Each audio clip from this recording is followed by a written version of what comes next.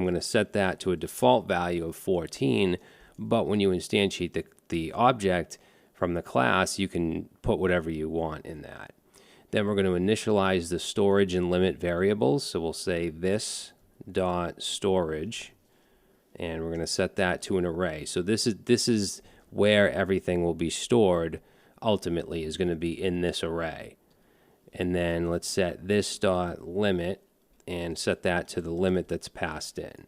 So that's our constructor. Now the next thing we want to do is create our hash function. So the purpose of a hash function is to take an input, which will be our key, and convert it to a fixed size value, typically a number. And this number serves as the index where the associated data will be stored in the hash table. So you can think of it like this. Imagine a bunch of mailboxes, and you want to organize letters based on their addresses. The hash function is like a formula that transforms each address into a specific mailbox number. So that way, when you need to retrieve a letter, you can quickly go to the mailbox corresponding to the address without having to search through every mailbox. And the hash function helps distribute keys evenly across the available slots or buckets in the table's array. So that's the gist of it. So there's a lot of different hashing algorithms. There's like MD5, SHA-1, SHA-256. We're not going to do anything advanced here. Basically, the way that our hash function is going to work is it's going to just add up the character codes of each character in the key and then return the sum modulus the size of the hash table. All right, so pretty simple. And the more advanced and the more in-depth your hash function is, the less chance of a collision you have. Ours isn't it's not the most simple, but it's pretty simple. So let's go under the constructor here, and we're going to call this underscore hash. And I'm adding the underscore because this is private and shouldn't be accessed outside of the class. And then it's going to take in a key and then the max size of the hash table. And that's just, ultimately, that's going to be the limit, this dot limit, that's going to get passed into here. All right, and then let's create or initialize a hash variable. We're going to set that to 0, and then I'm going to loop through the key. I'm going to loop through all the characters. So let's say let I equals 0. And we want to say as long as I is less than the key dot length, and we want to increment. And then, like I said, I'm just going to add the character codes. So we're going to say hash, and then we're going to do plus equals because we're going to keep adding the key dot and then char code at whatever the current index is. Okay, and that's it. Now we just need to return, and we're going to return hash and then use the modulus operator, and then that's not modulus, and then whatever the max is. And the reason that I'm doing this here is just to make sure that the result will always be less than the max. So what I want to do now is test this out and just show you, if we pass in a key, show you the hash that we get for that key. So let's open up the run file. It's already bringing in our hash table class. So we can initialize, let's say my hash table, set that to new hash table. And we could pass in a limit, right? Because that's getting passed in the constructor, but I'm just going to keep it at 14. That's the default. And then let's do a console log here. Actually, we'll put it in a result variable. So we're going to say my hash table, and I'm going to call dot underscore hash, although this isn't something you would normally do. It's private. That's what the underscore means. So you should only use it within your class. However, we're just doing this for learning and testing. So we're going to pass in a key. This could be anything. We're going to say John, and then it also takes the max, which is the limit. So we can say my hash table and then dot limit, and that's going to access the limit of 14 because that's the default here, and that's what we set in the class. So now let's console log the result, and then if we run this file, we get 7. So the reason we get 7, and I have this in the README here, The reason we get 7 is because it goes through this algorithm, right, where it takes the key code and adds them and then uses the modulus. So down here it says we get 7 because we get the ASCII value, or the key code of J is 74. The key code for O, lowercase o, is 111, H is 104, N is 110. So our algorithm will sum up those values, which is 399, and then it performs the modulo operation with the limit of 14. So it takes 399 modulus 14, and that's 7. So the hash value for the input John using the hash function and a limit of 14 is indeed 7. All right, so that's how this works. So I'm going to comment that out, and then let's go back to our class. So now that you know how the hashing works, let's start to create some other methods. So a simple method that I want to have is just to print the table. So let's add, let's say, print table, and we're not going to put an underscore here because this is meant to be accessed outside of the class. And all this is going to do is log the storage variable. So we'll say console log this dot storage, which is the array where everything will be held. And if we use that now, like we could come down here and we could say, actually we don't need a console log because we did that in the function. So we could say print table like that, and if I run it, it's just going to be an empty array for now. Oh, I'm logging this result still, so I want to just get rid of that. Okay, so as you can see, print table just gives us an empty array. So let's make it so we can set something in our hash table. So we're going to have a set function, and that's going to take in a key and a value. So this will work just like when you use map and you use set for map.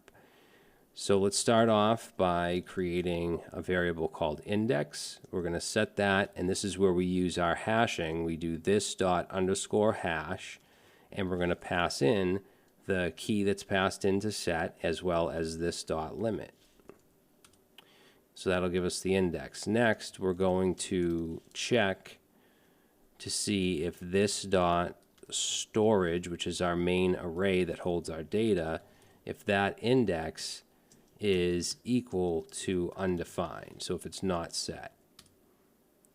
Okay, now if it's not set, then we want to set it. So we'll say this dot storage, and at that index we want to set in brackets here, we're going to have another set of brackets with the key and the value. All right. Now we want to do some collision detection. So basically what we did here is just checked the index. If the index isn't defined, then we put that key value pair in the index. And the key value pair is an array, right? It's just an array with two values, a key and a value. Now we want to put an else here, and basically we want to see if that key exists, and if it does, we want to update the value. If the key does not exist, then we want to insert the key value pair. So let's create a variable called inserted and set that to false. And then we want to loop over the key value pairs in that bucket. So let's say let I equals 0, and then we'll say as long as I is less than this dot storage index and length. And then we want to increment I++. So here I'm going to check to see if the key exists, and if it does, then I'm going to update the values. So let's say if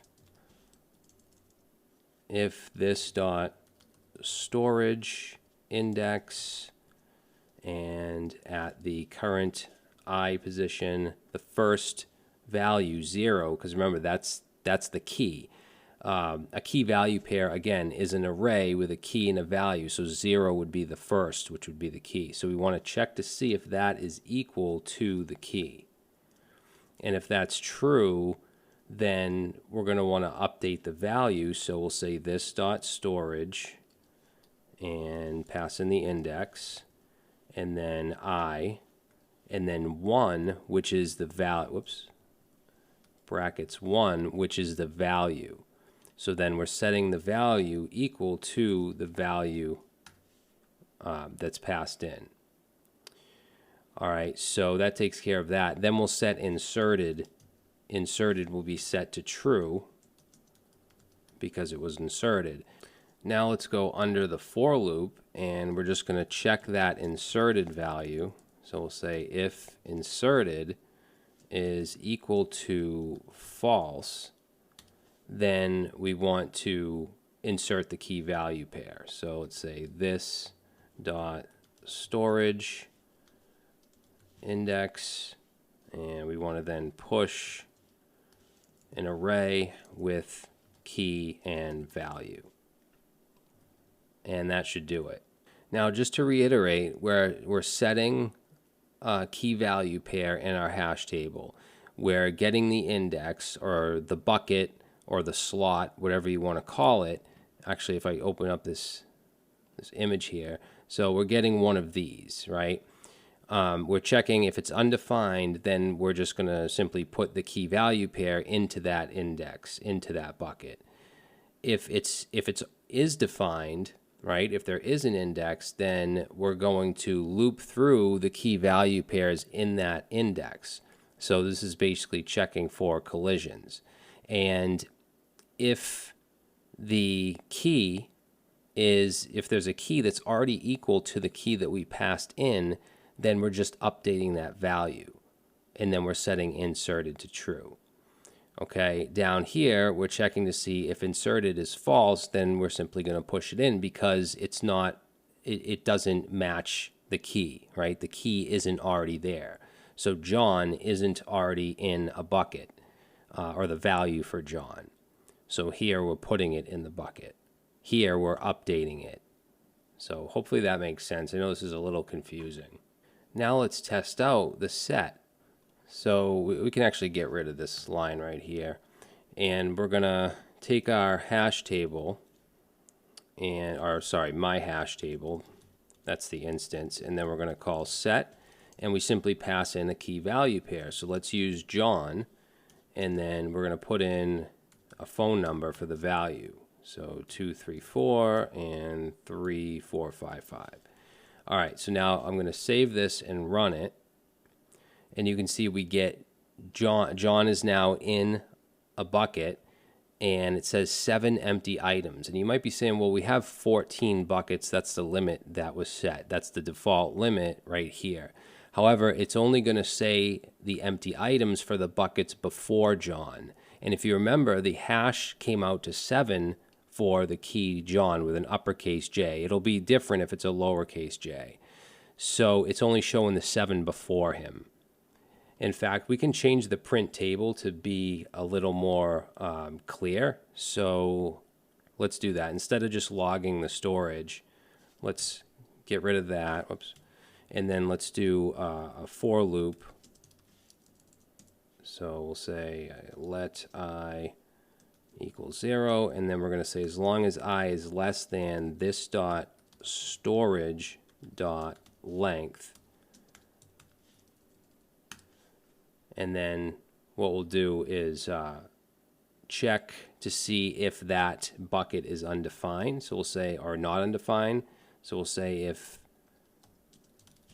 this this dot storage and the current at the current index, if that is not equal to undefined, then we want to show what's in that bucket. So let's do a console.log, and we'll pass in a template string here, and let's say bucket, and then whatever that bucket is, which is whatever I is, and then we'll put colon, and I want to show the key value pair. And remember, the key value pair is an array with 2 items. So I'm actually going to use json.stringify and then pass in this dot storage at the current index. Okay, else, so if it is undefined, then we'll say bucket whatever empty. So let's say bucket and then whatever I is and then empty. So that's a better print table. So let's run this now. and you'll see bucket 0 empty, 1 empty, so all the way up to 7, which is where John is. So let's try to add another one here. So we'll add another user, let's say James, and for that phone number, let's just change it up a little bit, put whatever in here. Okay, and if we run that, we'll see that James is now in bucket 6. So we shouldn't have any collisions just because of the way that we did it with the character codes. Let's go ahead and add another one.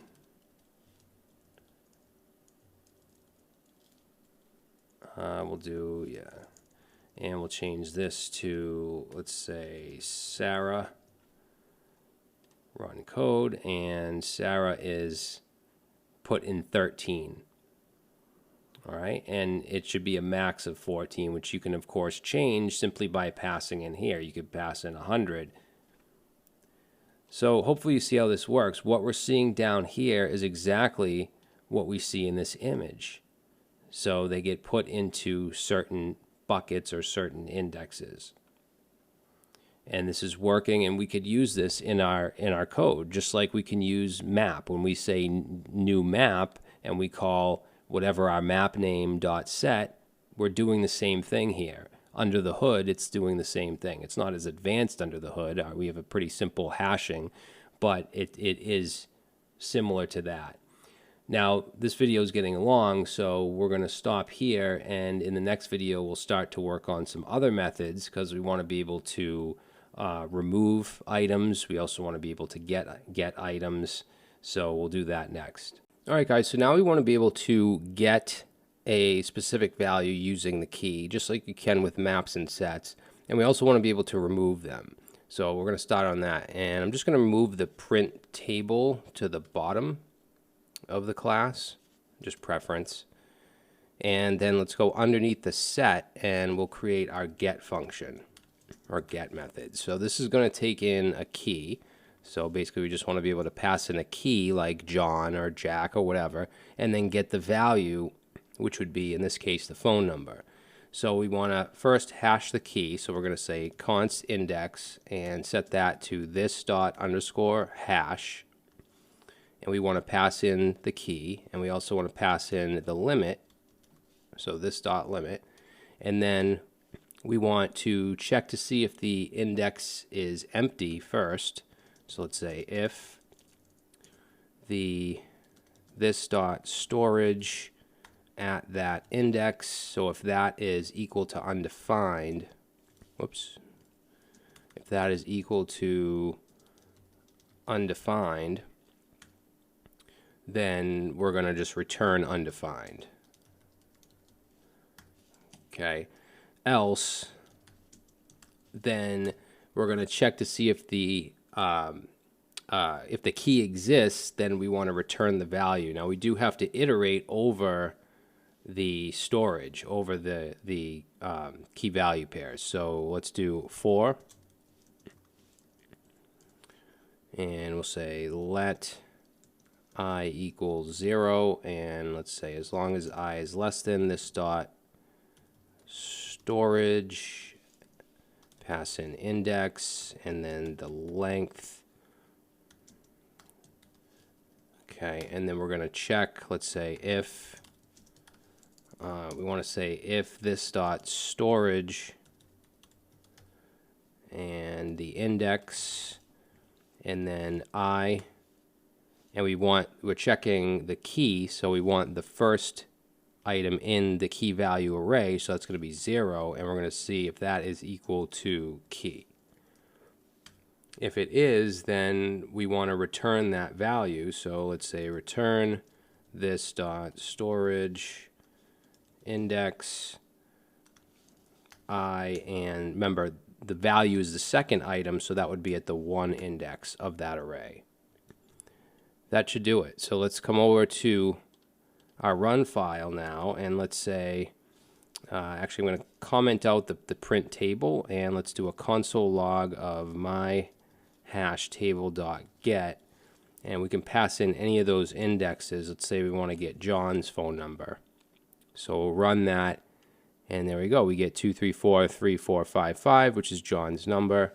If we do Sarah and we run, then we get Sarah's number. If we do something that doesn't exist, like test, then we get undefined. All right, so that's our get. Now we want to be able to remove the key value pair from the hash table as well. So let's create another function called remove. And that's just going to take in the key of the key value pair that we want to remove. And it's going to be similar. We're going to get our index. So we're going to say this dot underscore hash and pass in the key and pass in this dot limit. Okay, so that'll be the index. Then we'll say if. So we're checking to see if the bucket exists. So this dot storage index. So if it exists, then let's see. If it exists, then we're going to want to check and see if it's the only key value pair in the bucket, because you can have more than one. There can be collisions. So we're going to test that first. Let's put another if statement in here. And let's say if this dot storage index and check the length. So if the length is equal to 1, and let's say if this dot storage index, we're going to say 0 and then 0, which would be the key. We want to see if that is equal to the key that's passed in. If that's true, then we want to delete this dot storage index. So we're going to delete the bucket. All right. Now, if this is not true, then that means there's more than one key value pair in that bucket. So in that case, we want to loop through them and make sure that we delete the key that we're trying to delete. So let's add a for loop here. And we're going to say as long as I is less than this dot storage index dot length. Okay, so we're going to loop through the key value pairs in that bucket, and then we want to check for that specific key. So again, this dot storage at that index, or that bucket, and this current iteration and the key, which is in the 0 index. So if that's equal to the key that's passed in, then we want to delete this dot storage index and the current iteration. Okay, so hopefully that makes sense. We're getting the index, we're checking to see if the bucket exists, and if it does, then we're checking to see if it's this key value pair is the only one in the bucket. If it is, we delete it. Else, we're going to loop through the key value pairs in the bucket, and if one of them matches the key that we passed in, then we're going to delete it.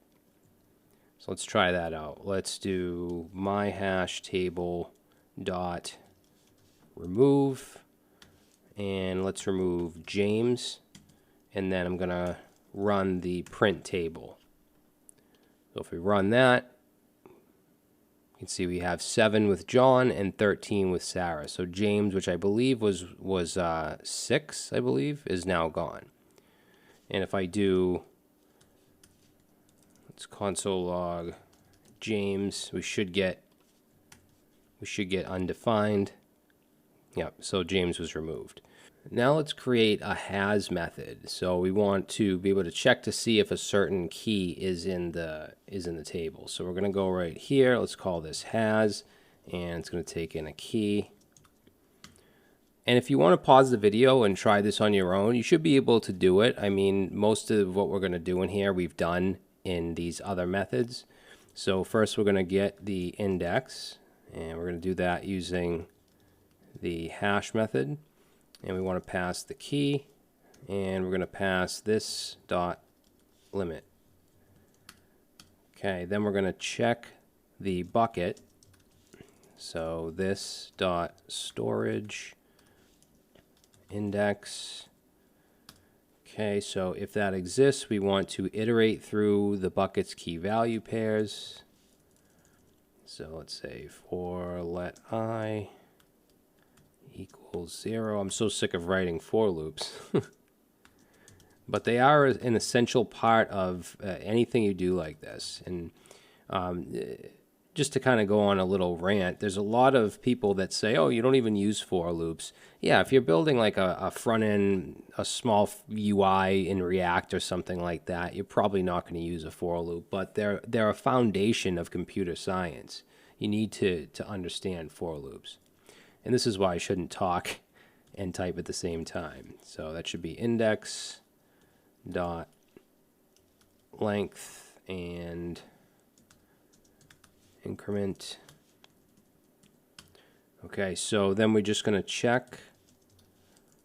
Let's say if this dot storage index, and we want to check the current item, and we want the key, so 0. See if that's equal to the key. So if that's true, then we're going to return true because that means it's there. Okay, and then we'll go down. We don't even need an else. We can go at the end of this if right here and just return false. So we can try that out. Let's do a console log my hash table dot has, and let's check for John, and let's check for James because James should no longer be there since he's deleted. So we should get false and then true. Let's run that. There we go, false, true. And then the last method I want to add is a clear, which is very, very simple. All we have to do is set the storage to an empty array. So we'll say clear, and then this dot storage will be sent to an empty array. So if down here I do my hash table dot clear, and then I try to print the table. Let's actually comment these out, and you'll see I get nothing. The table's been cleared. Okay, so now we have our own custom hash table where you can get values, set values, check them, remove them. You can print the table, you can clear, pretty much all the stuff that you can do with map. And I also have a test that we can run as well. So this will check all the methods. Change that to .test. And in the terminal, we'll run npm test, and we passed. Okay, so what I would like to do now is do a couple challenges and use that hash table class in the solution. Okay, so now we're going to do a word instance counter challenge, and we're going to be using the hash table class that we created in the last 2 videos.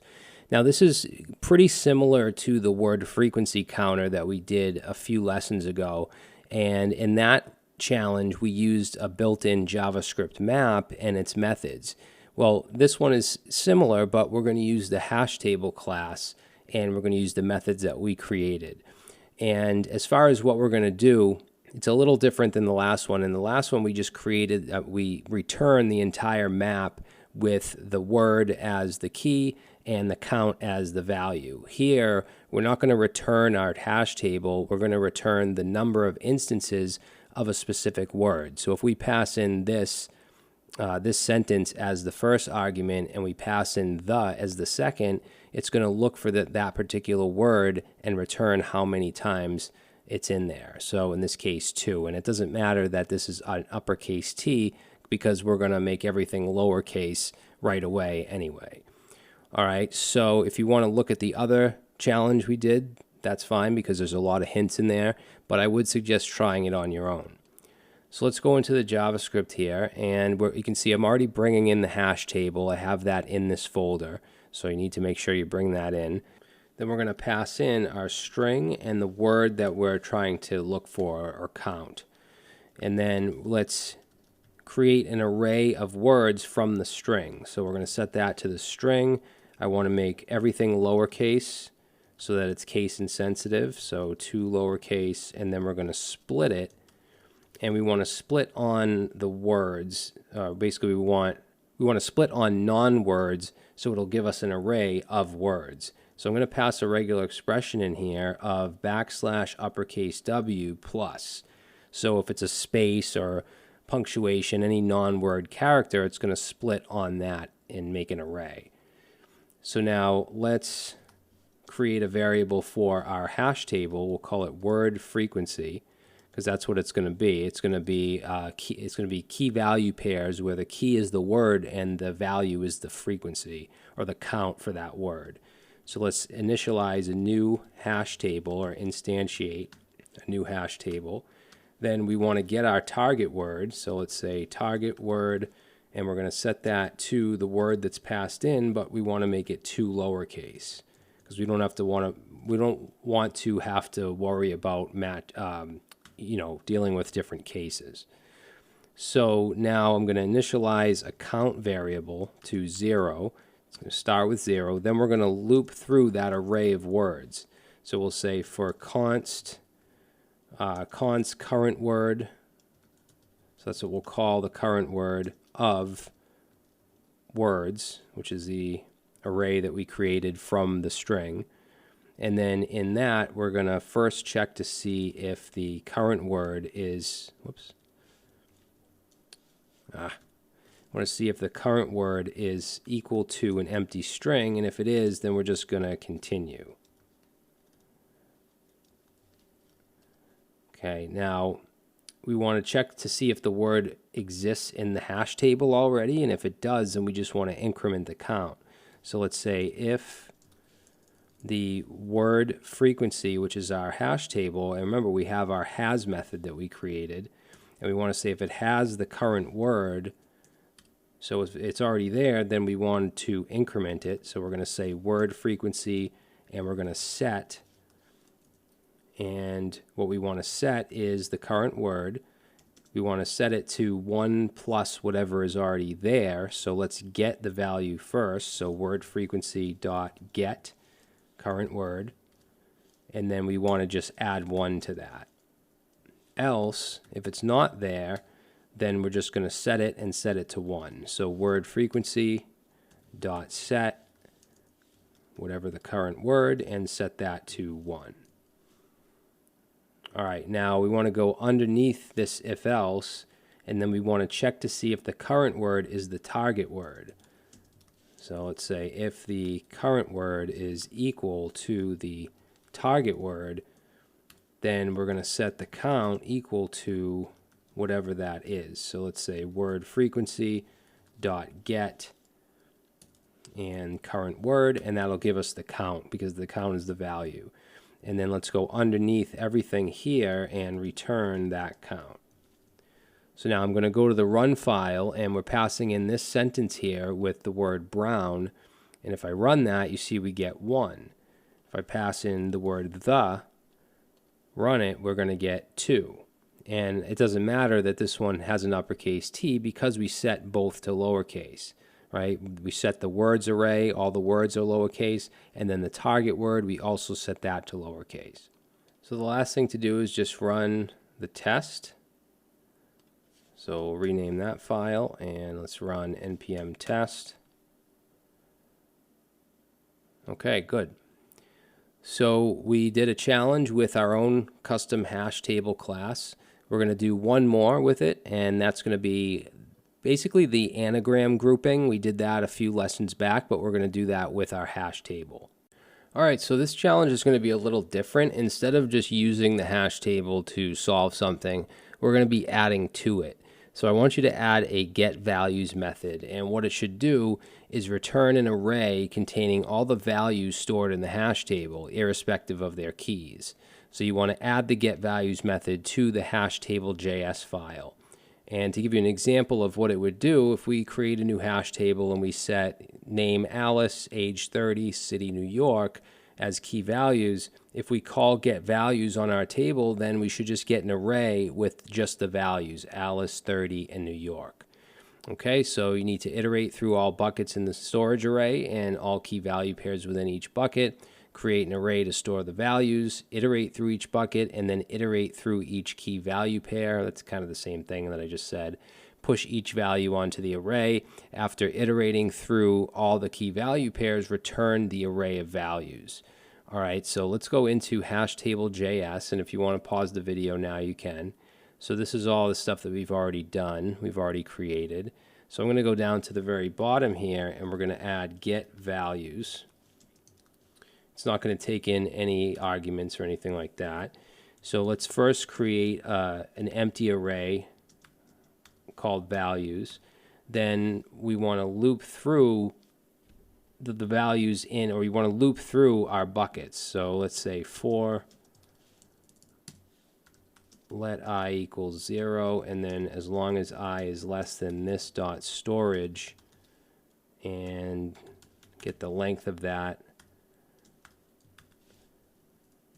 And then inside the loop, I'm going to say if this dot storage, whatever the current iteration is, then I want to do another loop,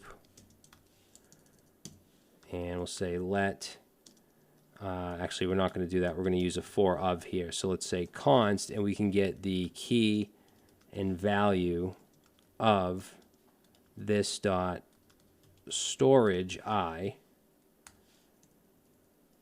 and then we're going to take that values array and we're going to push on just the value like that. And then let's see, you want to go outside of the for loop and then return values. So now to test this, we can go to the run file, and you can see we're setting a bunch of key value pairs, A1, 2, 3, 4. So if I run that, we get an array with all of our values, and they're not in like the order we put them in. You could do that if you want, but I just want to get them out there because we're going to use this in the next challenge. So to test this out, let's rename the test file here. So we'll do .test, and let's run this. And that passed. Okay, so that's how we can now get an array of all the values in the hash table. So let's use this in the next challenge. All right, so now we're going to do the anagram grouping challenge, which we did a while ago using a map, but now we're going to do it using our custom hash table. So we want to create a function called anagram grouping, and we want to use the hash table. It should take in an array of words as input and return an array of arrays where each inner array represents a group of anagrams. So for instance, if we pass this array in with these words, listen and silent, those are anagrams of each other, so those would be in an array. Cat and act would be in an array. Hello doesn't have any other anagrams here. That would be in its own array. Same thing with world. Okay, you can use the provided hash table class to implement efficient anagram grouping, convert each word to a sorted string of characters to identify anagrams, and for each sorted string, store the anagrams in the hash table with the sorted string as the key. And another hint would be the get values that we just created in the last video. That's going to give you an array of your hash table values. All right, so let's jump into the JavaScript, and we're going to start by passing in words. So it's going to be just an array of words, and then let's initialize our hash table. So we'll call this anagram groups and set that to new hash table. And you want to make sure that the I can't spell and type. You want to make sure that the hash table that you're passing in has the get values, which this one does at the bottom here. You want to make sure it has that. So now let's loop through each word in the words array that's being passed in. So we'll do that with a for of. Let's say for const word of words, and then we're going to create a variable called sorted chars, and what we're going to do here is sort the words, the characters alphabetically. So we can do that by saying word.split, because we're going to split it into an array of characters, and then we're going to sort them using the sort method, and then we're going to join back into a string, just passing in an empty string.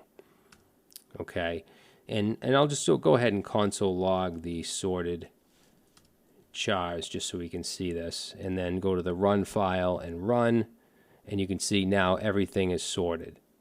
And we did this same thing back in the other challenge. So now what we want to do is see if the sorted characters are already in the hash table. So let's say if anagram groups, which is our hash table, and then we have a get method there. So we'll pass in sorted chars.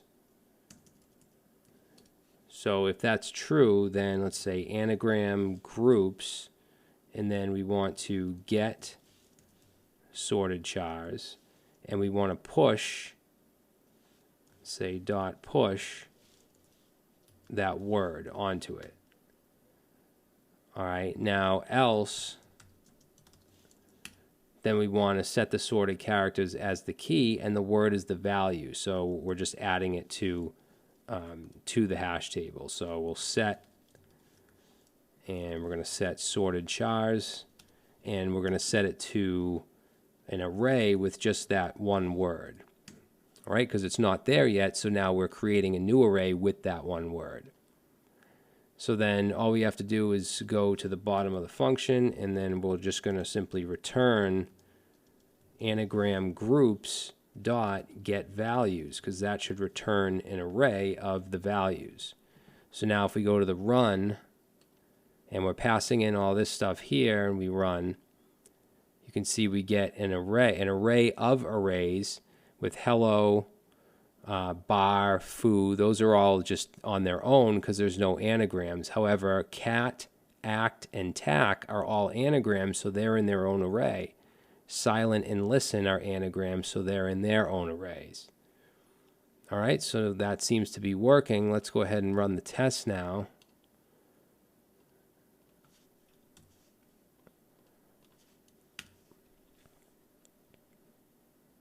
And looks like we have a fail. Let's see what that is. I might have messed the test up. Let's see. Where is the error?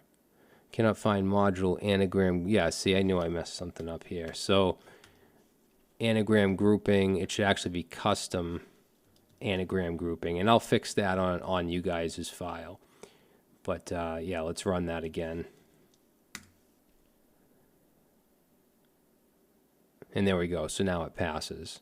Okay, so now we added that get values method, and then we were able to use it in a challenge. So we're going to wrap it up with hash tables, maps, sets, things like that. And now in the next section, we're going to jump into data structures like stacks, queues, and linked lists. So in this section, we're going to look at stacks, queues, and linked lists. We're going to talk about what they are. We're going to look at diagrams. We're going to create our own implementations like we did with the hash table. And we're going to do some challenges with those implementations. And we'll look at some other concepts along the way. So we'll start off with a stack, which we briefly talked about in past challenges. So a stack is a linear data structure that works in a very specific way, and that's last in, first out, or LIFO. So that means that the last element added to the stack will be the first element removed from the stack. So think of a stack of plates, right? Dinner plates. The last plate that's added to the stack will be the first plate that's removed off the stack. So to give you a better idea, I created this image. And in this case, each element is just a number, but it could be anything. So we start with a stack that has one element with the number 1, and then we push, that's the terminology when you add to the stack, we push the next element of number 2. After that, we push on 3, we push on 4, 5, so then we end up with a stack of 5 elements. Now, when it's time to remove an element, remember, it's last in, first out. So down here, 5 was the last one in, so it's going to be the first one out, and it's going to pop off the stack. So that's the terminology. You put on, you push, you take off, you pop. So then 4 would come off, then 3, then 2, then 1. So it's a very, very specific structure. And a great example of practical use of a stack data structure is the call stack, which is a fundamental concept in programming. And it serves as an execution context for function calls. And we talked about this back when we looked at recursion, because every time a function is called recursively, it's added onto the stack. And I think that people get really nervous with data structures, but it's really, this right here is really simple to understand. I mean, if you know how stacking plates work, then you understand a stack data structure. Implementing it is a little harder, so in the next video, we're going to create a class where we can push to the stack, we can pop off it, and we'll go from there, and we'll actually solve some challenges using that stack class. All right, so now that we know how a stack works, we know that it's last in, first out, we're going to implement that in JavaScript. Now, I have a document here. You can follow along if you want. It has all the code we're going to write. And I also want to mention that if you Google JavaScript stack, you're going to find like 1,000 different implementations. So there's a lot of things that are not set in stone. As long as it functions like a stack should, last in, first out, there's so many other variables in terms of what methods you use, in terms of what you call those methods, what properties, does it have a maximum, does it not? There's so many different things that are really just up to you. So I just want to mention that. So let's jump into our stack.js file, and we're going to create a constructor, and the constructor is just going to have a couple properties that are hard-coded. So we're going to set a max here, and as I said, you don't have to do this, but I am, so I'm going to set it to a max of 100. So there should only be 100 elements or less in the stack.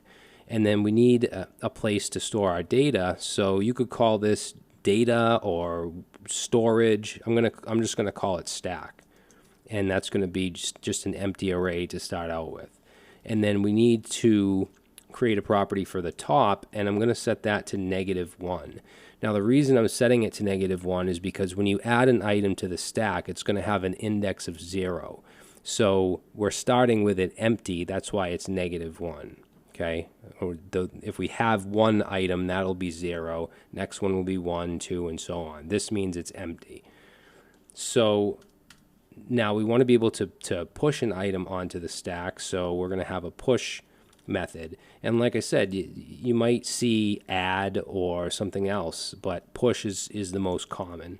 And then that's going to take in a value, and you could call that whatever you want, item. There's just so many different ways that you can do this. And then I'm going to check to see if the stack is full before I add to it, because remember, it has a max size of 100. So let's say if, and I'll have a separate method called isFull. So I'm going to say if isFull, then we're going to return false. Okay, and then we'll go under that if statement, and what we want to do is take the top and we want to increment it by 1, because we're adding 1 to the stack. So that top value is going to get incremented. The first thing we push on is going to be it's going to go from -1 to 0. And then we want to add that to the actual or underlying array. So we're going to say this dot stack, and then the index is going to be whatever top is, so this dot top, and set it to whatever the value we pass in is, and then I'm just going to return true. Okay, so that meets the standard requirements for a stack. Now we do need to create this isFull, so let's go to the bottom here and let's say isFull. And for this is very simple. All we have to do is return if this dot top is equal to this dot max size, but we want a -1. So that will tell us if it's full. Now, just having this, we can at least instantiate a new stack and add an item to it. So let's go to our run file. We're already bringing in the stack, the file. So let's say const, we'll call this stack, and we're going to say this is going to be a new stack. and then let's add on to it with push. So we'll say stack.push, and I'm just going to add numbers. So we'll do 1, 2, and 3. And then I don't have any print or anything, so I'm just going to console log the stack. And then if we run this code, we see a stack object with the max size, the stack, which is the data, which is just an array with 1, 2, 3, and we see that the top is 2. Now, this is not the value, the number in here, right? This could be anything. These could be strings or objects or anything. This is the index that's on the top, which is 2. This is 0, this is 1, this is 2. So 3 is on the top. You can think of this as, you know, the image that I showed you of a stack of 3 elements, and 3 is on the top. So now what we want to do is add a pop method to pop off the top. So let's say pop, and what I'm going to do first is check to see if the stack is empty. So I'm going to create a method called isEmpty. So we'll say if this dot is empty, and if it is, then I'm going to return null. Okay, and then underneath that we want to pop the top off. Now that can mean a couple things. In some implementations, it won't actually remove the top item from the array. It'll simply change what the top is, which of course is going to be 1 less because we're popping the top off. So we could do something like this and say const value, we'll say value to return, and set that to this dot stack, and then whatever the top is at that time before it's popped off, so this dot top. And then we could decrease the top by 1 by just decrementing it, and then we could return value to return. That's one way to do it. However, all that's going to do is change the top. It's still going to, if you look at the stack, if you look at the array, the data, the 3 will still be there even if we call dot pop. And that's fine for some implementations. You might only need to be dealing with the top value. However, I don't want to do that, so I'm just going to use the JavaScript pop method that you can use on arrays that does just that. It pops the top off, or I should say it takes whatever is on the end of the array off and returns it. So we can simply return this dot stack dot pop. Okay, I should use this in terms of an array because that's what this is used for in JavaScript. Our pop is implemented on the stack, but this just means it's going to take the last value out of the array, which happens to be the top of our stack. All right, now we do need to create that isEmpty. So let's go right above isFull and say isEmpty, and all we have to do here is return if this dot top is equal to -1, because we know that means it's empty. So save that, and then let's go to stack run, and what I'll do is I'm going to console log stack dot pop, because remember that does return the value, and that's one of the rules of a stack is when you pop the top off, it's returned. And then I guess we'll just we'll console log the stack. So let's run that, and now you can see top is now 1, the index of 1, and the actual data is just 1, 2. So 3 was popped off. And the top is 1 because that's 0, that's 1. So the last thing I want to do is add a peek method, which is going to get the value of whatever the top is. So very simple. So let's go under pop and let's say peek. And again, we're just going to check to see if it's empty. So we'll say if is empty, then we're going to return null. If it's not, then we simply return this dot stack and then this dot top. So, and that's if we want to peek at the data inside the top. So let's do that. Let's say console log stack dot peek, and if we run this, so basically You know what? Let me comment that out. And it's logging two things here because, well, three things counting this console log, but it's logging what's being popped off, which is 3, and then it's logging the peak, which is 2. Now this 2 is the data that's inside. It's not the index. 1, at this point, 1 is on the top, but that's the index of the value 2. So we're looking at the value here, right? We're looking at this dot stack and then passing in the top as the index. So hopefully that's clear. And that's it. Now, if you're planning on going to interviews, tech interviews, I would suggest memorizing how to create a stack. I mean, it's pretty simple. I think it's a lot easier than the hash map we did. There's a few methods, but they're all very short. So if you can just remember this, I think that you'd be in good shape, because oftentimes interviewers ask about data structures, and they usually ask about stacks and queues. In my experience, those are kind of the two that they ask most about. Well, linked lists too, I'd say. Actually, I can't really say trees too, I guess. I can't really say like one or the other, but a stack is easy to remember, so you might as well. All right, and we're going to be looking at queues very soon, which are pretty similar and implemented in a similar way. So before we do that, though, I want to do a couple challenges where we can actually use our stack class. All right, guys, so yes, we have another reverse string challenge. I think this is the third one, but there's actually probably 3 or 4 more. And the reason for that is because I think it's good to have one challenge that you do in many different ways, using different data structures. And we're going to do one with a linked list. We're going to do one with a queue, some other ones as well. And just like with the projects, to me, I think doing the same project in different frameworks or different languages is really helpful, because you can just see it from so many different angles. And a stack is a really good data structure to do a reverse string, because just the nature of it, it's last in, first out. So as you put data on the stack, when you take it off in the reverse order. So that should give you a hint as to how to reverse a string using a stack. All right, so if you want to take a look at the document here, we're going to create a function called reverse string stack. It takes in a string. You guys know by now what it does. Pass in hello, we get this.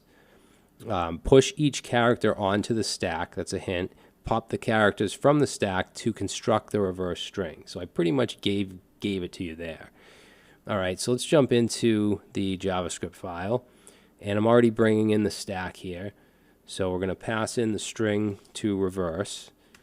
And let's first initialize the stack. So we'll say new stack. And then I'm going to loop through the string, and I'm going to push each character onto the stack. So let's say for let I equals 0, and then as long as I is less than the string dot length. Sick of writing for loops yet? So we'll say stack, and we know we have our push method, and we're going to push on string at the current index. So now we have all the characters on the stack, and remember how a stack is.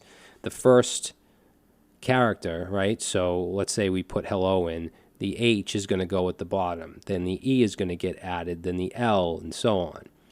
So after that, let's initialize a variable called reverse or reversed string. And then I'm going to put a while loop here, because I want to make sure the stack isn't empty. We want this to run while the stack is not empty. So we'll say not stack dot is empty.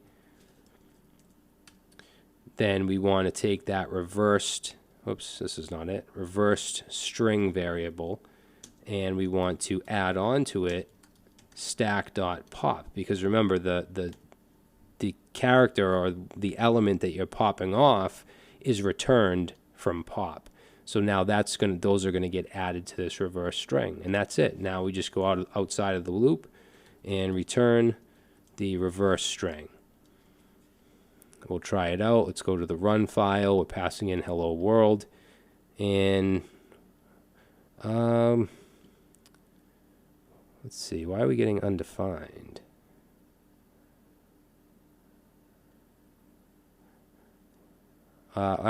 This reverse string should actually be set to an empty string first. I think that's our issue here. Yeah, so now it's showing hello world backwards. And I do have a test that we can run, so let's rename that.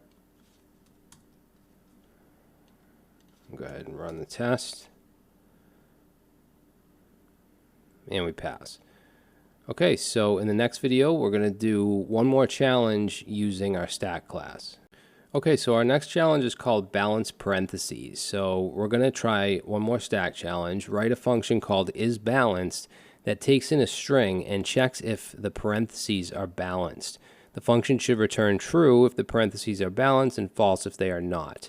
So what I mean by balanced is if the opening doesn't have a closing. So if we take a look at the examples here, so this, obviously this is going to be true, has opening and close.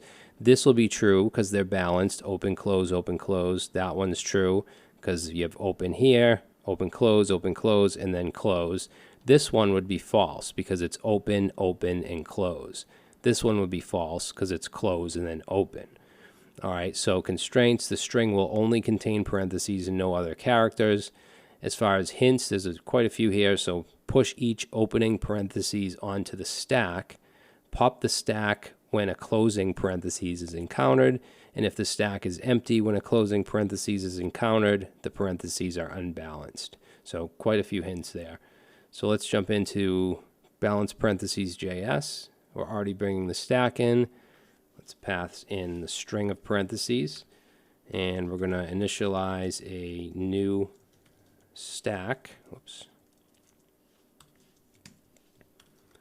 Okay, and then we're going to loop through each character in the string. So for and str length. So I'm going to check to see if this character is an opening parentheses. So let's say if the current string, or I should say current character I, if that is equal to a string which is an opening, whoops, that's a curly brace, opening parenthesis. So if that's true, then I'm going to take the stack and I'm going to call push, and I'm going to push on that parenthesis, so stri. All right, now let's do an else if. And in this else if, I'm going to check to see if it's a closing parenthesis. So let's say if string I is equal to a closing parentheses, then I'm going to first check to see if the stack is empty. And the reason for that is if it's empty and I'm adding a closing parentheses, obviously that's not balanced. So let's say stack.isEmpty. And if it is, then we just automatically want to return false because we know it's not balanced. And then underneath that if, we're just going to simply stack.pop. Now all we have to do is under the for loop, we're just going to return if the stack is empty. So stack.isEmpty, and that's it. And the reason why this works is when we hit an opening parentheses, we push it onto the stack, right? Now if it's when we hit a closing parentheses, we check if the stack is empty. If it is, we return false. That means that the first character in the string was a closing parenthesis. So obviously that's not balanced. Then we proceed to pop off each opening parenthesis for each closing parentheses. So if the stack is empty, it means all opening parentheses have been matched with closing parentheses and the string is balanced and it returns true. If not, then it means there's unmatched opening parentheses and it returns false. So if we go to the run file here, you can see that this is balanced, this is not, so I should get true, false, and I do. And let's run the test. So we have quite a few examples here.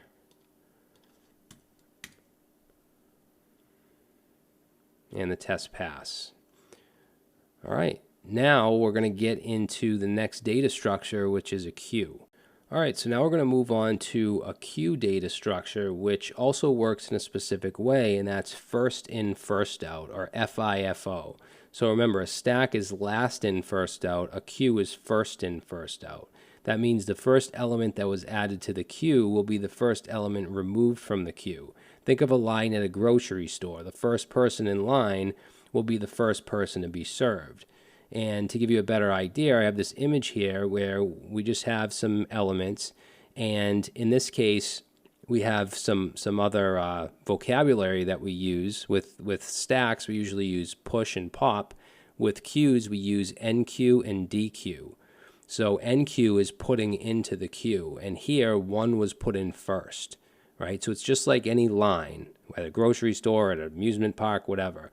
So you have a line, and the person that goes in first is going to be the first out into the register or ride or whatever. It's going to be dequeued.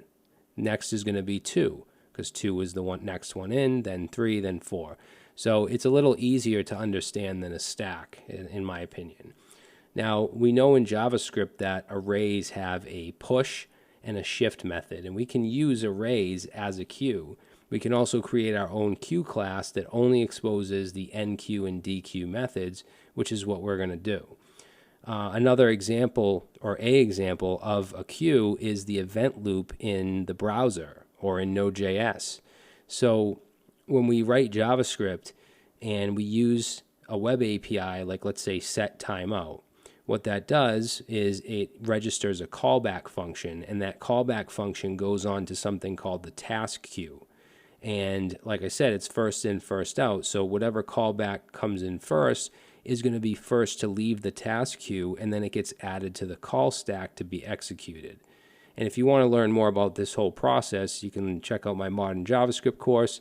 I also have a series on YouTube called JavaScript Under the Hood, and that also talks more about this stuff. But what I want to do now is implement a queue using a class in JavaScript. Okay, so now we're going to implement a queue in JavaScript, and if you want to try this on your own as a challenge, you can. Basically, we're going to create a class just like we did with a stack. It'll have a couple properties, and we're going to add the enqueue and dequeue methods along with some other helper methods. And there's so many different ways to do it. So if yours doesn't match mine, that's fine, as long as it works first in, first out, as long as it works like a queue. And I have this document that goes along with this video and just has all the methods and the code we're going to write and just some more explanation if you need that. So let's jump into Qjs. We have our class already, and we're going to create our constructor. And in the constructor, we need a place to hold our data. So let's say this.queue. You can call it this.data, whatever you want. Now, in a queue, we call the front of it the head. So basically the item that's in the front would be the head, and the last item the tail. So we're going to establish a head prop, set that to 0, and a tail, and set that to 0 as well. And then I'm also going to set a max size, which of course is optional. So I'll say 100 for that. And then we want our enqueue method here. And that's going to take in an item, okay, because it's going to be adding an item. And when we add it, we want to add it to the tail, which is the end, right? So if we look at our little diagram here, it's first in, first out. So when we enqueue, it's going to go on to the end, right? If there were 3 here and I'm adding 4, it's going to go here. It's not going to go, on top like it would with a stack. So what we can do, actually first let's check if it's full, just like we did with the stack. So we'll say if this dot is full, which we'll create in a minute, then let's return false. If it's not full, then let's say this dot queue, and for the index we want the tail, whatever that tail is, and we're going to set that to item. And then we just want to increment the tail for the next one. So let's say this dot tail plus plus, and then we're just going to return true from this. So we need to create this is full, I also want to have an is empty. So let's go under NQ down to the bottom here. Let's say is full. And we're going to have a method called getLength that'll get the length. And what we can do here is just simply return this dot get length. And we want to say if that is equal to the max size property. So if that's true, then it's full. So let's create getLength. And all that's going to do is return whatever the tail is minus whatever the head. All right, and then while we're at it, let's create an is empty so we can check and make sure it's empty. And that's just going to be return this dot get length. If that is equal to 0, then obviously it's empty. So with this, we should be able to now instantiate a new queue and enqueue an item onto it. So let's go to the run file. We're already bringing it in, and I'm going to say const queue, set that to a new queue, and then let's call queue.enqueue, and this time I'm just going to add a couple strings. So we'll say A, B, and C, and then I'm going to console log the queue, and we'll run our code, and we should see something like this. So an object with queue, our items inside of it, the head, which is 0, and tail is 3, max size is 100. All right, now if we want to remove an item, that's going to be the dequeue method. So let's say dequeue, and let's say const item, and we're going to set that to the head. So this dot queue, and then as for the index, that will be the head, because we're removing it from the beginning, first in, first out. And then we just want to increment the head, and then we're going to return the item. Now you'll notice I'm not actually deleting it from the array, and you could if you want, but I just want to show you there's different implementations, and you could do this with the stack as well. You're basically just changing the head and tail. You're not really deleting the actual array, if that makes sense. So along with dequeue, I want to create a peek method that's going to get the value of the first element in the queue, because that's the most important in most cases, right? Like when we looked at the, let me just pull it up again. When we look at this and we're looking at our queue, task queue of callbacks, the one at the beginning, the head, is the most important because that's what is going to come off next, right, and go into the call stack in this case. So let's create peek, and all we're going to do here is return the head. So this dot queue, and then pass in this dot head. All right, this dot head is the index. If I want the actual value, then I'm going to pass that as the index into this dot queue. So now if we go ahead and let's say queue dot peek, I'm not going to console log the queue. I'm just going to use peek. Whoops, we need to log it. So console.log, and we get A. So A is at the front. Now, if I dequeue, let's say queue.dequeue, and then I run that again, we get B, because A was removed. A was in the front, or the head, and then I dequeued, so that took it off. Now B is in the front when I peek. If I do this again, and then I run the code, now we have C. All right, so this is working as a queue should. Now let's just run the test real quick. So we're going to say npm test, and that works as it should. So now we're going to do a couple challenges, including the reverse string using the queue. Okay guys, so now we're going to do the reverse string with a queue. Let me just open this file up. So similar to how we did it with a stack, we're going to call it reverse string q, pass in a string, and it's going to reverse it. Constraints, the string will only contain lowercase letters and spaces. We're going to enqueue all the characters in the string and then dequeue all the characters from the queue and add them to a new string. So pretty simple. You can pause the video if you're going to do it on your own. I already have the QJS file in here, and we're importing it here. And then we're going to pass in our string. And let's create a new queue.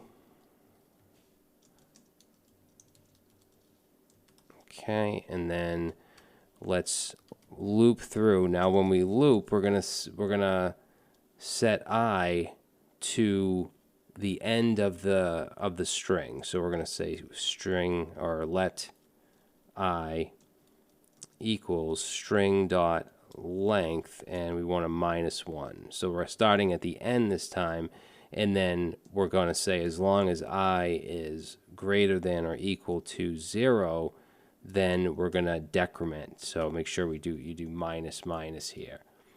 And then let's just do a console log of the current character. So if we go to the run file, I'm passing in hello world, and you'll see that it's in reverse, right? So we have the exclamation, D, L, R, and so on.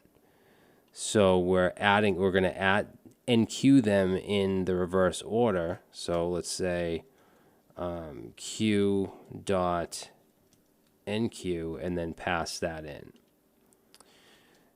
So we'll, just like we did with the stack, we're going to initialize a reversed string variable and just set that to an empty string for now. And then we're going to loop through again as long as the queue is not empty and add to that reverse string. So let's say while, and we're going to say while not queue dot is empty.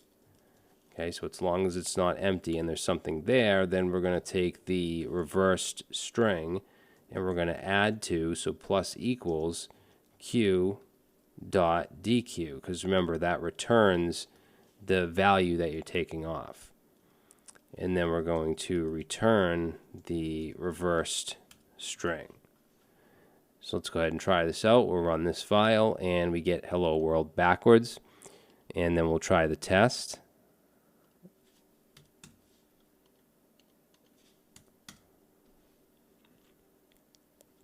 And that works as well. Okay, so pretty simple.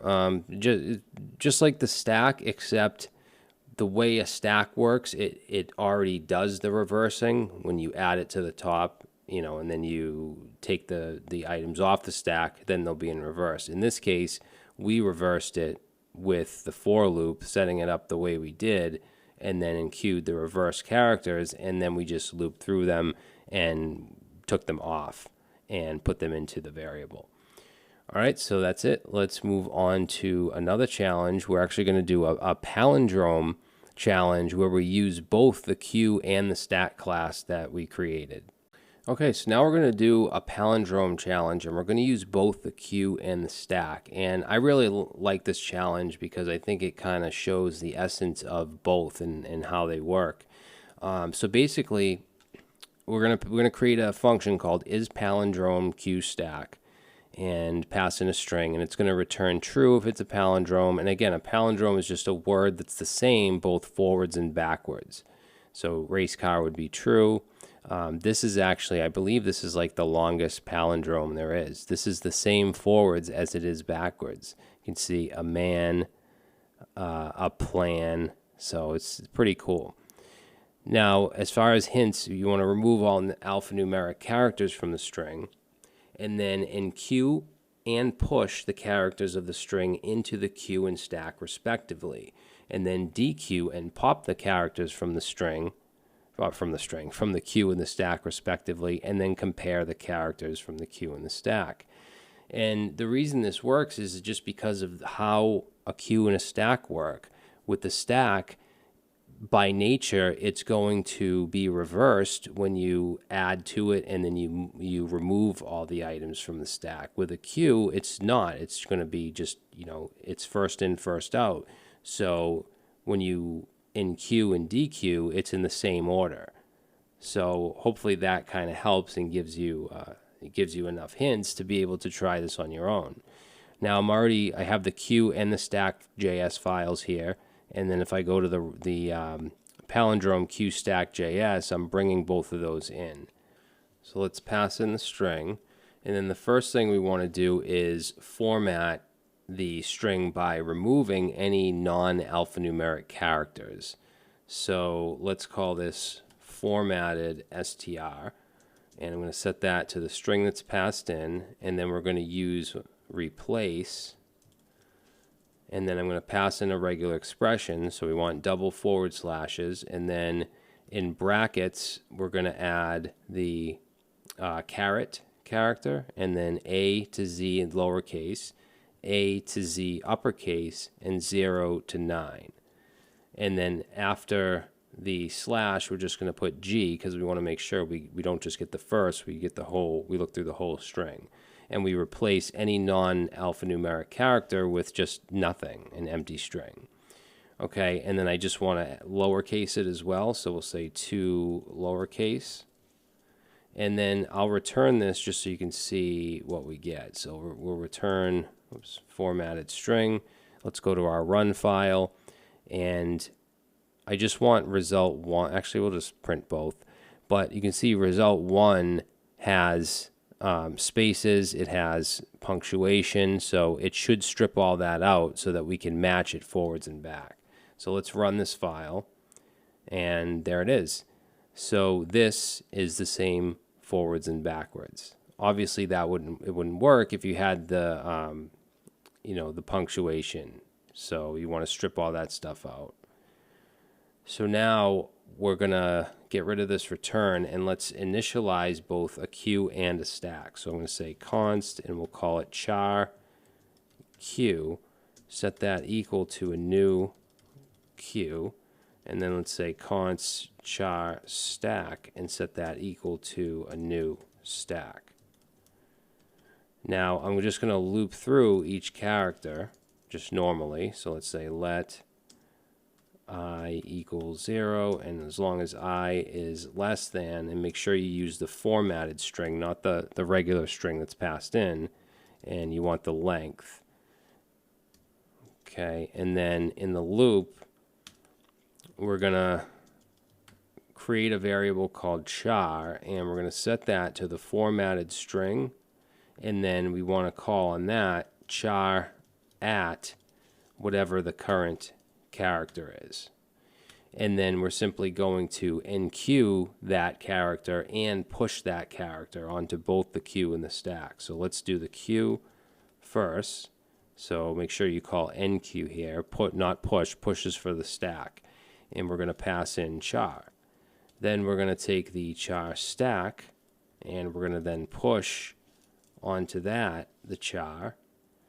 And then let's go underneath that for loop, and we want to say while the queue is not empty, so while not char queue dot is empty,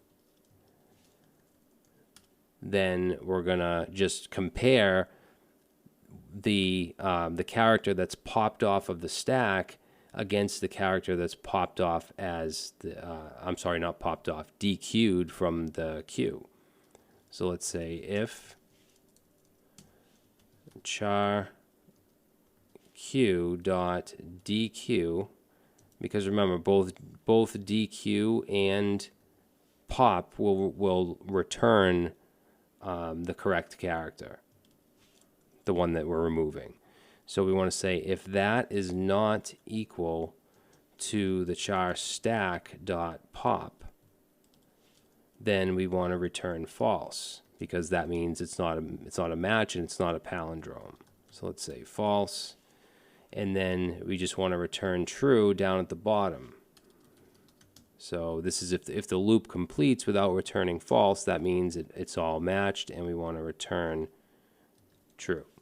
Now this is actually really simple. If you know how a queue and a stack works, then this is really simple. We're looping through the characters, right? And then we're going to add the character to the queue, and we're going to add it to the stack. Now, the way that they're added and removed is why we can just simply just evaluate them and see if they're equal or not, because the stack is going to do it in reverse automatically, because it pushes them all onto the stack and then it takes them all off in the reverse order. So when we're matching them down here, the stack is reversed. The queue is first in, first out. So we add the character, add the next one, and they come off in the same order. So they're not reversed in the queue. So then we're just saying if the string not reversed is not equal to the string reversed, then we're going to return false because it's not a palindrome. If it makes it through and they all match, then it will return true because it is a palindrome. So let's come over here and let's run our code, and we get true for the first one and false for the second, which is correct. And then for our test, let's run that. And that passes as well. So I really hope that, you understand how queues and stacks work. And now what we're going to move on to next is another data structure called a linked list. All right, guys, so now we're going to talk about linked lists. So a linked list is a linear data structure that's made up of a series of nodes. And each node contains a value and a pointer.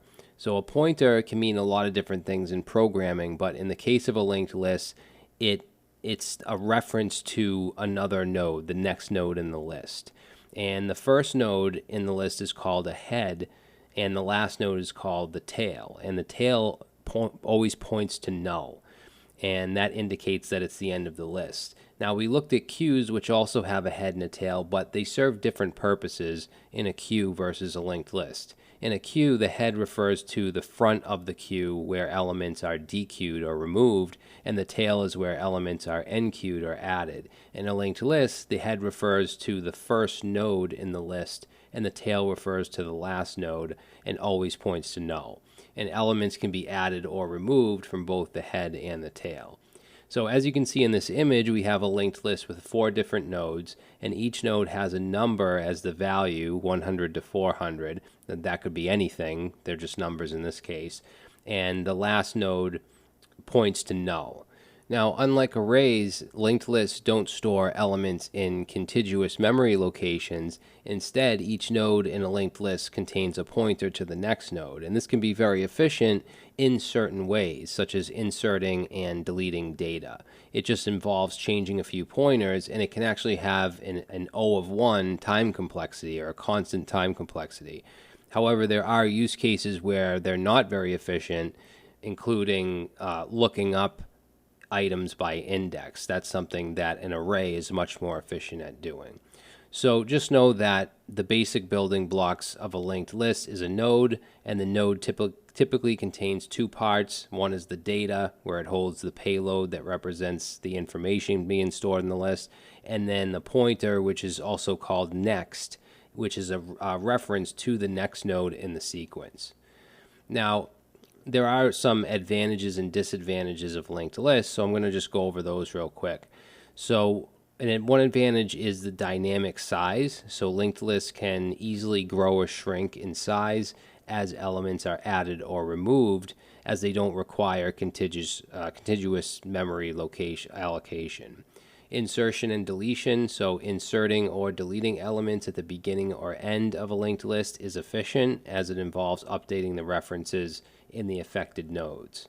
Flexible memory allocation, so linked lists can be used when the memory allocation is not known in advance or needs to be managed dynamically. And then implementation of other data structures. Linked lists serve as a foundation for implementing other complex structures such as stacks, queues, and graphs. Now, for some of the drawbacks of a linked list, unlike arrays, linked lists do not offer direct random access to elements. So accessing a specific element requires actually traversing the list from beginning until the desired node is reached. Also, they have additional memory overhead. Linked lists require additional memory to store the references between nodes, and that can result in higher memory usage compared to arrays for the same number of elements.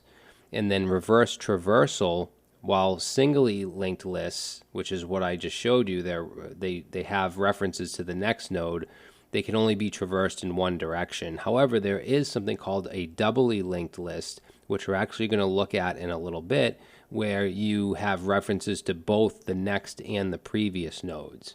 So we'll take a look at those later, but right now we're only focused on singly linked lists. All right, so in the next video, we're going to go ahead and implement a linked list in JavaScript. So now we're going to implement a linked list in JavaScript, and just like with any other data structure, there's a lot of different ways to do it. So this is just one way. And I have this README file if you want to check it out. It has all the code we're going to write along with some extra explanations if you want to use it as kind of a supplement. So let's go into LinkedList.js, and notice we have two classes here. We have linked list, but we also have a class of node, and this just represents each node, right? So when we add something to the linked list, we're going to instantiate a new node, which is going to have two properties. Okay, so this is a node. It has two properties. One is the value, or the data, we should say, which in this case is 100, and then one is the pointer, which is going to be called next, because that points to the next node. So let's go ahead and add that programmatically. So we're going to create a constructor here, and that's all it's going to have is a constructor, no other methods. And it's going to take in some data, and then we're going to set that to a data property. And then we're also going to set the pointer called next, and that initially is going to be set to null. Now let's go down to the linked list, and let's create its constructor, which is going to be very simple. It's just going to have the head and the tail. So the first node and the last one. So head, we're going to set both of them to null. So we have head and we have tail.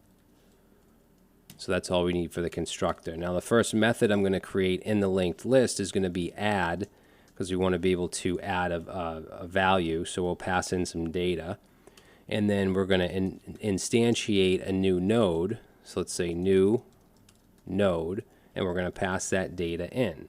So that'll get passed in here, and it'll get set to the data property. Now we want to check to see if the list is empty.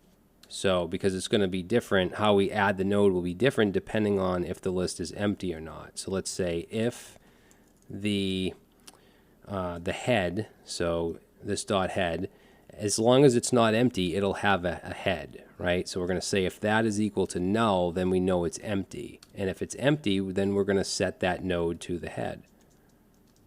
Okay? Else, then we're going to set the pointer of the tail to the new node.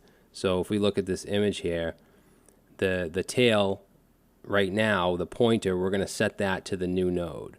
So let's say this dot tail dot next, which is the pointer, set that to the node.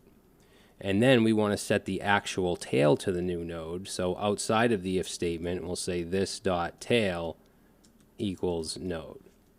So this should just replace whatever the tail node is.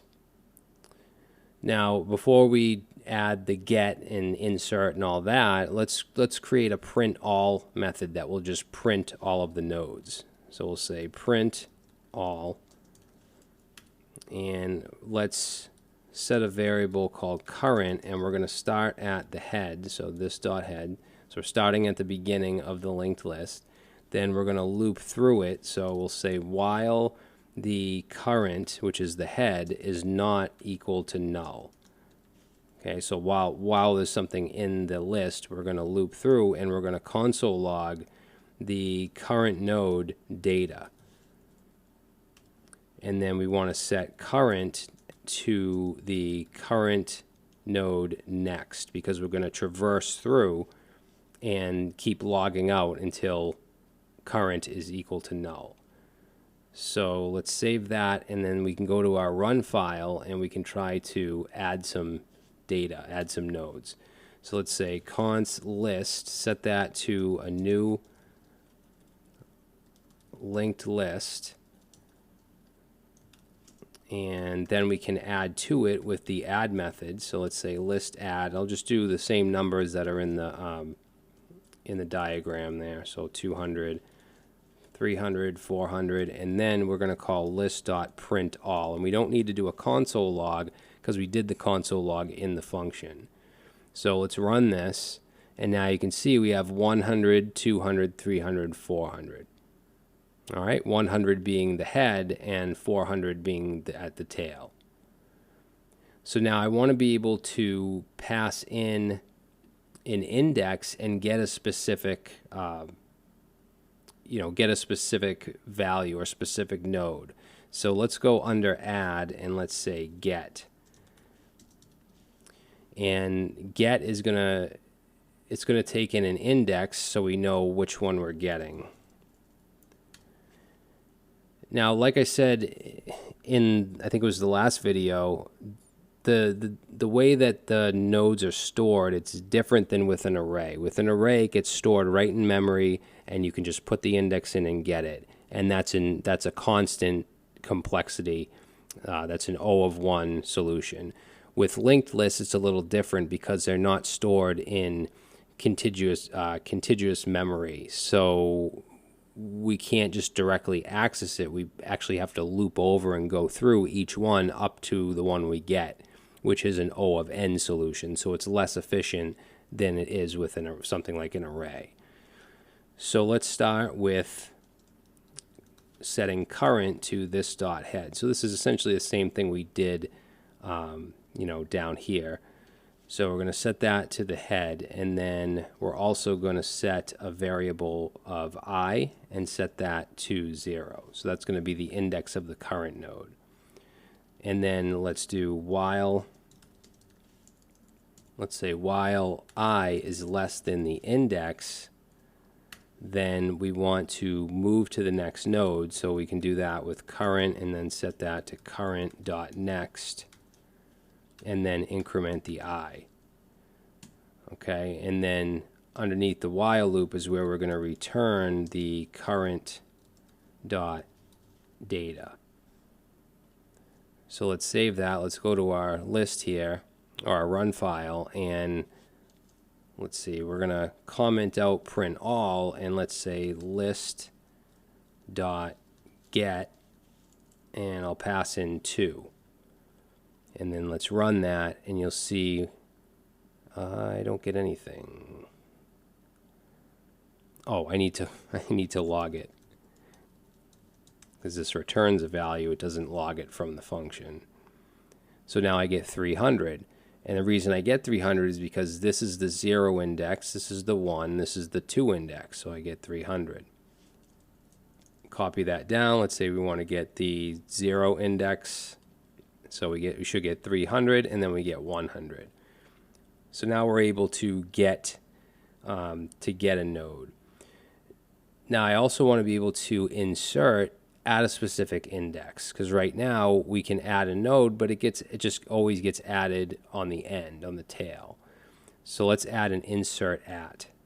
So I'm going to go under print all, and let's say insert at, and then this is going to take in 2 things: the index where we want to insert it and the data that we want to insert. So we're going to start off and say if the index is equal to 0, then we want to set the head to the new node, because it's going to be at the beginning, which is the head. So let's say const node, set that to new node and pass in the data. And then we're going to say node dot next is going to equal this dot head. And then this dot head is going to equal the node that we just created. Else, so if it's not index 0 where we're adding it, then we're going to start at the head. So let's say let current, so let current equals this dot head, and we'll set a value of, let's say, previous, or variable of previous, and we're going to set that to null. And then we're also going to set a variable called I to 0, because now we need to loop through again. So let's say while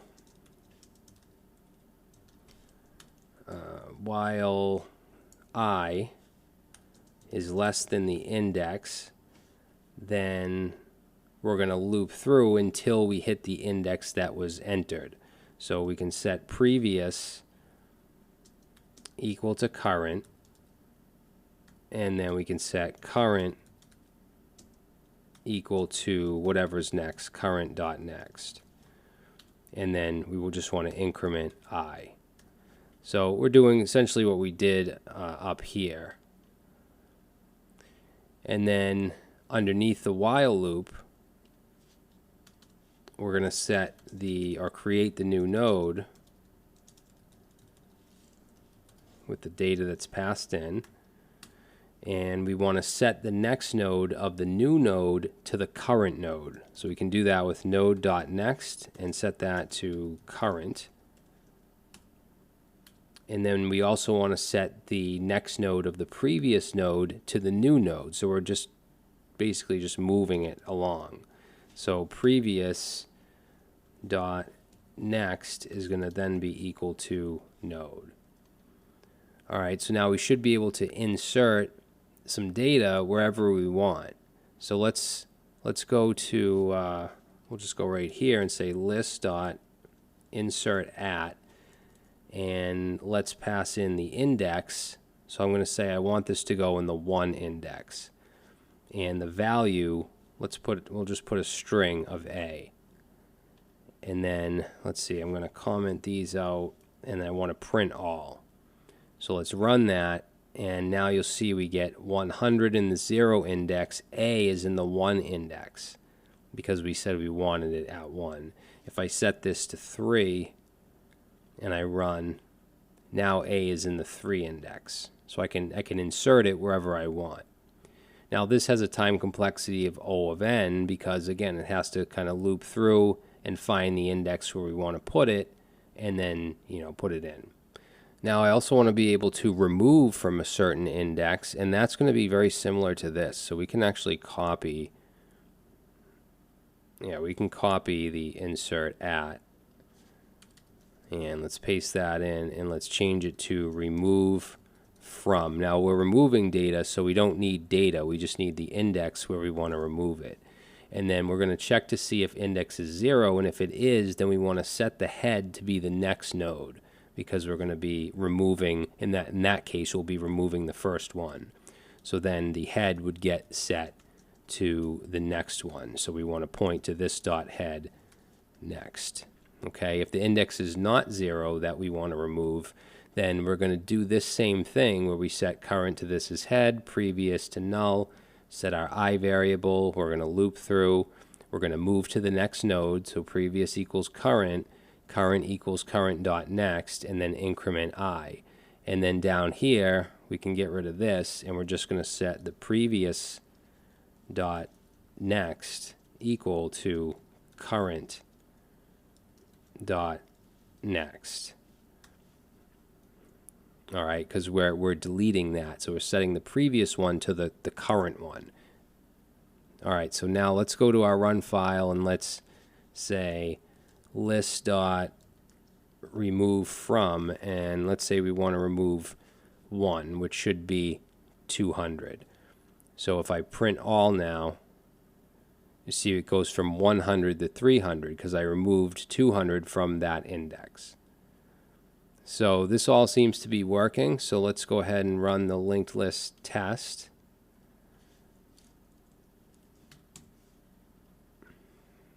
So we'll go to our terminal, npm test, and that passes. Okay, cool. Now I know this can be pretty overwhelming, and I think what really confuses people is just traversing the list by using next and setting current, setting the current node to the next or the previous to the current. That can be a little confusing. So you might want to just look at some other resources, try implementing your own version of a linked list.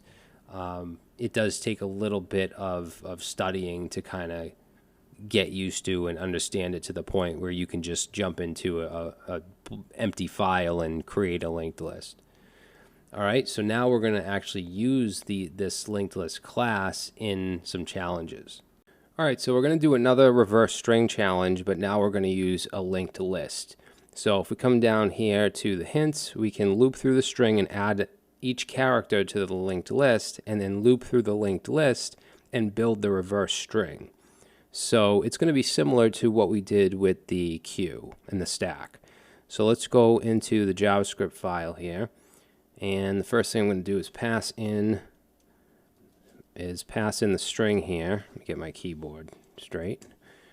All right, and then we're going to create our linked list. So let's say list equals and new linked list.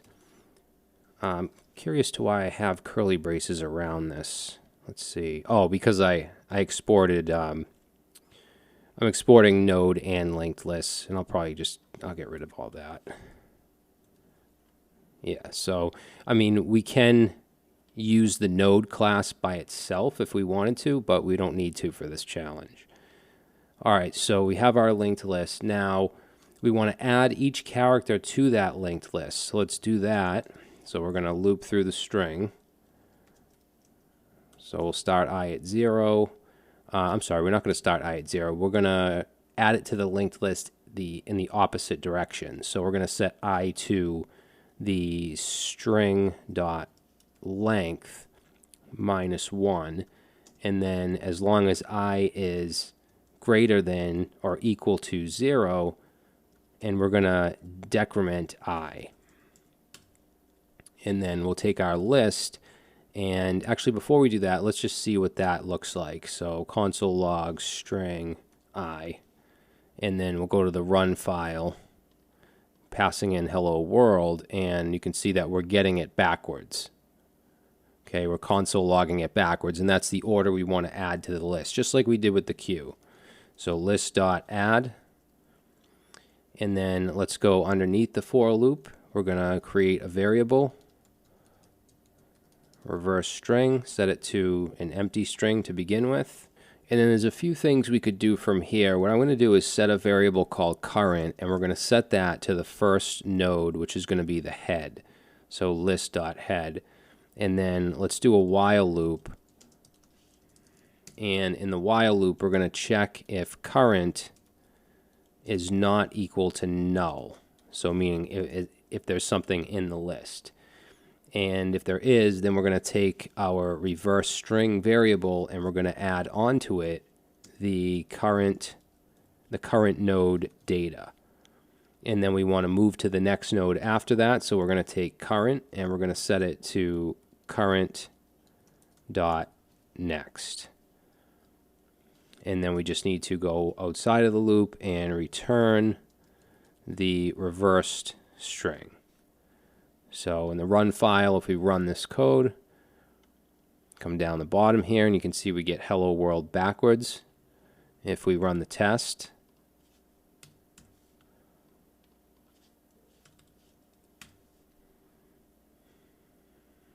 the test passes.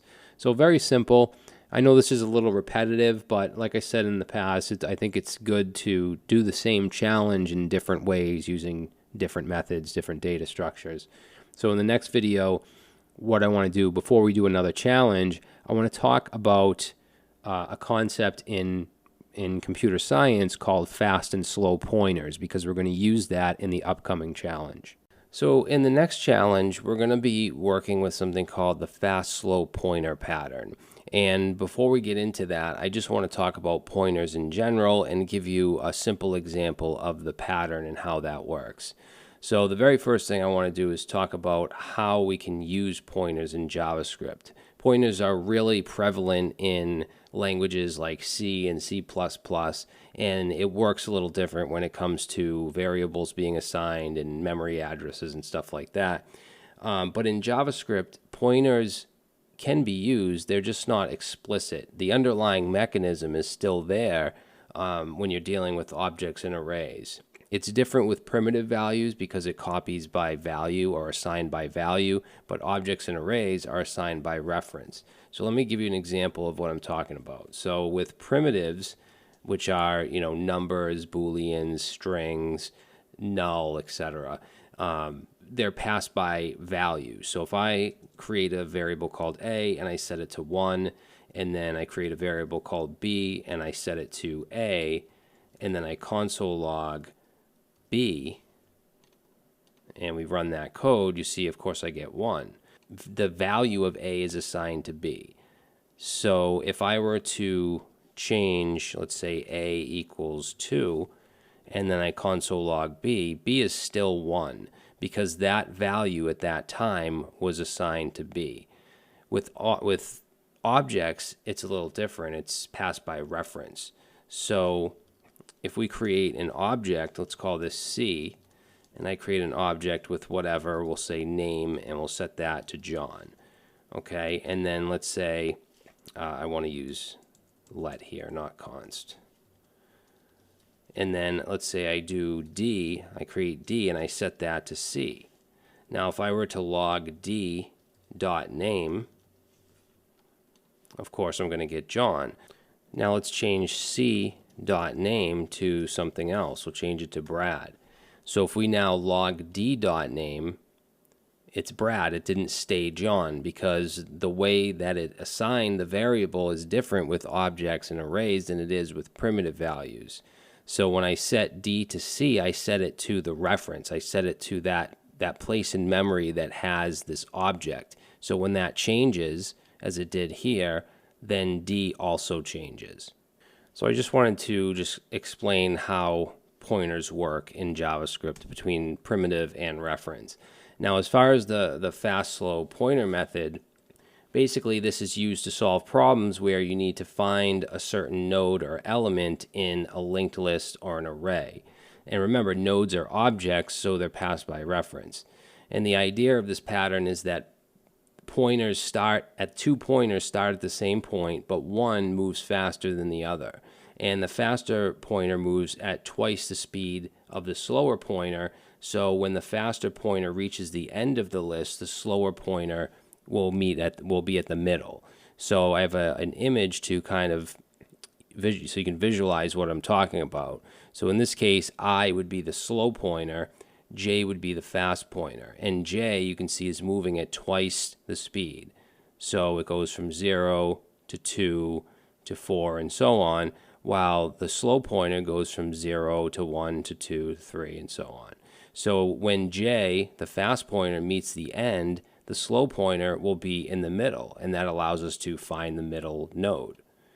So to put it into code, and this code is going to be similar to the solution of the next problem.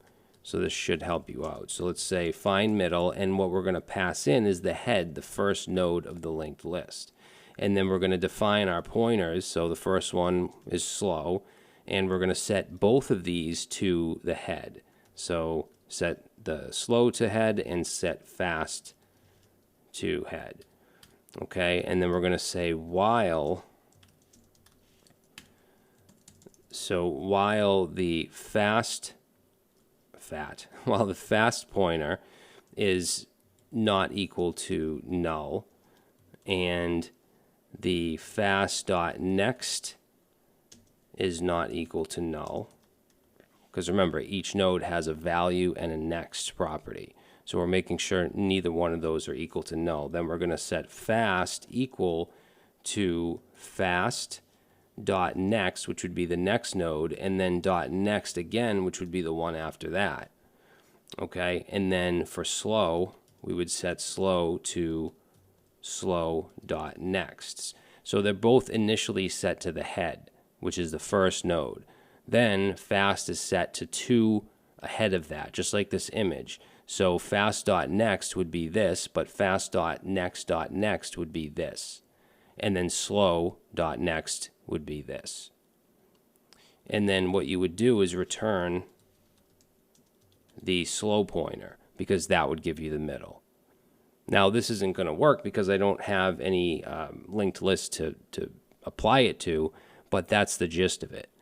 So the next challenge, you're going to actually find the middle of an actual linked list using the fast-slow pattern. Okay, so now we're going to do a find middle challenge using the fast-slow pattern, which I explained in the last video. So we're going to have a function called find middle, and it's going to take in a linked list, the entire list. And the last example I gave you in the last video, it took in just the head. So keep that in mind. And the function should return the middle node of the linked list. If the list has an even number of nodes, okay, so let's say it has 4 nodes, there's no actual middle, so you're going to return the second middle node. So if there's, 4 nodes, you would return 3. You would return the third node. That would be the second of the middle 2. So there are a number of ways we could have formatted this. You could add find middle as a method on the linked list class. Okay, so that's the one thing you could do, is add it as a method, but we're going to keep it as a standalone function, and we're going to choose to do that because it's easier to test in this way. So here's an example. We have a linked list. We're adding 5 nodes to it. So obviously 3 is the middle node. So when we run that list through find middle, it should return 3. If we pass in 6, which is an even number, these 2 are the middle, so we want to return the second middle node, which would be 4. Hence, use 2 pointers to solve the problem. One pointer should move at twice the speed of the other pointer. So remember this image here. The red one moves at twice the speed of the blue one.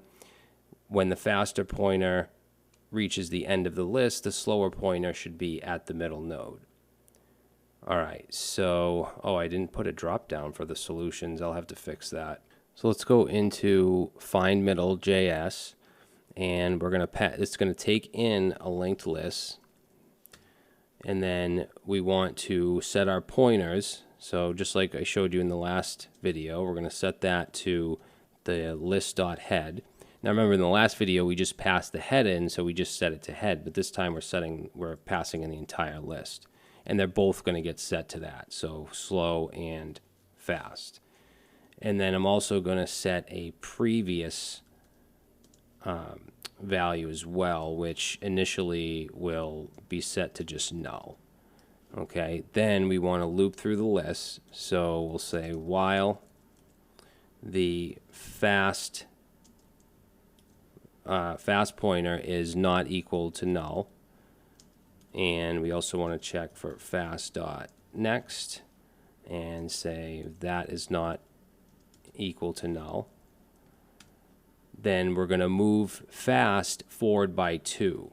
So fast is going to be set to not just fast.next, which would be the very next one, but the one after that. So we want next twice. And then I'm going to set previous to slow, and we want to set slow to the next one. All right, so again, what we're doing is setting fast to not the next one, but the one after that, and we're then setting previous to the current slow, which if we're just starting out would be 0, and then we're going to set slow to the next one. Okay, and it's going to just continue on 1 by 1 while fast goes 2 by 2 basically. Now when it stops, we need to know if it was an even number or an odd number of nodes. So if it was an odd number, then we can just return slow, right? So if we look here, this has what, 1, 2, 3, 4, 5, 6, 7, 8, 9. This is an odd number. So the fast pointer will stop at the last one. So it won't be null, right? And then we can just return whatever slow is, because that would be the middle. So if fast is equal to null, that means that there's an even number. Because let's say there was 10 here. If there was one more box, then this wouldn't end here. It would end at null. So we can just test, let's say if fast is equal to null. So if it's even, we're going to return the previous node dot next. That will give us the second node in the middle 2, right? Like the example when I showed you, if there were 6, let's go back to the document here. So in this case, if there's 6, there's no actual middle. There's no one middle node. So the middle would be these 2, and we want to get the second. So in that, in the code that we were just writing, this would be previous, and then this would be prev.next. Okay. Else, if it's odd, then we're just simply going to return whatever slow is. Slow will be right in the middle. So let's try it out in the run file. I actually don't have anything in here yet. So let's initialize a list. So new linked list. And then let's add, let's say, we'll use strings here. Let's say A, B, C, and D. Actually, I want to do odd. So A, B, C, D, E. And then let's say const result equals, and then we're going to call the find middle function that we're bringing in, and we want to pass in the list, and then we're going to console log the result.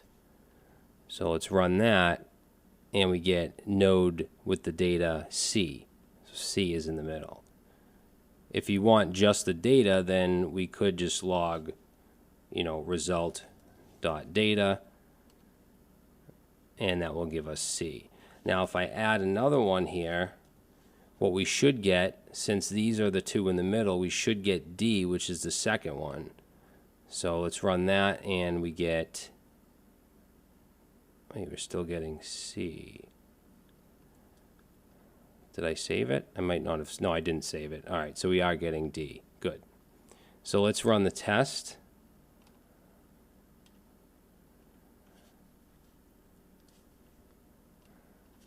Come over here, npm test,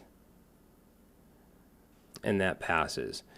All right, so what we're going to do next is look at something called a doubly linked list, which not only has a reference pointer to the next node, but also has a reference to the previous. Okay, so we've talked about a linked list, and what we've been dealing with is the most common type of linked list, and that's called a singly linked list, where each node points to the next. Well, there's other types of linked lists, such as the doubly linked list, and I don't want to get too far into this because it does start to get really advanced, but I want to at least introduce you to the concept of a doubly linked list. So like a linked list, a doubly linked list is a linear data structure. It's made up of a sequence of nodes, but instead of just having one pointer that points to the next, it has two pointers. One is to the next node and one is to the previous node in the sequence. So this bidirectional linking allows for more flexibility in traversal and manipulation of the list. And you can look at this image here, and it's very similar to the linked list image that I showed you, except each node also has this previous, and it's pointing to the previous node.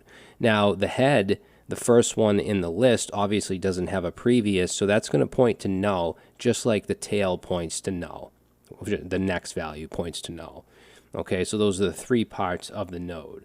And then as far as advantages go, obviously bidirectional traversal is an advantage. It allows us to traverse in both forward and reverse directions efficiently, as each node has pointers to both the next and the previous nodes. There's also efficient insertion and deletion. So insertion or deletion of nodes at the beginning, end, or middle of the list can be more efficient than with singly linked lists, as both the previous and next pointers need to be updated. And then reverse traversal, so accessing nodes in reverse, becomes possible without the need to reconstruct the list. So those are some obvious advantages of a doubly linked list. Now when it comes to drawbacks, each node in a doubly linked list requires extra memory to store two pointers instead of one, so that can obviously lead to memory consumption compared to both arrays and singly linked lists. And then we have the issue of complexity, and the bidirectional pointers increase the complexity of the implementation and the maintenance compared to a singly linked list. When you're inserting or deleting a node in a doubly linked list, you need to update the previous and the next pointers of the affected nodes, and that's necessary to maintain the integrity of the list, but it does increase the complexity. So in the next lesson, we're going to look at how to implement a doubly linked list in JavaScript and explore how its features can be utilized. All right, guys, so now we're going to create a doubly linked list implementation in JavaScript, and I'm going to switch it up a little bit. We're not going to use a class. We're going to use constructor functions and prototypes for our methods. And you don't have to. If you want to stick with a class, you can do that. I just wanted to just kind of change things up a little bit. So our doubly linked list is going to have a bunch of methods. So this is actually going to be a two-part video. So we're going to have an append method to add to the end. We're going to have a print all, so we can print all of our all the items in the list. We'll have a prepend to add to the beginning. We'll have an insert, or I'm actually going to call it insert at, to insert at a specific index. We're going to have a get method to get at a specific index, a remove method to remove at a specific index, and that's it. So this document does have all the code and some more explanations if you want to check that out as well. So let's go into our doubly linked list JS, and you can see I have two functions. So I'm using constructor functions as opposed to classes. So we have our node function, which is going to take in data. So every time we add to the list, we're going to instantiate a new node.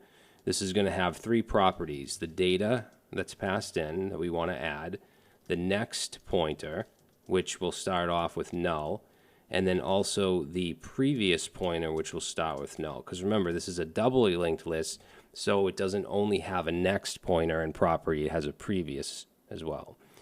So the doubly linked list constructor function will consist of a head, which will be set to null, a tail, which will be set to null, and also the length.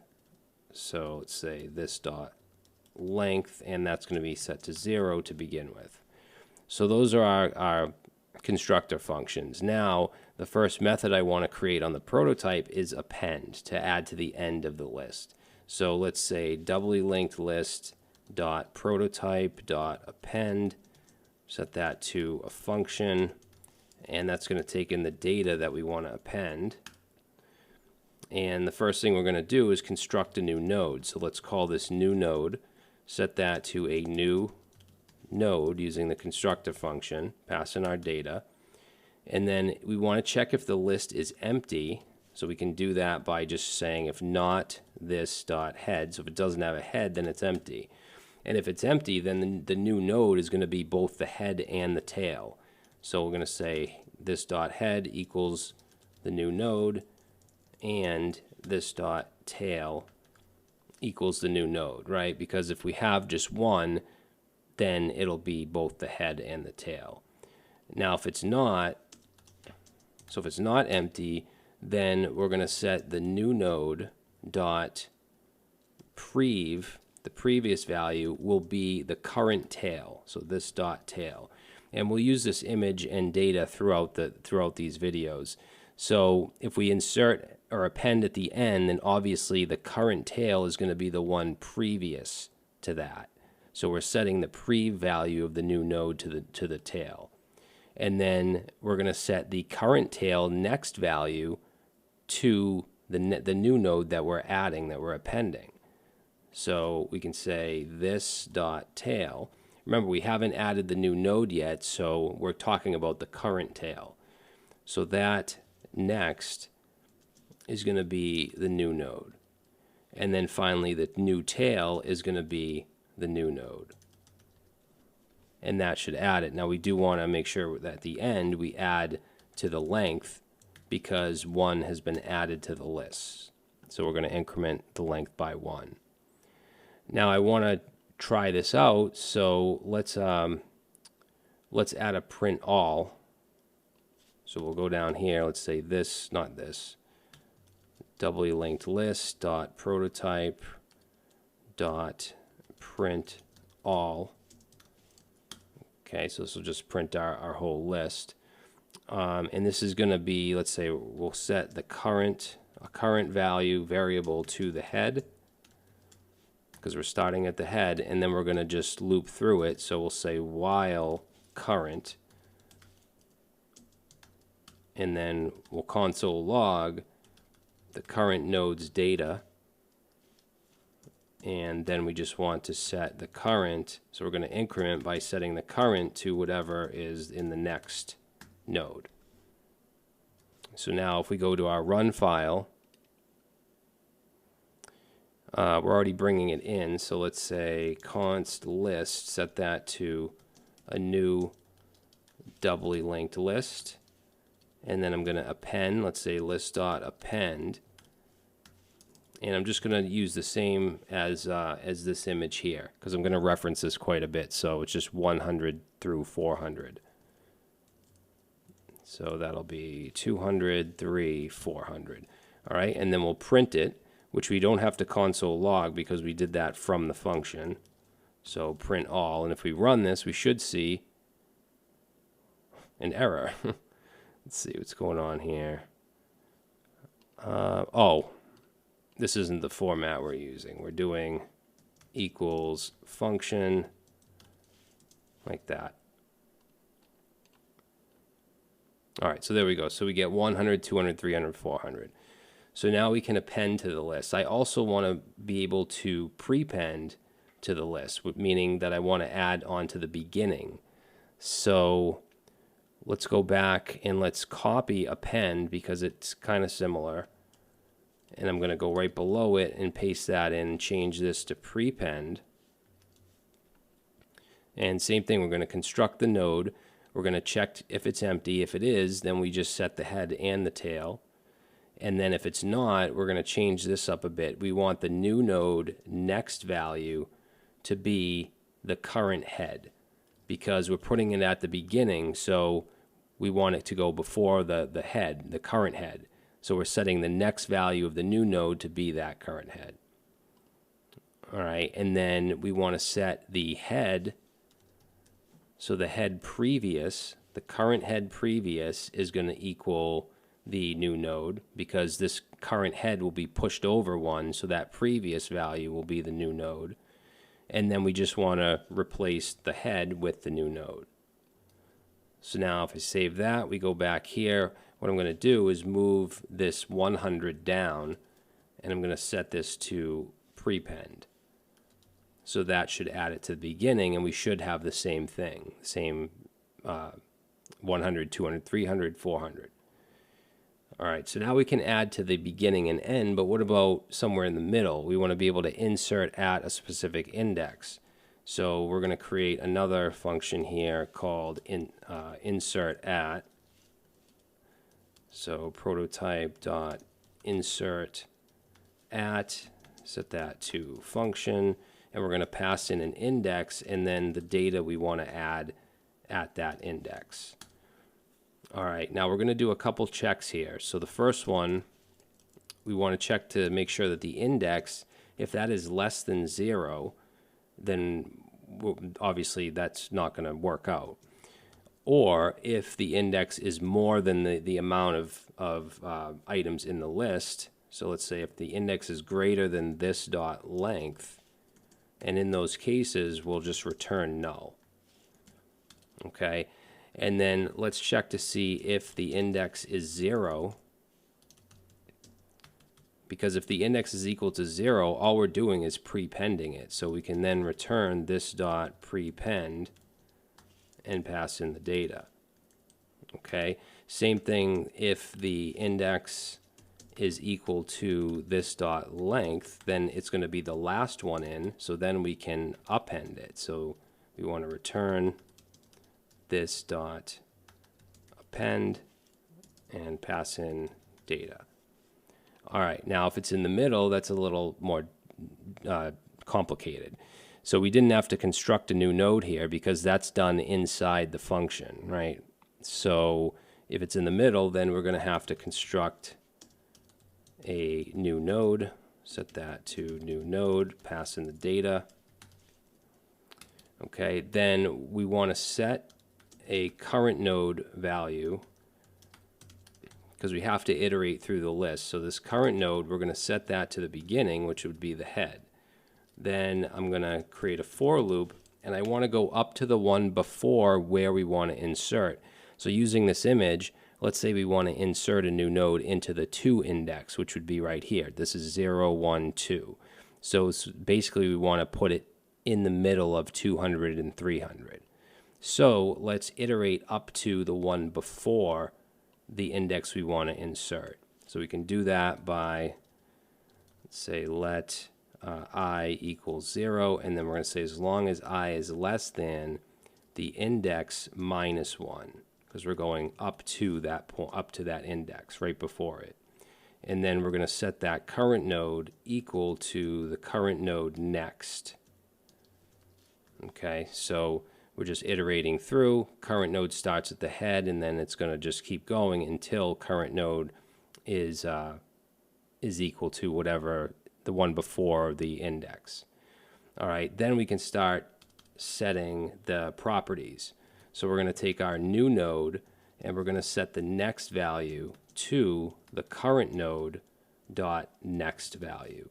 So, and I know this might be a little confusing, so I'll explain it with this image. So the new node dot next, we want to be the current node next. At this point, current node is at this node. If we're putting 2 as the index, which is this, so it brings us to one before, that's the current node. And the current node next is going to be 300. The new node, think of us as pushing it in the middle here. We want the new node next to be 300, right? So that's what we're setting right here, because we're squeezing it in the middle.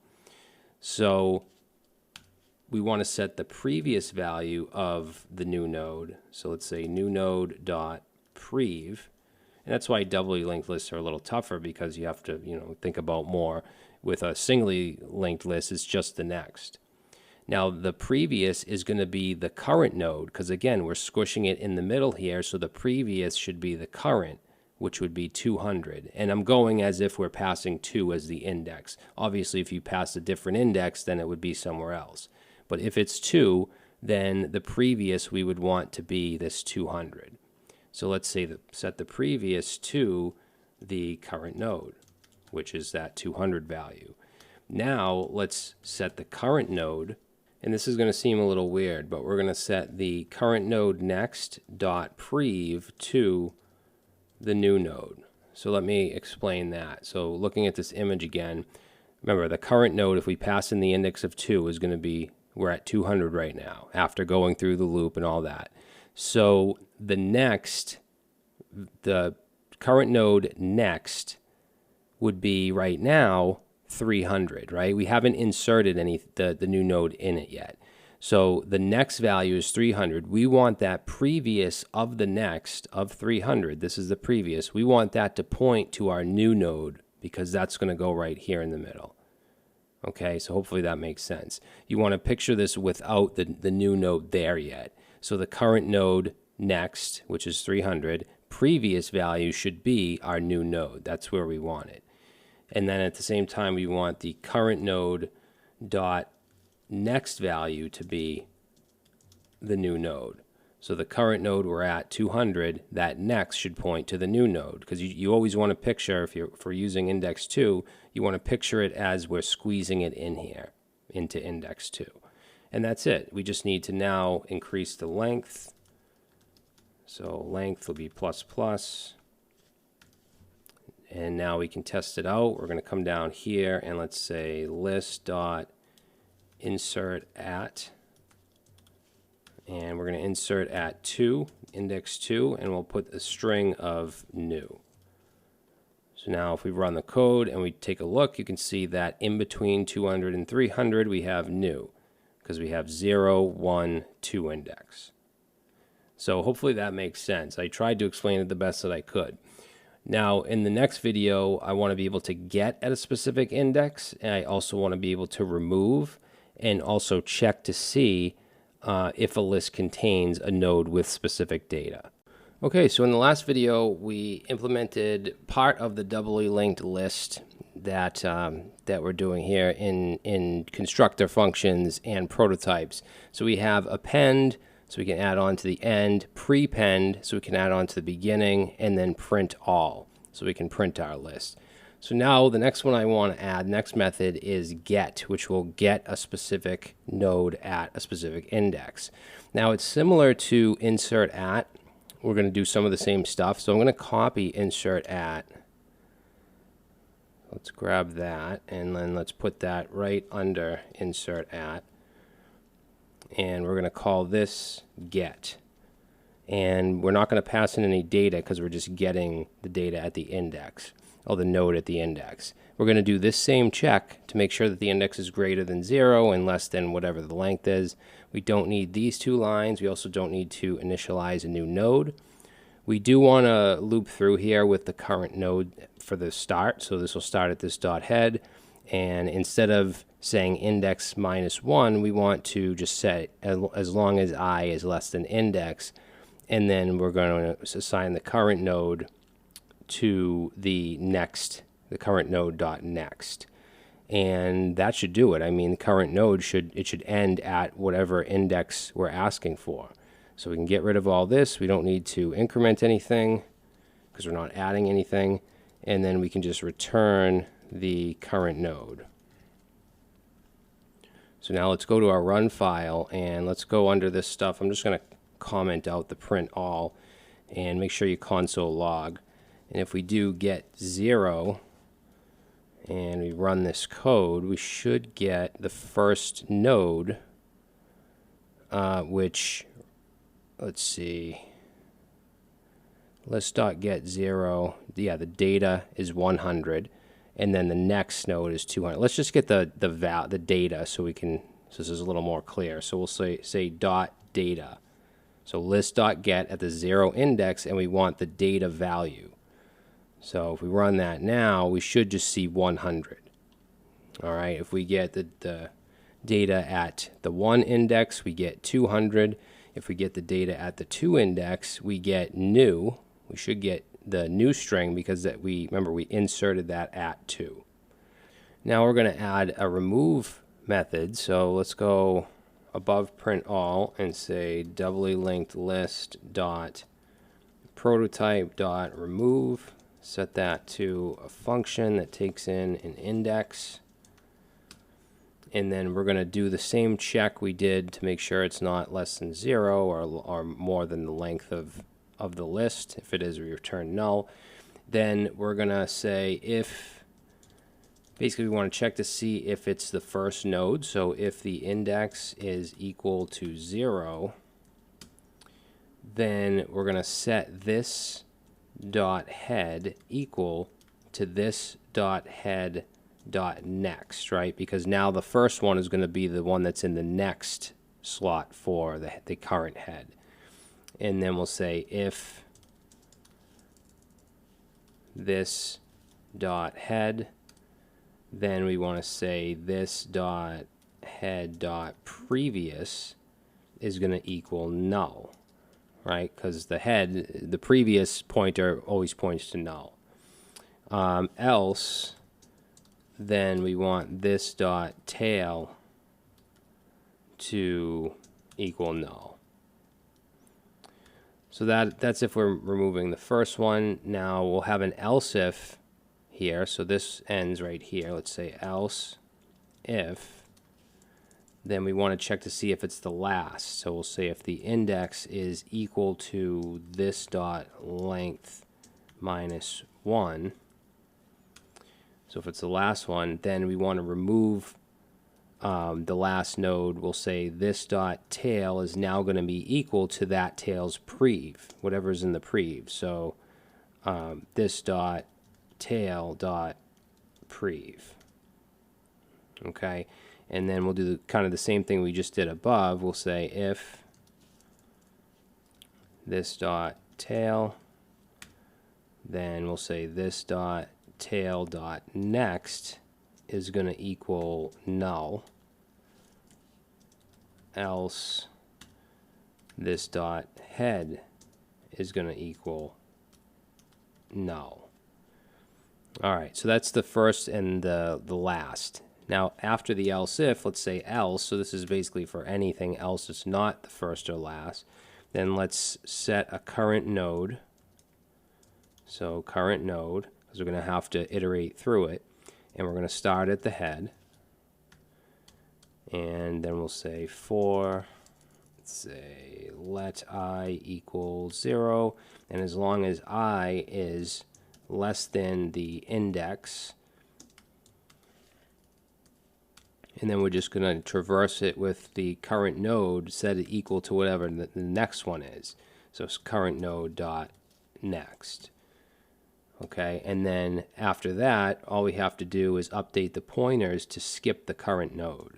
So we can say current node dot prev dot next is going to be equal to the current node dot next, and then current node dot next dot prev will be equal to current node dot prev. Okay, so we're just swiping one out by setting the previous whatever's in next to the actual next, and then whatever's in the next prev to the actual prev of the current node. So let's try that out. I'm going to go to my file here, and let's see. We know that we'll comment this out. We know that at the to index we have the string new. Let's remove that. So I'm going to say list. Let's say list dot, actually we forgot to decrement the length. So we want to go outside of the if statement here. Very last thing, we want to say this dot length minus minus. All right, so that should work. So let's say remove, and we'll pass in the index of 2, and then let's print all. So if we run the code, we should see 1, 2, 3, and 400. The index of 2 is removed, which had the string of new. If I remove, let's say, 3, so we have 0, 1, 2, 3, so that should remove 400, so now I should only get 100 to 300. All right, so that's working. So the last thing I want to do is have a contains method, which is similar to like a has. So just to tell us if something is there or not. So let's say doubly linked list, doubly linked list dot prototype, and we'll say contains, set that to function. Now we're going to pass in here the data, because we want to see if it contains a specific data. You could do this by the key, it's really up to you, or you could have both, but we're going to do it by the data. So let's say let current, and we're doing kind of the same thing we've been doing by setting this to the head and then iterating through it. So we'll say while current, then we're going to check, say if the current dot data is equal to the data that's passed in, then we want to return true. And then after if, we're going to say current equals current dot next, because that's what iterates the loop. If we don't add that, it's going to be a never-ending loop. So then outside of the while loop, if it doesn't return true, then we're going to return false if nothing matches that data that's passed in. So pretty easy. So let's go back here and let's comment out the console log, and I'm going to say, let's do a console log list dot contains, and remember we're looking for the data, so I'm going to see if it contains 200, and then I'll have another one and see if it contains 500. So we should get true and then false, which we do, true, false.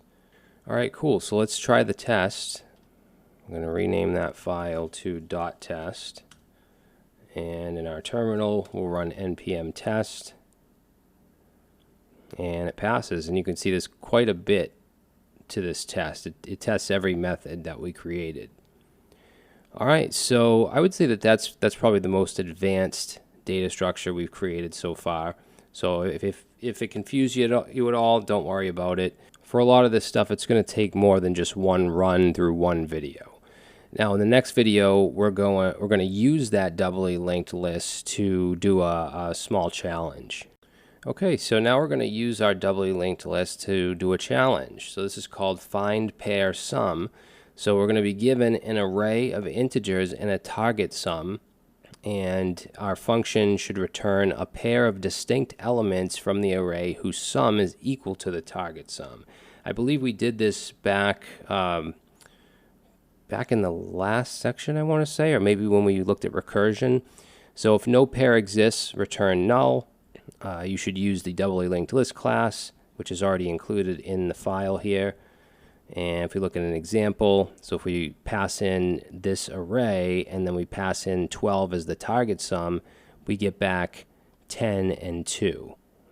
Okay, so we get the actual numbers, the values in the array. So hence, create a doubly linked list to store the encountered numbers. Basically, instantiate a new list from the one we created already. For each number in the array, calculate the difference between the target sum and the current number, and check if the calculated difference exists in the doubly linked list. If it does, then you found a pair. All right, so let's jump into the JavaScript file here, find pair sum, and we're going to pass in the array that we'll call nums and then the target sum. So let's initialize a list, and I'm going to call this scene because that's what we're doing, is putting the numbers that keep track of the scene numbers. And we'll set that to new doubly linked list. Okay, then we're going to loop through the nums. So I'm going to use a for of loop here. So const num of nums. And in our loop, we want to calculate the difference between the target sum and the current number. So let's say const difference and set that to the target sum minus num, the current number. And if the difference is seen in the list, then we return the pair. So in an if statement, let's take our list seen, and remember we created the contains method. So we're going to say if scene contains the difference, then we want to return an array that has the difference and the num. Otherwise, so outside of the if, otherwise, then we're going to append to our list the num. All right, and then under the for loop, we're going to return null because that means that there was no pair found.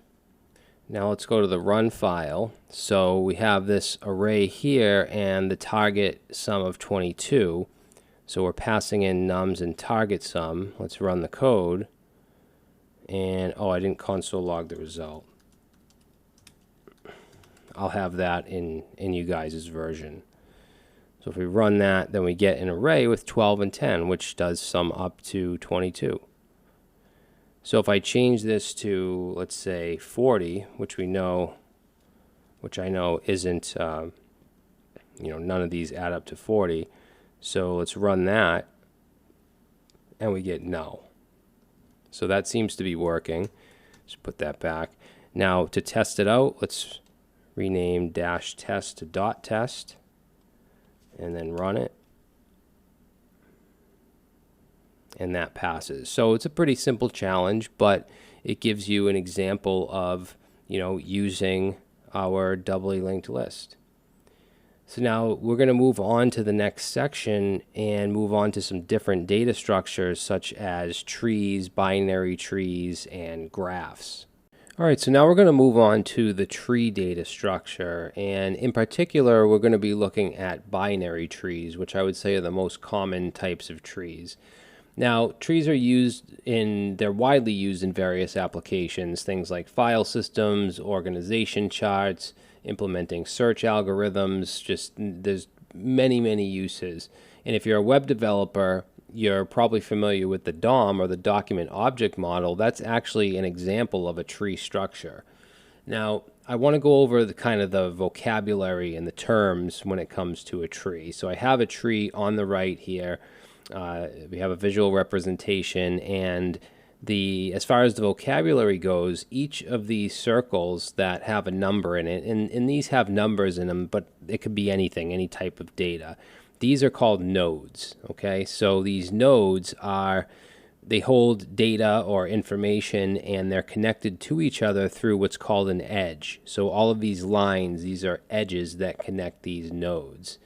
And nodes can have relationships to one another. So each child has a parent, right? So up here we have the root node, which is the topmost, and you can think of as like the starting point.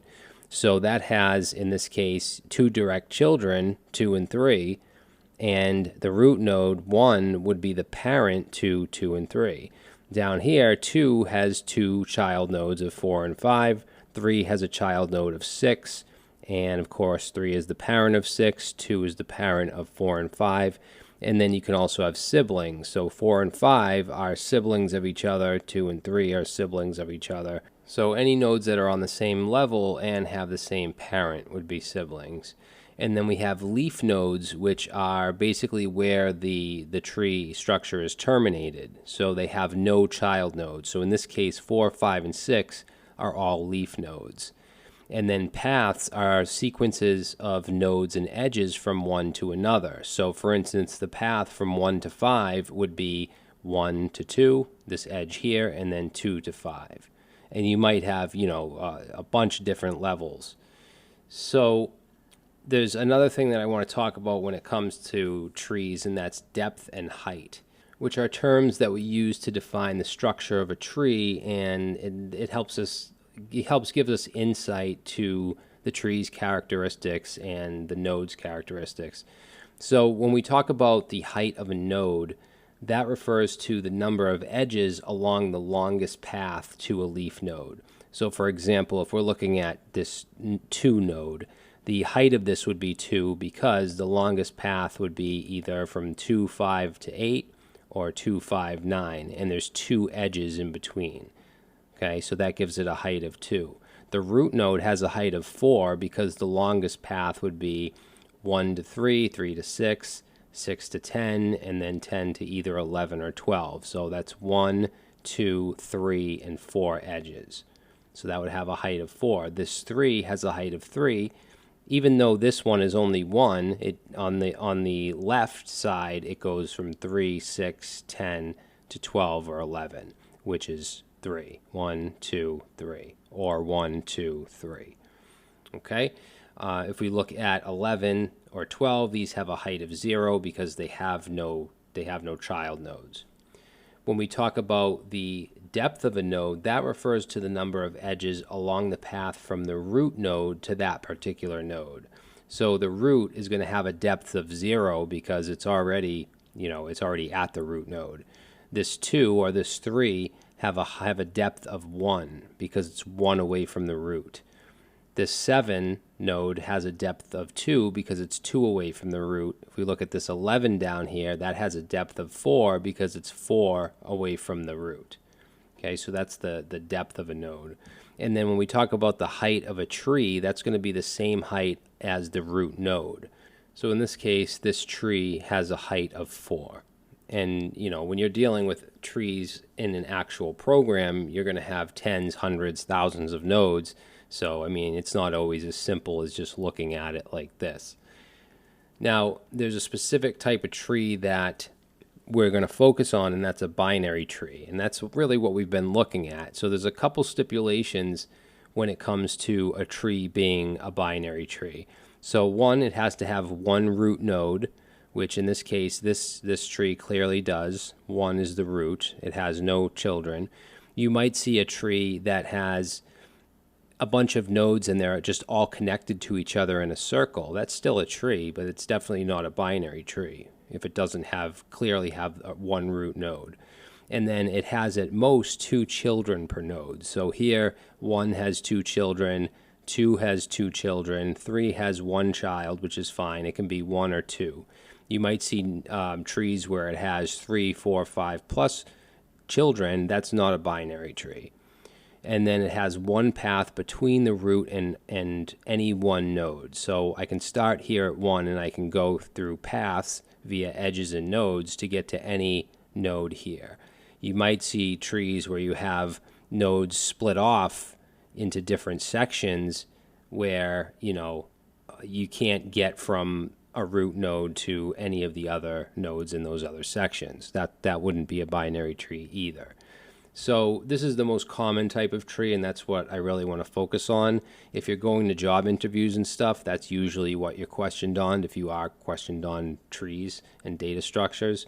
So that's what I want to look at. And in the next video, I want to create a class for a tree node so we can instantiate one of these nodes, and then we can build a tree from it, and we can then learn how to traverse those trees.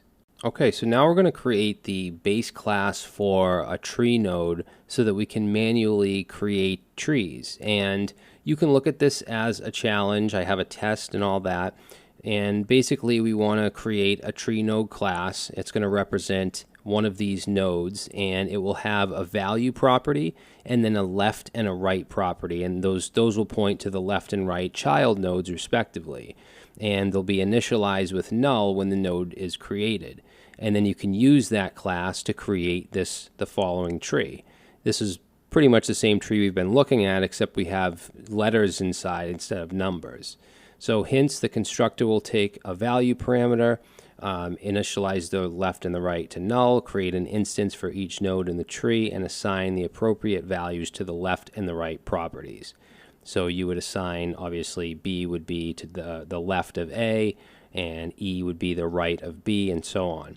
So if you want to try it yourself, go ahead and pause it, run the test, see if you can do it, and let's jump in. So we have a class called TreeNode, and I'm going to create a constructor in that class, and that's going to take in a value, so whatever we want to put in that node. We're going to set the value property to the value that's passed in. We're going to set a left property and initialize it to null, and same thing with a right property. All right, and then that's pretty much it as far as the class goes. So I'm going to save this, we're exporting it, and then I'm going to go to the run file where we're bringing it in, and I want to create this tree right here. So I'll just kind of keep this over here so I can keep going back to it. So let's create our node with A in it. So we can do that by first initializing, let's say, A, and we're going to set that to a new tree node. Oops, there should be a space there.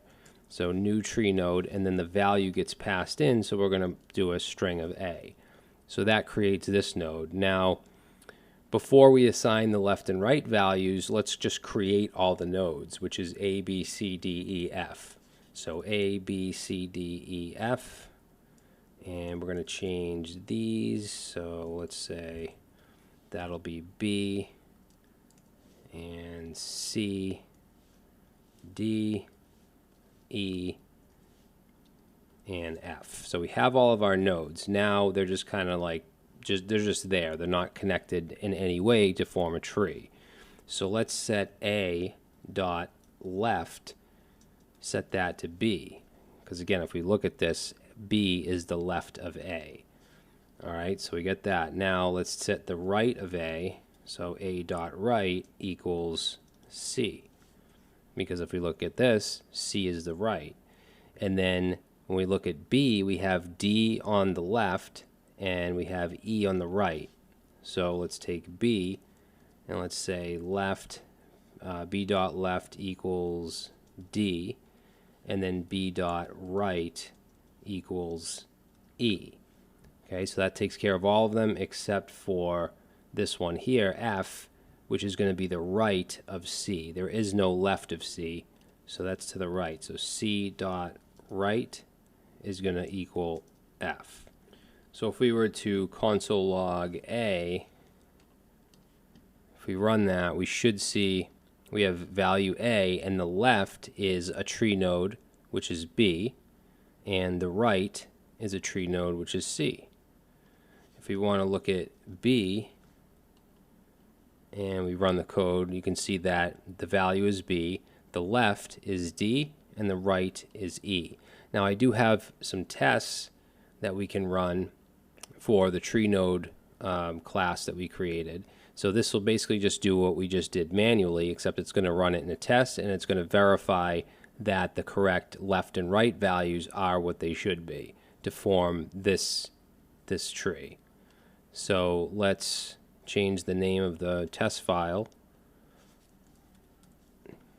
and then let's run that test. and that passes. All right, so we created a class to construct a node so that we can create binary trees. Now we're going to start to look at different types of traversals. So we have depth first traversals as well as something called breadth first traversals. All right, guys, so now we're going to get into some algorithms that involve binary trees and traversing them. So this one is called depth first traversal, and this is a traversal algorithm where the algorithm starts at the root node, which we know is the one at the top and has no parent, and then it explores as far as possible along each branch, and it'll go along the first branch as much as it can, and when it can't go down anymore, it'll then go over to the next. So if we look at this image right here, we would start at the root, and then we're going to start down the left. So we go to B, then we go to D. Now we can't go down anymore, so now we're going to go over to E. And if E had any children, then we would go down those paths, but it doesn't. So we can go over again to C, which has one child of F, so we go down to F. So there's a very specific order. If we're looking at this tree, and let's say you were asked by, if you go to an interview and you're asked, tell me the depth first traversal order of this tree, it would be A, B, D, E, C, F. Okay, because you're going from A, B, D all the way down, can't go down anymore, you go over to E, has no children, so you can't go down, so you go over to C, go down to F. So that's a depth first traversal. So what we're going to do is implement this, and we have a couple files here. Depth first traversal JS is where we're going to put the actual algorithm, and we're going to create the node class, which is just going to have the data, the left and the right values. And then we have the run file where we want to construct a binary tree, just like we did in the last video, where we create all of our nodes and then we set the left and the right to make it look like this. So I think that to make this more clear, we should create the tree first. I could have just included it in the boilerplate code here, but I think to have us write it out again, I think will help you understand in a little bit more how we can construct trees with our node class. Now we do need the node class, so let's add that first, and then we'll go back into the run file. So this is just going to have a constructor. It's going to be the same exact thing that we did in the last video with the tree node class. I just called it node this time. So it's going to take in data, and then it's going to say this dot data equals the data that's passed in, and then we just have the left property, which will be null, and we have the right property, which will be null. And we're exporting that so we can use it in this file. So let's create this right here, this binary tree. So we have the root node. I'm going to call this root, and we're going to say new node, and let's pass in A. And then for the other ones, we'll just say node B, for example. Set that to new node, which is going to have a B, C, D, E, F, C, D, E, F, and then just for the variable names,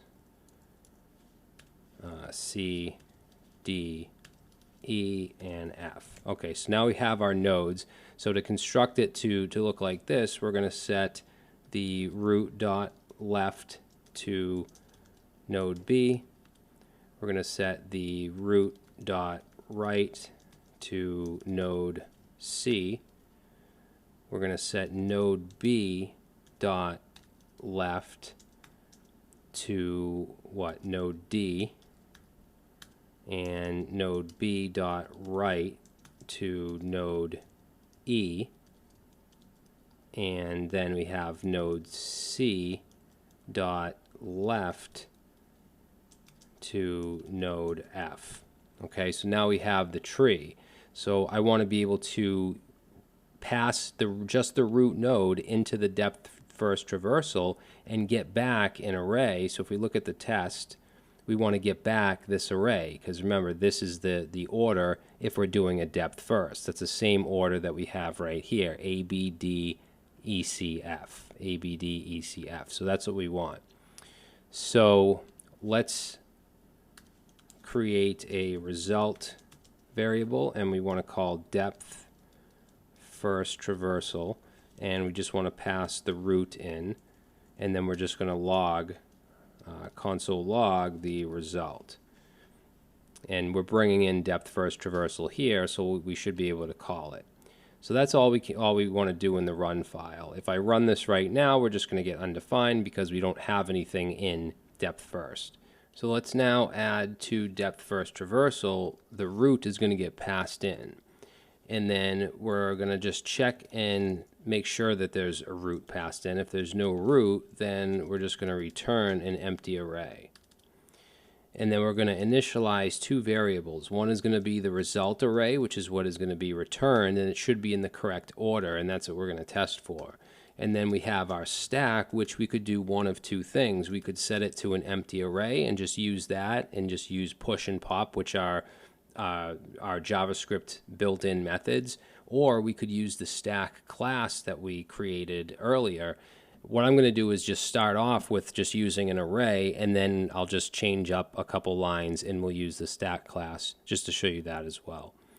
All right, now this is kind of the tricky part to explain and understand, but we're basically going to be pushing onto the stack. We're going to push the root onto the stack, and then we're going to loop through the stack and check each node. We're going to check for the root, of course, first, and then we're going to look for a right and a left of the root. If there's a right, then we're going to push that onto the stack. If there's a left, we'll push that onto the stack. And we're just going to keep going like that. And in the order that they're popped off from the stack is the order they'll be put into the result array. So, and that's why it's very helpful to use a stack for this particular problem, or this traversal. So let's take our stack and push onto it the root that's passed into the function. And then we're going to have a while loop. And let's say while the stack.length is greater than 0, then we want to execute the following code. Now I'm going to create a variable called current because we're going to go through each one. So we need a variable to tell us, which one we're dealing with, which node. And that's going to be whatever is popped off from the stack. Because remember, pop, whether it's from just the JavaScript method on an array or pop from our stack class, it returns whatever one is popped off. So let's go ahead and just do a console log just so you can see current.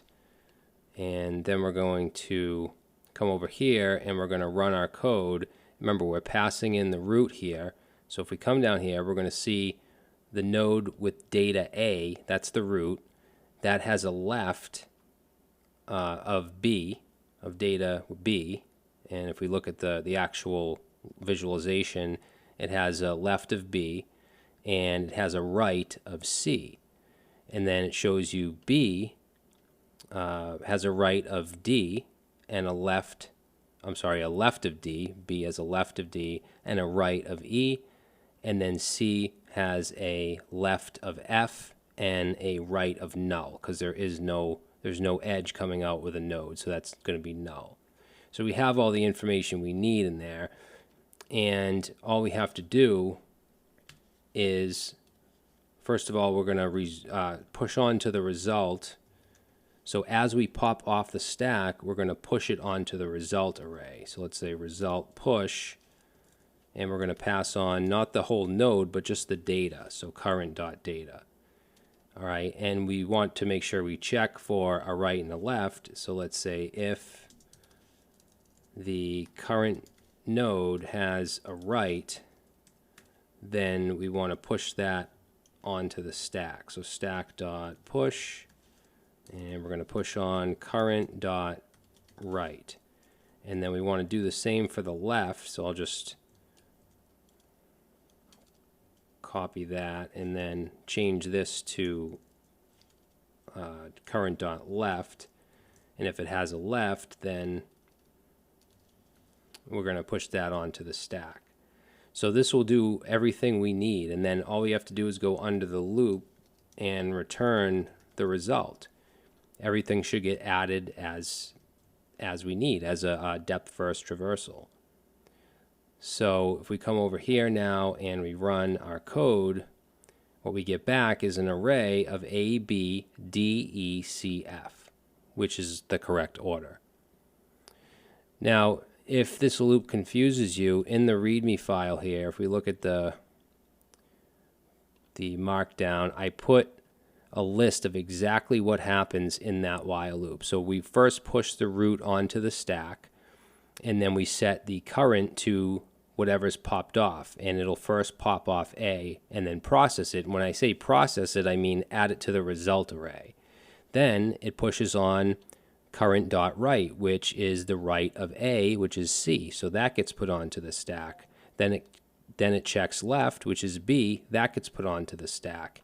Then it pops off B from the stack and processes it, right? It puts it in the result array. Then it'll process B's write. So the write of B is E. That gets on the stack. The left of B is D. That gets put on the stack. Then it'll pop off D, then E, then C, and then it will push on the write of C, which is F, and then it will pop off F. So this is the exact order in things which the things happen. So hopefully that can kind of help you out and understand this, right? And C doesn't have a write, so it stops at F, which is the left. Okay, now we can test this out. So let's go to our test here, and let's rename that to .test, and let's run npm test, and that passes. Okay, so it equals, if we do this, it should equal this. Now obviously if you add different nodes and different values, what you're going to get back is going to be different. It'll be a different array, but it should always be a depth first traversal. Okay, so what I want to do, actually last thing I want to do in this video is just change it from using just an array to using our actual stack, which is very simple. All we have to do is instead of using an array, we can simply say new stack. And then in the while loop, instead of saying length greater than 0, we can say if not stack dot is empty, because remember we created that method to see if it's empty. And then it's still going to pop. We have a pop method, we have a push method, so all that's going to stay the same. Everything else is going to stay the same. We just change this line and this line. And let's run the test using our stack class, and that passes too. So it does the same exact thing.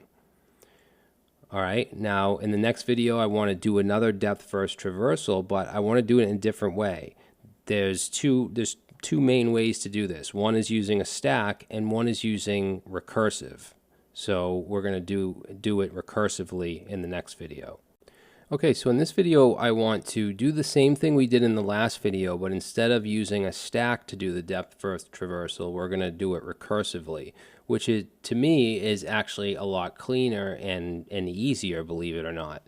So let's look at or open up the depth first traversal JS as well as the run file. Now the run file is the same exact thing that we did in the last video, so that's why I'm not going to retype all this stuff.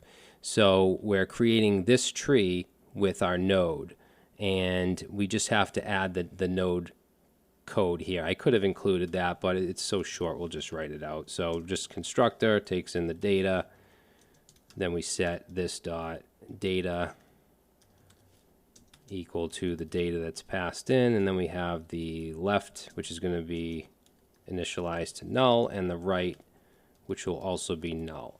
Okay, so we're just creating these nodes, and then we're adding the left and right values so that it looks like this. So we have this tree, and then we're passing the root into rec depth first traversal. All right, so now it's going to take in the root, and we're going to initialize a result array, which is ultimately what we want to return. And then here's where we're going to create our recursive helper function, and we're going to call it traverse. Okay, and traverse is going to take in a node, and we're going to check to see, make sure the node is not null. So we'll say if node is not equal to null, then we want to proceed. And what we're going to do is take the result array and push onto it the node dot data. Because remember, a node has a data, a left, and a right. So we're going to push on the data. Then we want to traverse the left subtree. So basically check if there's a left value. If there is, then we're going to call this function again because it's going to push on the data of that left one. So let's say traverse, and we're going to pass in the node dot left. So that'll take care of the left. Then we're going to call traverse on node dot right. Because all traverse is doing, all it's doing is pushing on the data of that node, and then it's just calling itself recursively on the left and right of that node. To start this whole thing off, though, we're going to go down here. Let's see. We want to go after traverse, and we want to call it once, and we want to call it obviously on the root to start out. So we're going to say traverse root. And then that's it. All we have to do is return results or result. So I think that that's a pretty clean solution, right? Because all it's doing is getting the node data, pushing it onto the result, checking the left and right, and pushing those on. And we're just starting with the root. So pretty cool. So let's save that. Let's go to our run file and let's run this. So we'll check it manually. And we get back A, B, D, E, C, F. So the same order. And then for the test, let's rename to .test. And I believe this is the same exact test as the last video. So if we run npm test, that should work. And there we go. All right, so this, I think, to me, this is a good use case for recursion because it's nice and clean, it's easier to read, it's efficient. So I think that this is a good example. All right, but I just wanted to show you both ways because that's common for depth first traversal on a binary tree, is either using a stack or using recursion. So let's explore another traversal algorithm for binary trees. This one's called breadth first traversal. And unlike depth first traversal, which explores as far as possible along each branch before backtracking, breadth first traversal explores all the nodes at the current depth level before moving to the next level. So it's like I would say depth traversal is like a vertical solution, where breadth first is a horizontal solution. So in this same tree, if we were to traverse it breadth first, we would go from A to B, right? So we'd go from the root node to the children, left to right, so A to B, and then B to C, instead of going down to D like we would with depth first. And then once we get to the right-hand child of A, we're going to go down to the next level to D, and then we're going to go across to E, and then we're going to go across to F. And if there was another level, we would go back over to whatever's over here and go across. Okay, so in this particular example, a breadth first traversal is going to give you the order of A, B, C, D, E, F. Okay, so it's actually in alphabetical order. I mean, what is in these nodes is just an example. It could be anything. It's the structure we're looking at. Now, to implement the breadth first traversal algorithm, we actually use a queue data structure instead of a stack. A queue is first in, first out, which means that the first node that we add to the queue will be the first node we remove from the queue. So we'll start by pushing the root node onto the queue and then iterate through the queue, adding the children of each node as we visit them. So let's implement that in JavaScript. So in the breadth first traversal folder, we have our queue structure that we created a few in the last section. And then I have the breadth first traversal JS, which is where we're going to have our node class and the breadth first traversal function. And then we have the run file. We're going to use the same tree that we used with the depth first. And this is basically the same exact file because we're just creating the nodes, and then we're setting the left and right. We're setting the children. and then we're just passing the root into the breadth first traversal, and we're logging the result. Okay, so all this stuff is the same as what we did with depth first. We should just get a different result back of A, B, C, D, E, F, because that's the result of traversing breadth first. All right, so let's start off by just adding our node. So that's going to be the same too. So the constructor, and pass in data, and say this dot data is going to equal the data that's passed in, and we want to initialize the left to null and the right to null. Okay, and then for the breadth first traversal function, it's going to take in the root, and just like we did in the depth first, we're going to check for to see if there's no root. If there's no root, then we're going to return just an empty array. Then we want to create variables for the result and the queue. Now, you can see I'm bringing in the queue we already created, but we don't have to use that. We can just use an array. So I'm going to do the same thing I did in the last, the depth first, and start off with just an array, but then I'll show you how we can change to use our queue class. So that's the result that ultimately will return with the specific order. And then let's set the queue to an empty array as well. And then I'm going to add on to the queue, so queue.push, and this looks just like what we did with depth first with a stack. So it's pretty cool how these data structures, just the way that they work, we can use them for certain problems. You know, you're going to see that we're basically writing the same code, except we're using queue instead of stack. Everything else is pretty much the same. So we're going to loop through, let's say while, and we'll say while the queue dot length is greater than 0, then we're going to have our current variable, and I'm going to set that to queue. Now, since I'm just using an array in JavaScript right now, there is no dequeue method, but there is a shift method which will take off the element from the front of the queue, or the front of the array. Okay, and if we switch it out with our queue class that we created, then we can just replace this with dequeue. But for now, we're just using just an empty array, so shift will do the job. And then we just want to take our result, and we're going to push onto that. So let's say push and pass in the current node data. And then we want to check for left and right for our children. So let's say if current dot left, then we're going to take our queue, and now we're going to push, or I should say enqueue, but there is no enqueue in with arrays. So this would be current dot left, and then we can do the same thing for the right. So this would be, these would be right, and then we just want to return the result. That's going to go under the loop, return result. All right, so let's save that, and you can see it's pretty much the same code as with the stack iteration in depth first. So let's try this file. We'll run it manually, and we get A, B, C, D, E, F, which is the correct order. If you have something different, then something went wrong, you know, if you have this same code.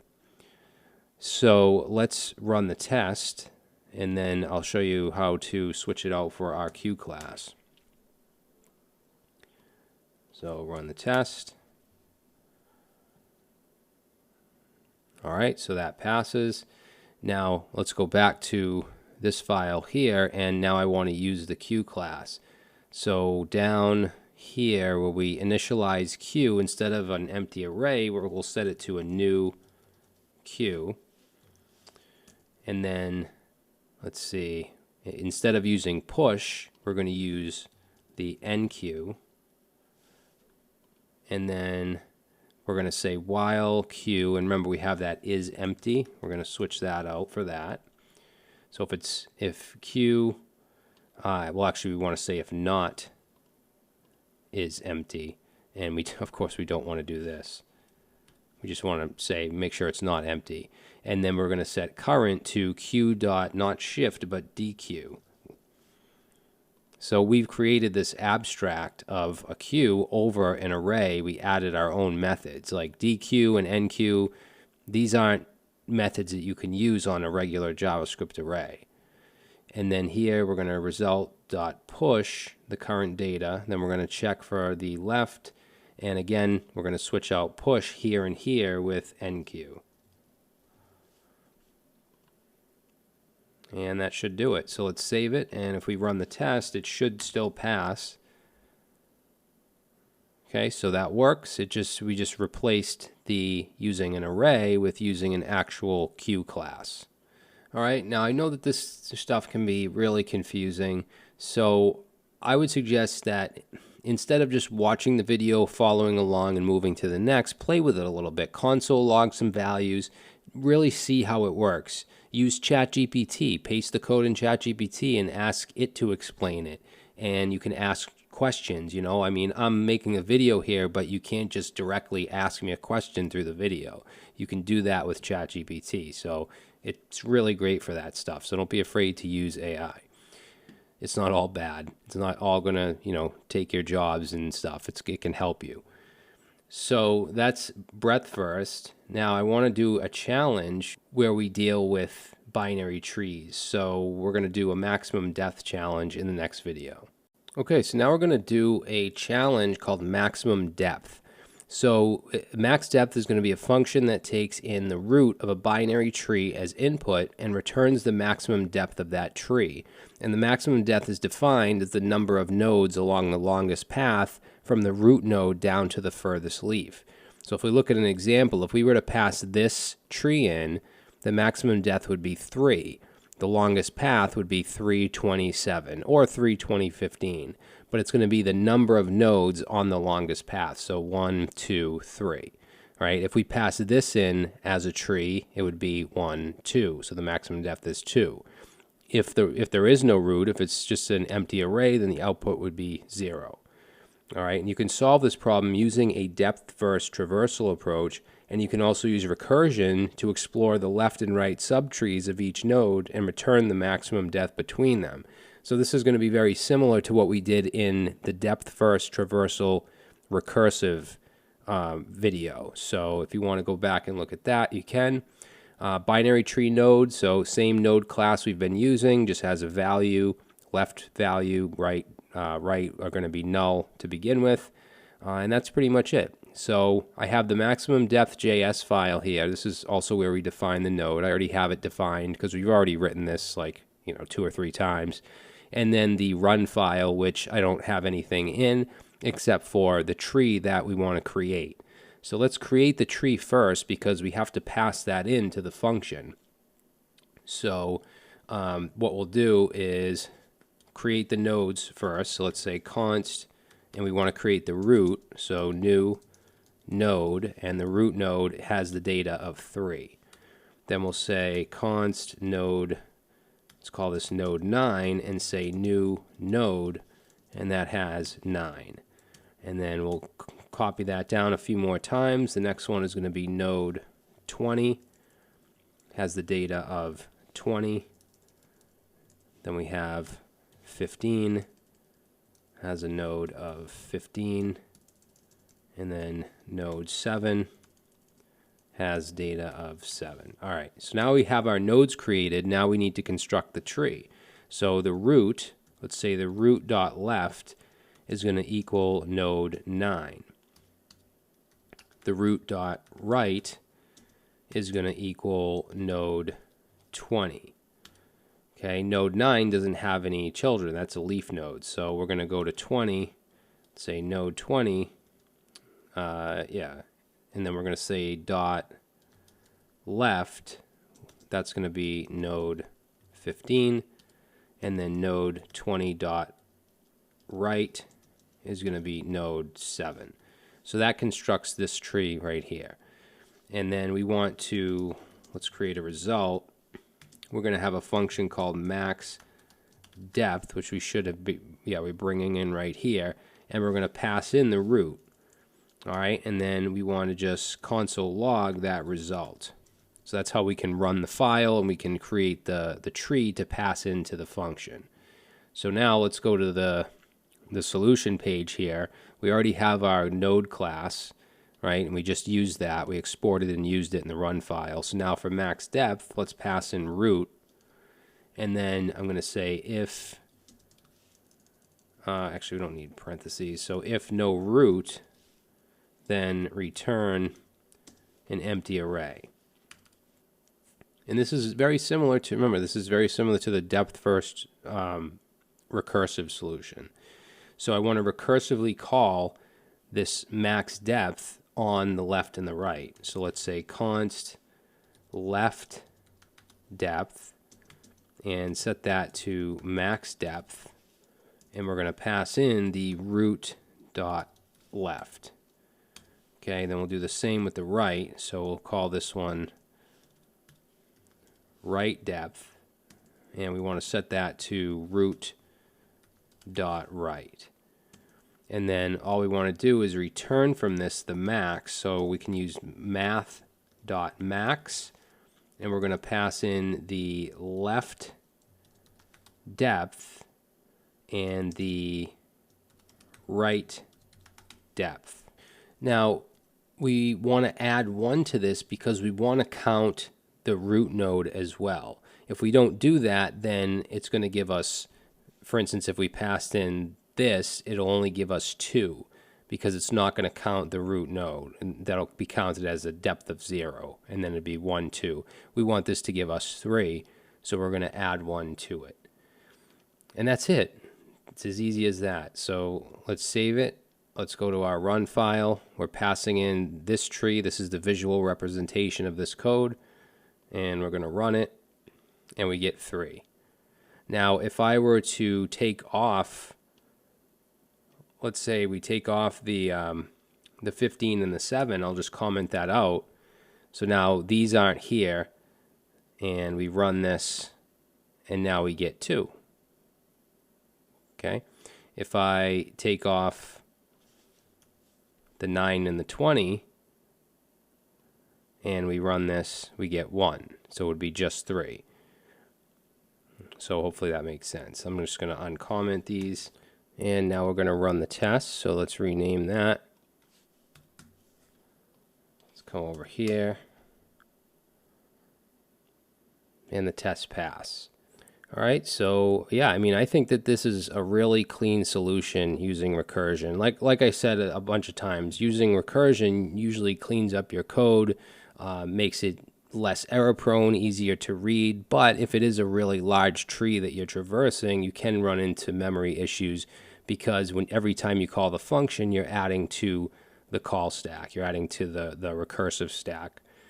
All right, now in the next video, we're going to start to learn about something called a binary search tree, which is a binary tree, but there's another layer of specification added to it. So we'll get into that next.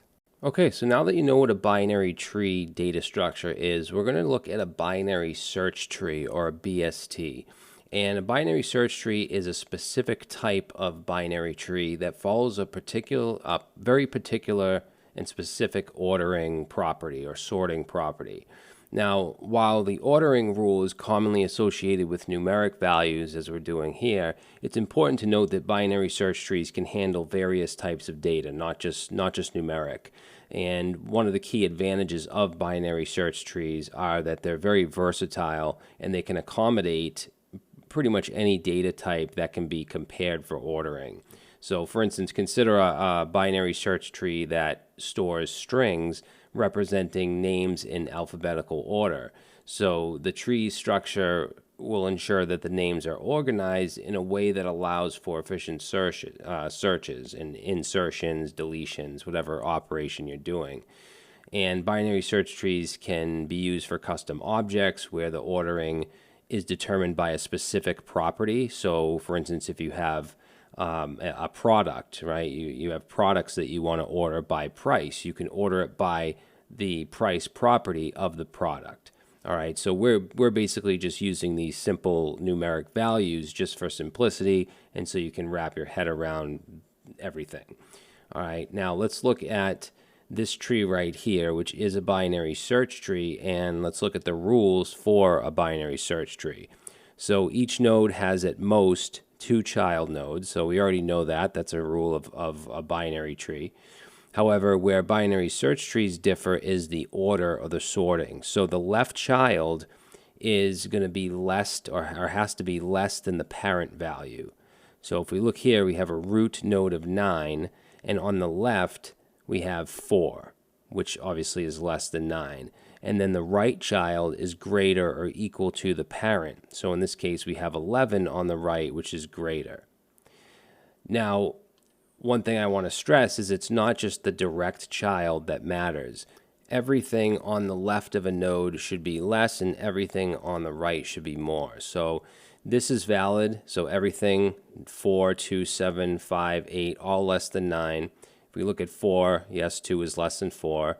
If we look over here, 7, 5, 8 is more than 4. It's greater than, so that's valid. However, if we look at this example, everything to the left of 9 is less, which is good. If we look at 7, 3 is less than 7, 8 is greater, so that's good. However, we have 3 on the right side of 4. And remember, everything on the right side should be greater. So this is not a valid binary search tree. Now, when we're talking about efficiency and complexity, binary search trees are very efficient, and they have an O of log n complexity. Because if let's say we're searching for 7, right? If we look at this, we see the root node where we start. We know that 7 is less than 9, so we can immediately just cancel out all of anything that's on the right. And then we look at the next node, 4. We know that 7 is more than 4, so we can immediately cancel out everything on the left. Then we go down and we hit 7. So it's very, very efficient. And this is much more efficient than just a standard linear search, because in that, what happens is it goes through each element one by one until it hits whatever you're searching for, and that has a time complexity of just O of n. So binary search trees are more efficient. Now, before we get into our code, I just want to kind of go over the 3 main operations that we will do on a binary search tree and how they work. And this probably won't be completely clear until we actually jump into the code, but I just want to explain just the gist of it. So for insertions, when we insert a new node into a binary search tree, we start at the root and we compare the new node's value with the current node's value. If it's less, we move to the left subtree. If it's greater or equal, we move to the right subtree. And that process continues recursively until we find an empty spot where we insert the new node. So for searching, it works in a similar way. We start at the root, we compare the value with the current node's value. If it matches, the search is successful. If it is less, we move to the left subtree. If it's greater or equal, we move to the right subtree. And again, this will continue until we find the value or we reach a null reference. And then for deletions, it really depends on the node's children. So if the node has to be deleted, if the node that's going to be deleted has no children, or in other words, if it's a leaf node, it can just be removed. If it has one child, that child will replace the deleted node. If it has 2 children, it can replace by either the largest node in the left subtree, which is called the predecessor, or the smallest node in the right subtree, which is called the successor. Now I'm going to show you a visualization of those 3 operations. So this is a nice little tool. This is the URL. I'm not going to read it out. It's kind of long and weird. But we're going to insert, delete, and find, and it's going to show you exactly how that works. And I'm going to create the same exact tree that we've been working with. So we'll start by adding a 9. So we're going to insert. Obviously, there's no other nodes there, so it just gets added. And that's going to be our root. So let's add on a 4. So what it will do is look at the root node, and it's less than it, so it's going to add it to the left. If we add, let's say 11, that's greater, so that's going to be added to the right. Next, let's do the 2. So that's going to look at the 4, which is less, and then it's going to go to the left of the 4. And then let's add a 7. That's going to go down to the 4 because it's less than 9. It sees the 4. It's less than it's greater than 4, so it's going to go to the right. All right, now let's do a 5. And just, you guys should know where this is going to go. Just take a guess. So it's going to start at the root. It's greater than 4, so it's going to go to the right. However, it's less than 7, so it's going to go to the left of 7. And then let's add an 8. So that's less than 9, greater than 4, greater than 7. So that goes to the right of 7. And then finally, let's add a 12, greater than 9, greater than 11, goes to the right. Okay, so that's how it's constructed. That's how you can insert nodes. Now to search nodes, let's go right here, and let's say we want to search for the 7, just like in the slides. It's going to start at 9, greater than 4, finds a 7. Let's find the 5, starts at 9, greater than 4, less than 7, finds it. So you can see just how efficient this is. And then to delete, let's say we want to delete the 12. So it starts at the 9, 11, 12. So that's pretty simple. Now let's say we want to delete the 7, which has some children, right? It's not a leaf node. So let's say 7, delete, goes to the 4, moves the 5 up to where the 7 was. So now 5 obviously greater than 4, so it stays to the right, and then 8 greater than 5, that goes to the left. So let's delete the 5 now. Goes down and basically just takes it out. Now 8 is direct child of 4. So this is a nice little tool. I think it really helps you understand how these operations work with a binary search tree. So in the next video, we're going to implement a binary search tree in JavaScript. All right, so in the last video, we went over what a binary search tree is and how the nodes are sorted. So now we want to create that in code. We want to create that in JavaScript. So we'll be using the same node class that we've been using for all of our tree videos. Just a constructor that takes in a value, set the value, and the left and right nodes to null.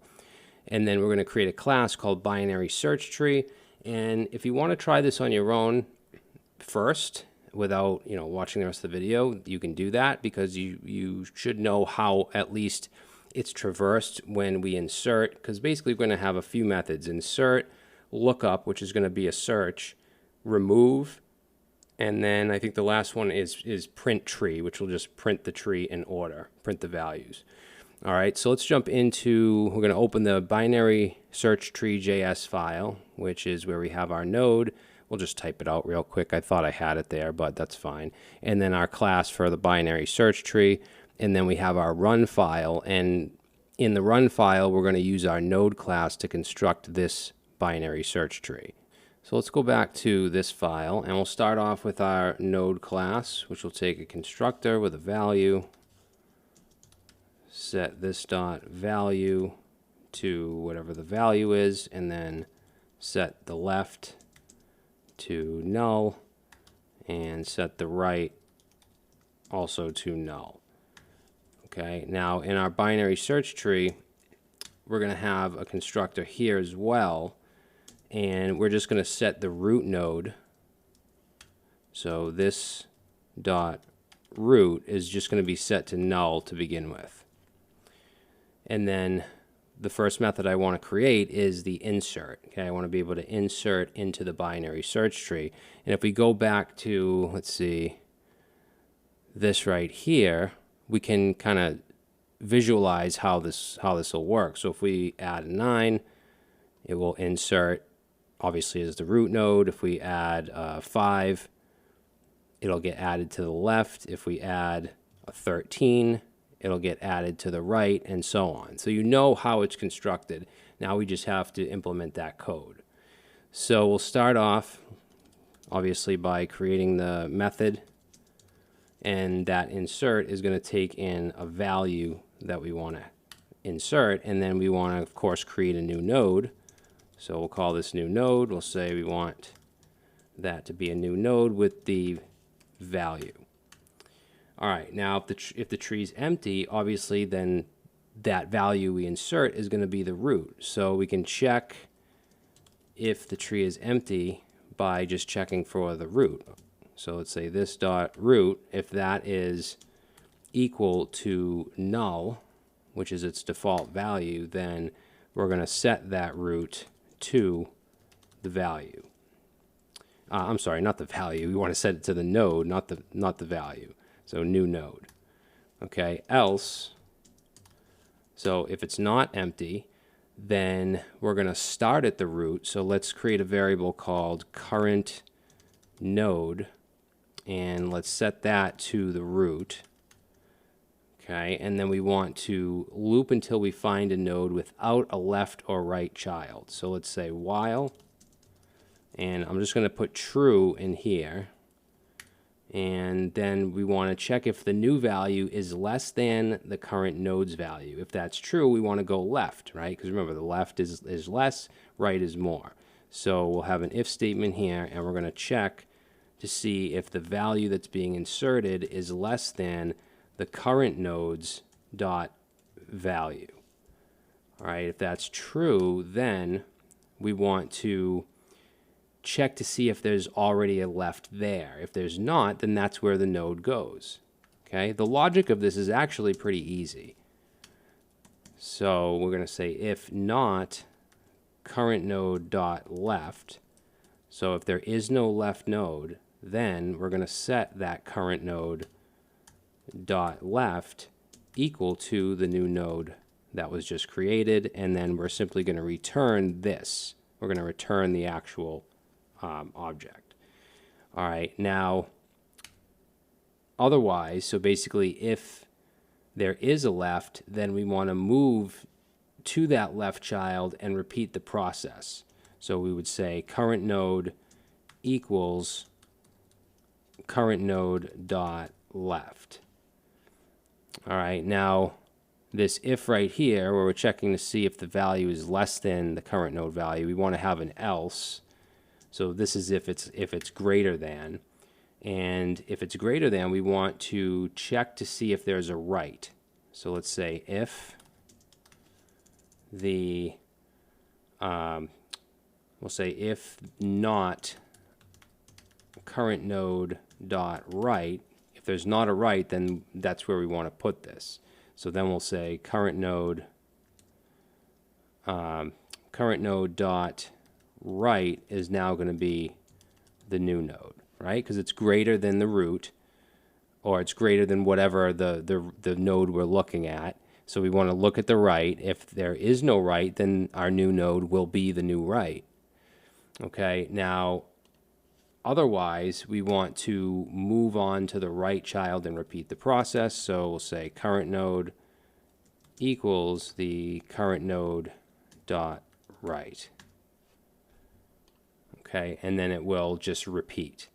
And we want to make sure we put return this. If we don't do that, then we could end up with just a never-ending loop. So this logic it's actually really simple. I know that people, when they start to get into this type of thing, just the term binary search tree can be, a little intimidating, but as long as you know how it works, which I showed you through the slides and through that website demonstration, we're looking at the root. If it's null, then obviously the new node we pass in is going to be the root. If there is already a root, then we're going to set the root to the current node so that we can traverse through it, and we're going to just say while true, and we're going to look at the value and see if it's less than the current node. If it's less than, then we want to see if there's anything on the left. Okay, the first pass through, you're looking at the left of the root node. If there isn't anything on the left, then you're simply going to put the new node on the left and just return this. If there is something on the left, then you're going to just keep going. Okay, so you're going to set current node to current node left and then redo it again. Else, so this else is for if the value is greater than the current node, then you're going to see if there's anything on the right. If there isn't anything on the right, then that new node is going to be that node's right. Okay, that right child. If there is something on the right, you're going to repeat the process by setting the current node to the next one on the right. So very, very simple. Now, as far as printing the tree, it's a little difficult because I can't really print out something like this. I mean, I guess you could write a method that would do this, but honestly, I'd have to do some research into figuring out how to, where to add the lines, whether it's a forward slash, backward slash, putting the spaces in. So there'd be a lot of work to get this to print out. So we're going to do an in order, what's called an in order traversal. So basically it will just be by the numbers. So it'll print out 2, 5, 10, 15 because that's the order. All right, so let's go under insert, which ends right here, and let's say print tree. Okay, and then I'm actually going to use recursion. There's a lot of different ways to do this, but we're going to do an in-order traversal using recursion. So I'm going to create a function that I'm going to call recursively called print node. And we'll use an arrow function here, and it's going to take in node. And then we need our base case, which is going to be if the node is null, then we want to return. So let's say if the node that's passed in is equal to null, then we're going to return. And then for our recursive case, we're going to say print node, and we want the left and the right. So I'm going to say print node dot left. I'm going to pass that in here, and I'm also going to do print node right, and then in between that I'm going to console log the node value. All right, so that's pretty much it. And then underneath the print node we want to actually call the function. So let's say print node, and it's going to take in this, meaning whatever object it's attached to, and then the root. So we're going to pass the root in, and then we'll go to the run file and let's instantiate a new BST. So we'll call this BST, set that to new binary search tree, and then we can use our insert method. So let's say bst.insert, and I'm going to insert 10.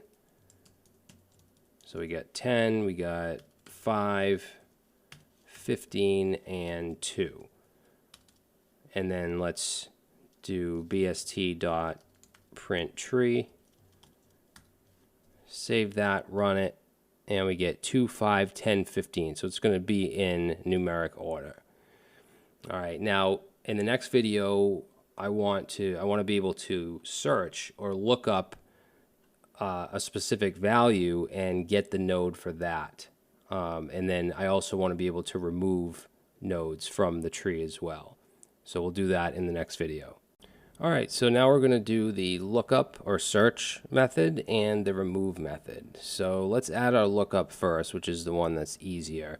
And it's very similar to what we did in the insert. So we'll basically check the root. If the root's not there, add it to the root. Then we'll check the left, check the right, and so on. So it's going to be very similar to this. So let's add lookup. And it's going to get taken in a value, and let's say let current node, set that to this dot root. That's where we want to start this process. If there is no current node, so if there is no root, then we're going to return null. Okay, and then we're going to traverse the tree. So let's say while current node,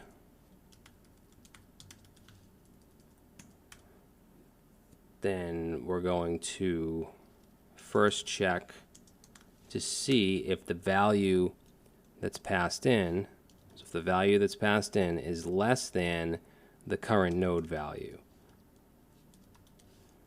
If that's true, then we're going to set the current node equal to the left, the current node dot left. Okay, else, or not else, let's do an else if. So else if, then we want to say if the value is greater than the current node dot value. So if that's true, then we're going to take the current node and we're going to set it to the right. So current node dot right. And then we want to check if it's equal. So let's say else if the value is equal to the current node value.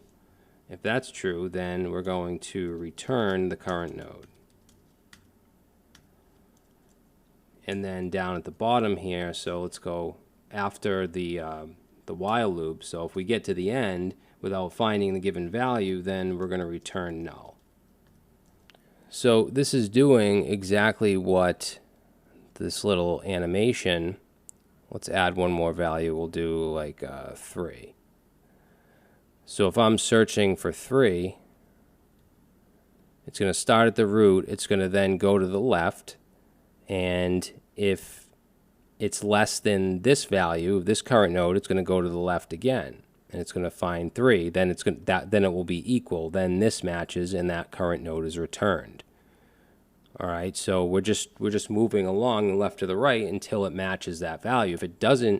If it never matches that value, then we return null because it's not there. We're searching for something that's not there.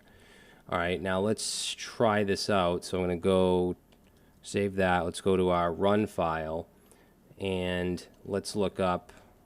Let's see. I'm going to comment the print tree out, and then let's say console log bst dot lookup, and let's look up 15. So we'll run this, and what we get back is the node 15. So it found the node, and the way that we can tell that it matches this structure is by looking at the left and the right values. So 15 has null for left and right, and that's what it should have because it has no left and right. Let's look up 5.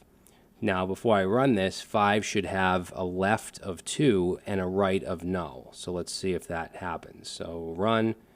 So we get value 5. Left is the node with the value 2, and 2 has the left and right of null because it's a leaf. And then right is null because there is no right for 5.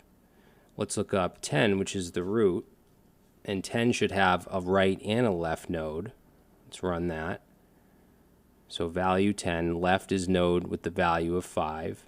5 has the left of 2, right? And then right is going to be 15, which has a null right and left.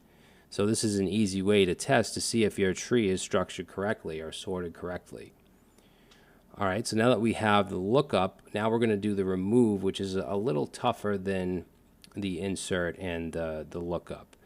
And the way that we handle remove is going to depend on a few different cases.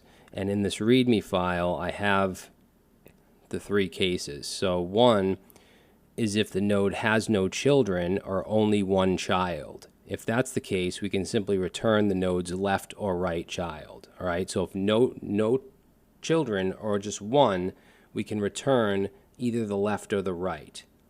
Okay, whatever one is there. And then case 2 is a node with 2 children, and if that's the case, then we need to find the smallest value in the right subtree, and this value is what's called the node successor, and we'll replace the node's value with the successor's value and then remove the successor from the tree. And I'm going to show you an example of this in that visual in that website. And then case 3 is if the node is the root node, and in that case we need to replace the root node with the successor. We'll replace the root node's value with the successor's value and then remove the successor from the tree. So basically we treat it the same way as case 2. So let's add our remove method. So I'm going to go right below lookup and let's say remove and pass in a value to remove. And then what we're going to do is have a function that we can call recursively. So we're going to call this one remove node. Set that to an arrow function, and that's going to take in the node and it's going to take in the value. All right, so we're going to have a base case and check for null. So we'll say if the node is equal to null, then we want to return null. Then we're going to check if the value removed is less than the current node's value, because if it is, then we want to move to the left subtree and recursively remove that value. So we're going to have an if here, and we're going to say if the value is less than node.value, then we're going to say node.left, and then we're going to recursively call remove node and pass in node.left and value, and then return the node. Okay, and then let's say else if the value is greater than node.value, then we want to move to the right subtree and recursively remove the value. So let's say node.right equals remove node, pass in node.right and value, and then return the node. Okay, now we want to go and we're going to actually add an else here. So if the node's value is equal to the value to be removed, then we want to remove it. So this is to just basically traverse the subtrees, the right or left subtrees, and find the node we want to remove. Now we have to remove it because now it matches, right? This is to find it. Now we're going to remove it. And this is where we have those cases. So case one is if there's no child, right? So, or I'm sorry, if there's no child or if there's only one child. So let's do that. We're going to say if, and I have the commented version in the solution if you want to, you can see the comments. So let's say if node.left is equal to null, then we're going to return the right node, right? Because if there's one child, we're going to return the other one. So let's say return node.right. And then we'll say else if, the node.right is equal to null. So if there's no right, then we're going to return node.left. So that's the first case. Now, if there's two children, we need to find the smallest value in the right subtree, which is a successor. And then we want to replace the current node with that successor value. Now, to show you what I mean by the successor and how it's going to replace the node that we remove. So if we look at this binary search tree, let's say we want to remove 7. So 8 would be the successor on the right subtree. So if I say 7 and delete, what should happen is 8 should replace 7.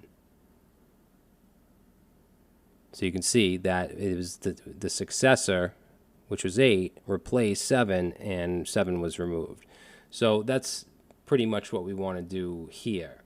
So we want to go still within this else right here, but under this if else, or if else if. And then we can do this by finding the smallest value in the right subtree, the successor.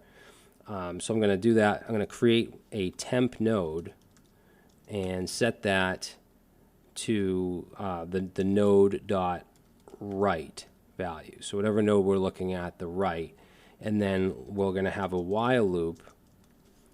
And we'll say while the temp node dot left is not equal to null, then we're going to take temp node and we're going to then set it to temp node dot left. And then under the while loop, we're going to replace the current node with the successor value by saying node dot value and set that to the temp node value. So what I just did in code is what I just showed you visually, where the successor replaces that the current node.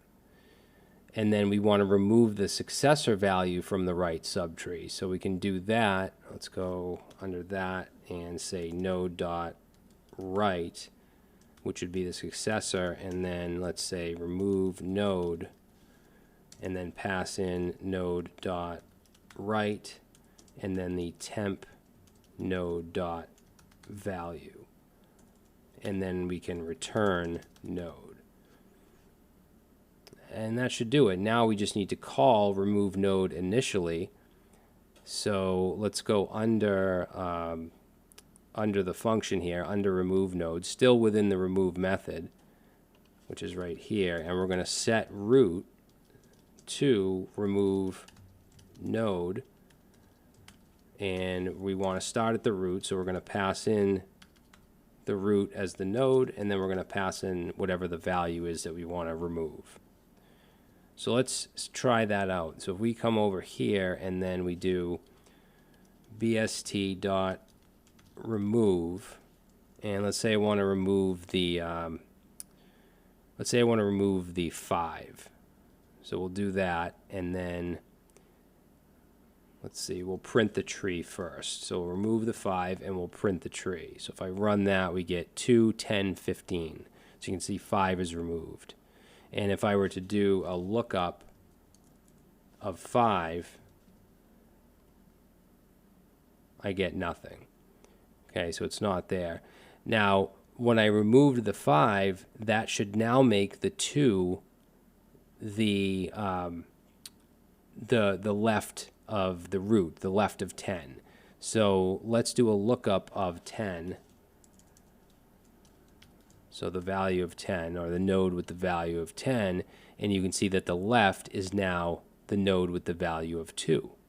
So we removed 5 and then 2 got brought up because 2 is now the next in line.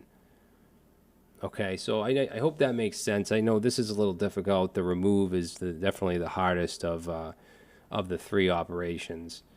But that's it. So you've now learned how to create a binary search tree with your standalone nodes, and then we were able to insert into the tree. We're able to look up or search from the tree, and we're able to remove from the tree. So what I want to do next is have a little challenge where we can write a function to validate if a tree is in fact a binary search tree that matches the specific rules. Okay, so now we're going to create a function that validates a binary search tree and make sure that everything is sorted how it should be. So it's going to take in a root, which is going to be the root or the current node of a binary tree, and the function should return a Boolean indicating whether it's a binary tree, whether the binary tree is a valid BST. Okay, now you want to check all subtrees, not just the right and the left of the root node. So what I mean is if we look at the run file, this is the tree that I want to create, and you want to make sure that you're checking not just the left side of the root and the right side of the root, but anything inner, such as this 6, this 4 to the 6. And what we want to do is, or what I would suggest doing, is creating a helper function inside of isValidateBST that you call recursively with a min and a max value, and make sure that anything on the left of the node is less than the max, which would be the parent node, and anything on the right would be more than the parent node. So again, if we look at this, let's say we're going down the left side of the root node. If we hit 4, then the max would be 8. We know that nothing can be greater than 8. Okay, it has to be less than 8. Then we come down to the next one, and then 4 would be put in the max. So we know that anything here has to be less than 4.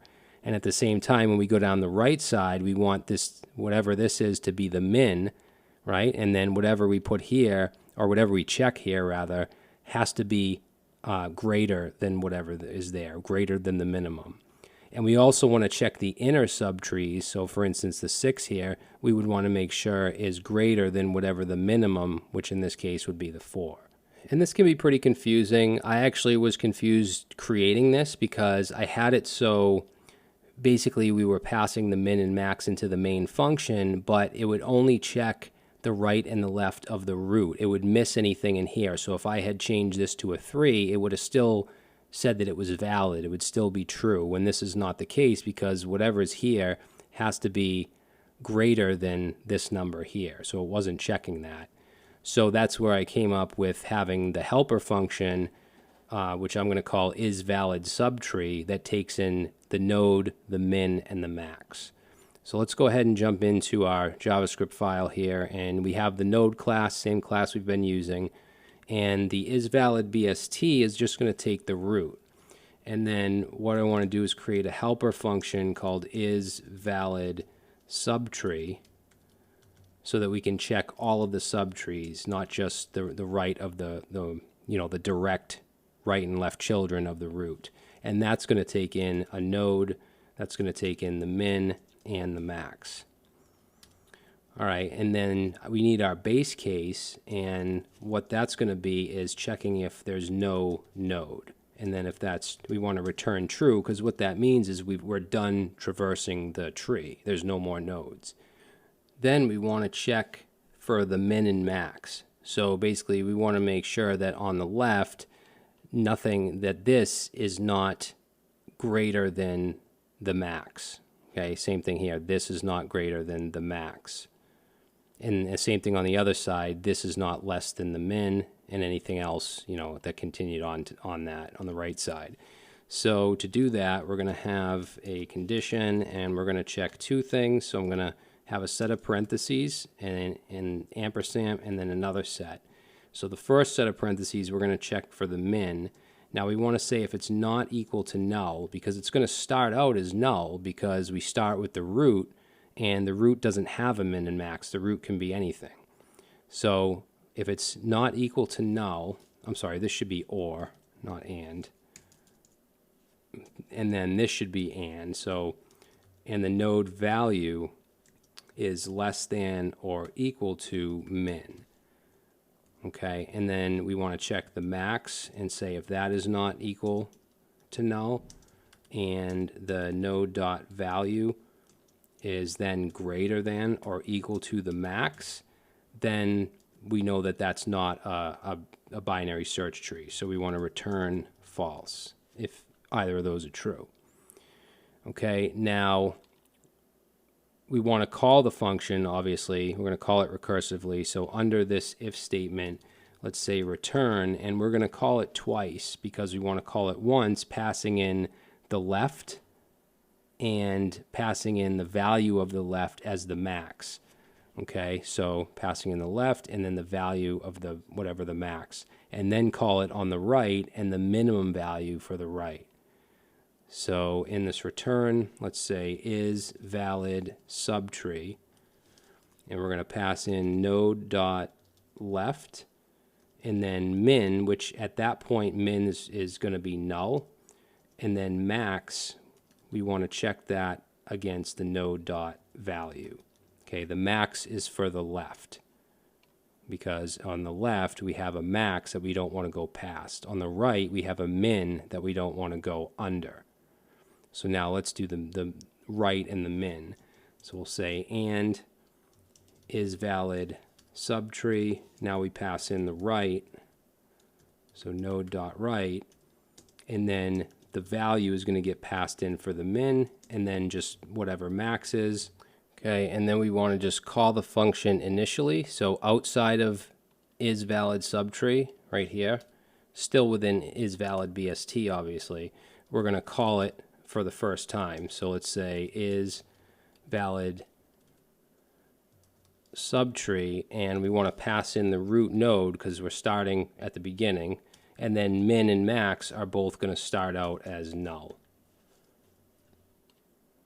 And that should do it. So let's try it out. We'll go to our run file, and we're going to have to just construct this tree, which is easy. We can just say const root, set that to a new node, and pass in 8.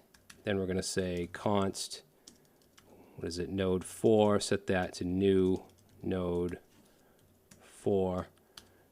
And let's just copy this down. So after that we have let's see, node 4, node 10, pass in 10, then we have 2, node 2, and then we have, 6? Okay, so that creates the nodes. Now we just need to create the tree by setting the right and left values. So let's say root.left will be set to node 4, root.right will be set to node 10, and then node 4.left is going to be node 2, and node 4.right is going to be node 6. So now we'll create a result variable, and we're going to call isValidBST. We're going to pass in the root, and then we're going to just console log the result, which should be true or false. In this case, it should be true because this should be valid the way that we set this up. And we get true. Now, if I change, let's say, this 10 right here to something less than 8, so I'm just going to go right here where the value is and change 10 to, let's change it to 7. And then we run our code and we get false. So that's not a valid binary search tree. It is a valid binary tree, but not a binary search tree. So let's put that back to 10. And now I want to make sure that the inner subtree, so basically this 6 right here, I want to make sure that that gets caught if that's wrong. So we'll make that less than 4. So let's make that a 3. Because remember, the right side has to be greater than the parent. So we're going to change that to a 3, and that should be false, which it is. Okay, so put it back to 6. And now it's back to a valid tree. So hopefully that makes sense. This is really clean and simple, but it's not easy. You know, if you've ever heard that saying, it's simple but not easy. But I'm just going to go through this one more time, and I know I kind of sound like a broken record, but I want you guys to at least get the gist of it. So we start off by calling isValidBST, passing in our root node. So we did that right here. Then it's going to go down here to the isValid subtree, which is going to be called for the first time with root, with our root node, and then null for both the min and the max. Then it's going to look at the base case, and if there's still nodes to check, it's going to keep going. If there's no more nodes, it's going to return true. And then here is where we're checking to see the min and the max. Now, I think this is the part that's kind of confusing. If the min is not equal to null and the node value is less than min, it's going to return false. Now, when we call isValidSubtree recursively for the first time where we're passing the left in, we're just repassing min in. And remember, min comes in as null. So at that point, min is going to be null, right? But then we're passing in for max, we're passing the value in. So this line is actually going to test here because max is now not equal to null, it's equal to that value. So then we're going to check to see if that value is greater than or equal to the max. And if it is, then we know it's not a binary search tree, okay? Because it's checking to see, if we look at this tree right here, this is going to be the max, the first time it's called, so this has to be less. Then this will be the max, so this has to be less, and so on. Then when we call it on the right side, we're passing the actual value in as min. So that's going to check this, so it's not going to be equal to null because it's the value, and it's going to check if that value is less than or greater than min. If it is, then it's going to fail and it's not valid. All right, so let's run the test. So we'll rename this. Go to our terminal, run, and that passes. All right, cool. So that's it. Let's move on to the next video. Okay, guys, so now we're going to move on to graph data structures. And graphs are similar to trees. You can see just by looking at them that they do look similar, and they do consist of nodes. So each one of these is a node, and each one can hold a value. Now they're also called, each one can be called a vertex as well, or vertices, which is plural vertex. And then they also have edges, so the edges can also be called links. And basically each node or each vertex represents an entity, and each edge or link represents a relationship between those two nodes. And graphs are used to represent many real-world applications like social networks, maps, routing algorithms, and more. And you may hear the phrase graph theory in computer science. Graph theory is the study of graphs and their properties, and it's a vast field of study with many applications in computer science and other fields. Now I'm just going to very quickly go over the different types of graphs. So first we have an undirected graph, which is probably the most common. So we have nodes or vertices, and we have edges, also called links, and it's bidirectional. So there's no specific direction between node 0 and node 1. Right? Then we have directed graphs, which do have a single direction. So this is an example of a directed graph where A points to B, B points to C, C to E, and so on. So it's a one-way direction, where undirected graphs are bidirectional. Then we have weighted graphs, and with a weighted graph, there's a weight or a cost associated with each edge, with each relationship, or it could be the distance between nodes. So you can see, in addition to the vertices and the edges, there's these numbers. So these would be the weights or the costs for each relationship. Then we have cyclic graphs, which contain at least one cycle, and I'm going to go over cycles in the next slide. It's basically a closed loop or a closed path inside of a graph. And then acyclic graphs, obviously, are graphs that do not have a cycle or do not have a closed path. Then we have connected graphs, where there's a path between any two nodes. So for instance, if we look at this one here, there's a path. You can get to any node from any node. If I want to get to 2 from 0, I can go here to here. If I want to get from 4 to 3, I can go here, or I can go here, here. So there's a way to get to every node. But there is something called a disconnected graph that consists of 2 or more separate subgraphs. So it might look like 2 separate graphs, but they're actually part of one. So those are the most common types. There's others, but those are the most common you'll probably run into if you keep studying graphs. So when it comes to cycles, a cycle is a closed path inside of a graph. In other words, it's a path that starts and ends at the same node. So where you see these dark arrows, and this is a directed graph, you see these dark arrows, it starts at B, it goes to C, goes to E, D, and then back to B. So the cycle would be B, C, E, D, B. And we'll get into this programmatically when we get into our JavaScript. Now, before we do get into any code, I want to talk about the 2 main ways to represent a graph programmatically, and that's called an adjacency matrix and an adjacency list. So we're going to talk about those next. Okay, so before we jump into any code, we're going to talk about the 2 main ways to represent a graph data structure in programming, and those 2 ways are an adjacency matrix and an adjacency list, and we're going to look at both examples.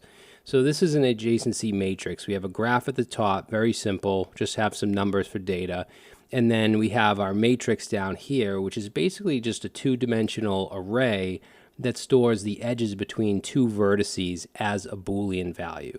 So basically we have some columns and rows here, I and J, and we have the vertices, so or the nodes, whatever you want to call them, 1 through 5. And then what we're doing here is matching up the connections. And if there's a connection, then it's marked as a 1. So for instance, if we look at the 1, right, so this node right here, this vertex, it's connected to 2 and 4.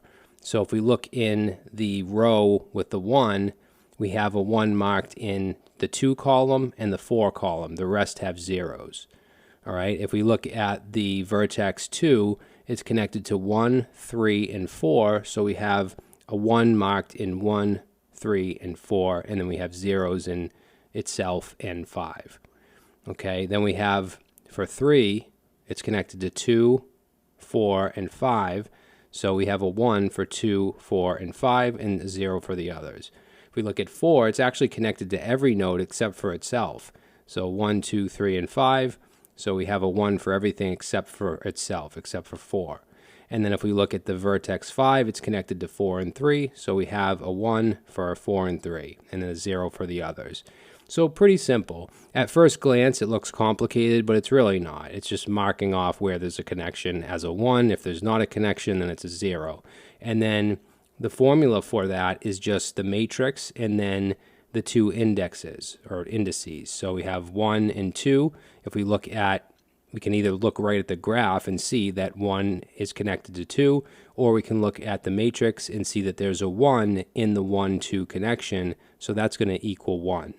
If we look at matrix 2, 5, we can look at the graph and see that 2 is not connected to 5, or we can look at the matrix and see that there's a 0 in the 2, 5 spot, so that would be 0.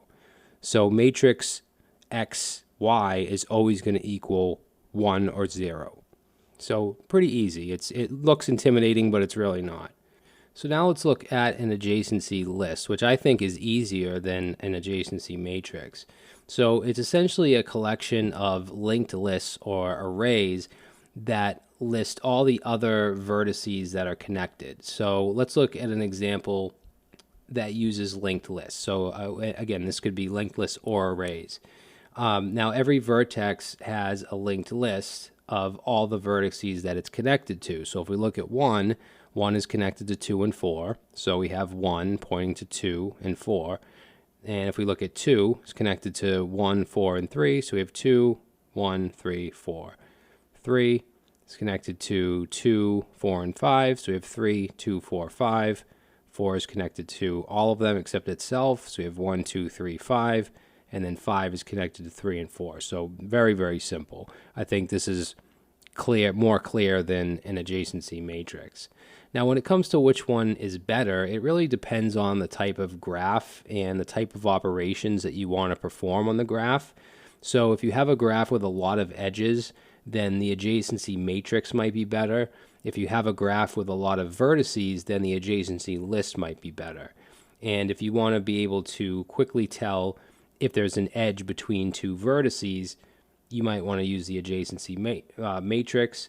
And if you want to be able to quickly iterate over the edges of a vertex, then the adjacency list might be better. So I think overall, in my own opinion, the adjacency list is easier and more commonly used, but it really depends on the situation. So in the next lesson, we're going to learn how to implement a graph in JavaScript. Okay, so now we're going to implement a graph class in JavaScript. And we're going to be using an adjacency list. And I put in a comment here what the adjacency list would look like, an example of one. So ultimately, it's going to be an object where we have key value pairs where the key is going to be the vertex, and then the value is going to be an array of vertices that it's connected to via edges. Okay, so we're going to have a method called addVertex, which will just add the vertex with an empty array at first, and then we'll have an addEdge method, which will then create the items in the array. Now, if we add an edge from, let's say, A to B, it's going to add B into the array here, and then it will also create A inside of B. Okay, just like we have here A, C, so C, we also have A. Now we're going to start off by adding the constructor, and all we're going to do here is set the adjacency list,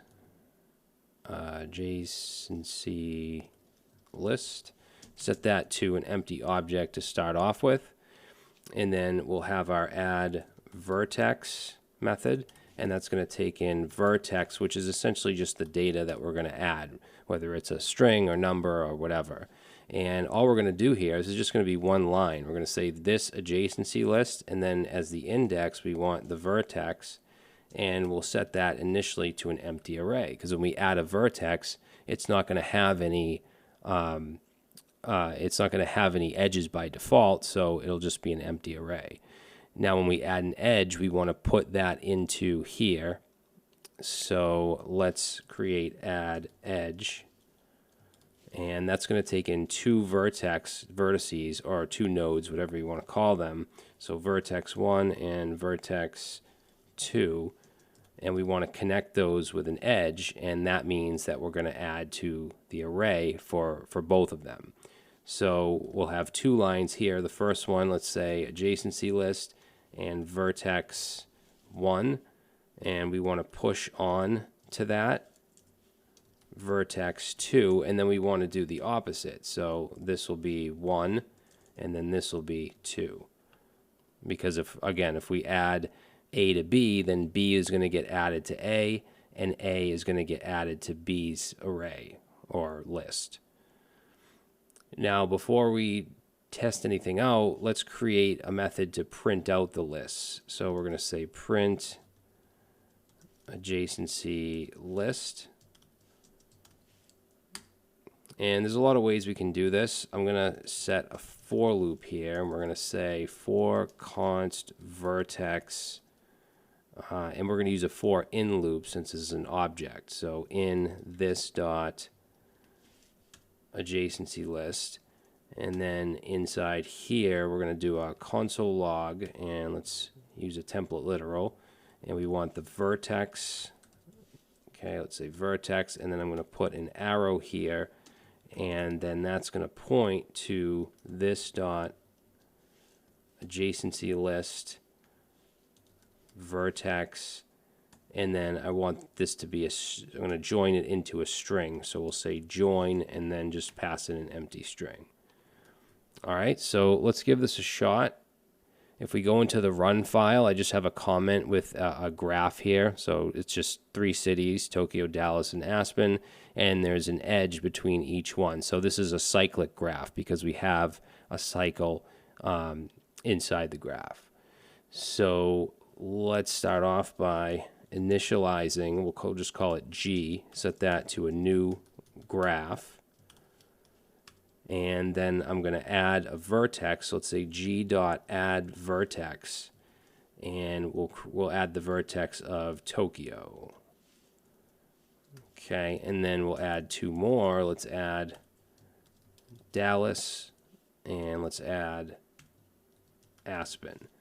Okay, so now we have our vertices.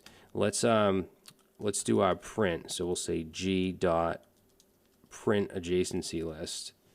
And then let's see what happens if we run this, and you see we get Tokyo, Dallas, and Aspen, and there's no edges yet. We haven't made any connections, so we don't have anything after the arrow. But let's go ahead and say g.addEdge, and let's create an edge between Tokyo and let's do Dallas. All right, now when I do that and I run the code, you'll see now Dallas is in the list for Tokyo and Tokyo is in the list for Dallas. So that's from these 2 lines right here. And then we'll add one from, let's say, Dallas to Aspen. And then we'll also do Aspen to Tokyo. All right, so let's run that. And now, we should probably put a space there. So yeah, let's go to the join right here, and we'll put a comma in between each one, comma space. So now if we run that, we have a nice visualization of our vertices and the relationships between the edges. All right, cool. So I also want to be able to remove a vertex and remove an edge. So let's start with remove edge. So this will basically just remove a relationship between 2 vertices. So let's pass in vertex 1 and vertex 2. All right, and then what we're going to do here is basically reassign the key of vertex 1 to be an array that doesn't contain vertex 2. And then we'll reassign the key of vertex 2 to be an array that doesn't contain vertex 1. So our adjacency list, basically, if we're removing the edge between A and B, then we're going to filter out B from here, right? And then we're going to filter out A from here. So let's do that. We're going to use the filter method. So we'll take this adjacency list and whatever vertex 1 is, and we're going to reassign that to this dot adjacency list vertex 1, and then we're going to filter out vertex 2 because we're getting rid of that edge. So in filter, let's pass in a function, and we'll just use v here for the vertex, and we're going to say where v is not equal to vertex 2. Because that's what we want to filter out. And then remember, we have to do the other, right? If we're taking B out of here, then we need to take A out of here if we're removing the edge between A and B. So now we can just do vertex 2, and then here where we filter out, we want to filter on vertex 2 and say if it's not equal to vertex 1. So that will allow us to remove the edge. Now, we also want to be able to remove a vertex by itself. So let's say remove vertex, and that's going to take in vertex. Okay, and then the way I'm going to do this is just loop through the adjacency list, or I should say loop through the array for that vertex. So we can do that by saying this dot adjacency list and then vertex, and we'll just use dot length. So that should go through it, go through the entire array for that vertex. And then let's say const, and we want to get the adjacent vertex. So let's say adjacent vertex, and we can get that with this dot adjacency list and then vertex and then dot pop. So that'll pop it off and return it and put it into that variable. And then we can call this dot remove edge, which we just created, and we're going to pass in the vertex that we want to remove, and we also want to pass in the adjacent vertex. And then underneath the while loop, we're just going to say delete this dot adjacency list vertex, and that should do it.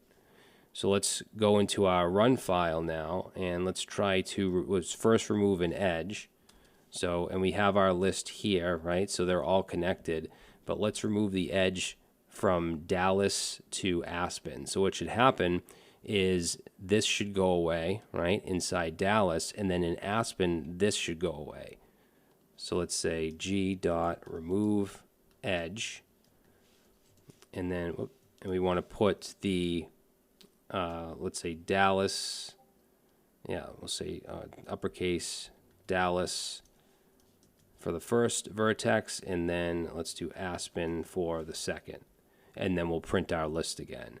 So let's run, and now you can see Dallas no longer has Aspen, and Aspen no longer has Dallas. Now let's remove Dallas, or we'll remove Aspen altogether. So let's say g dot remove vertex, and we'll pass in Aspen.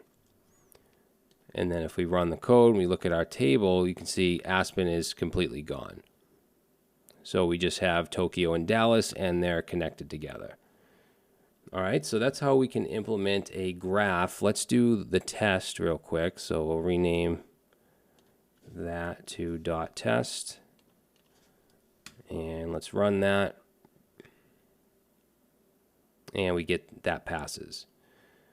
All right, now in the next video, we're going to start to talk about traversal, because just like we did with the tree structure, we're going to look at a depth first traversal and breadth first traversal.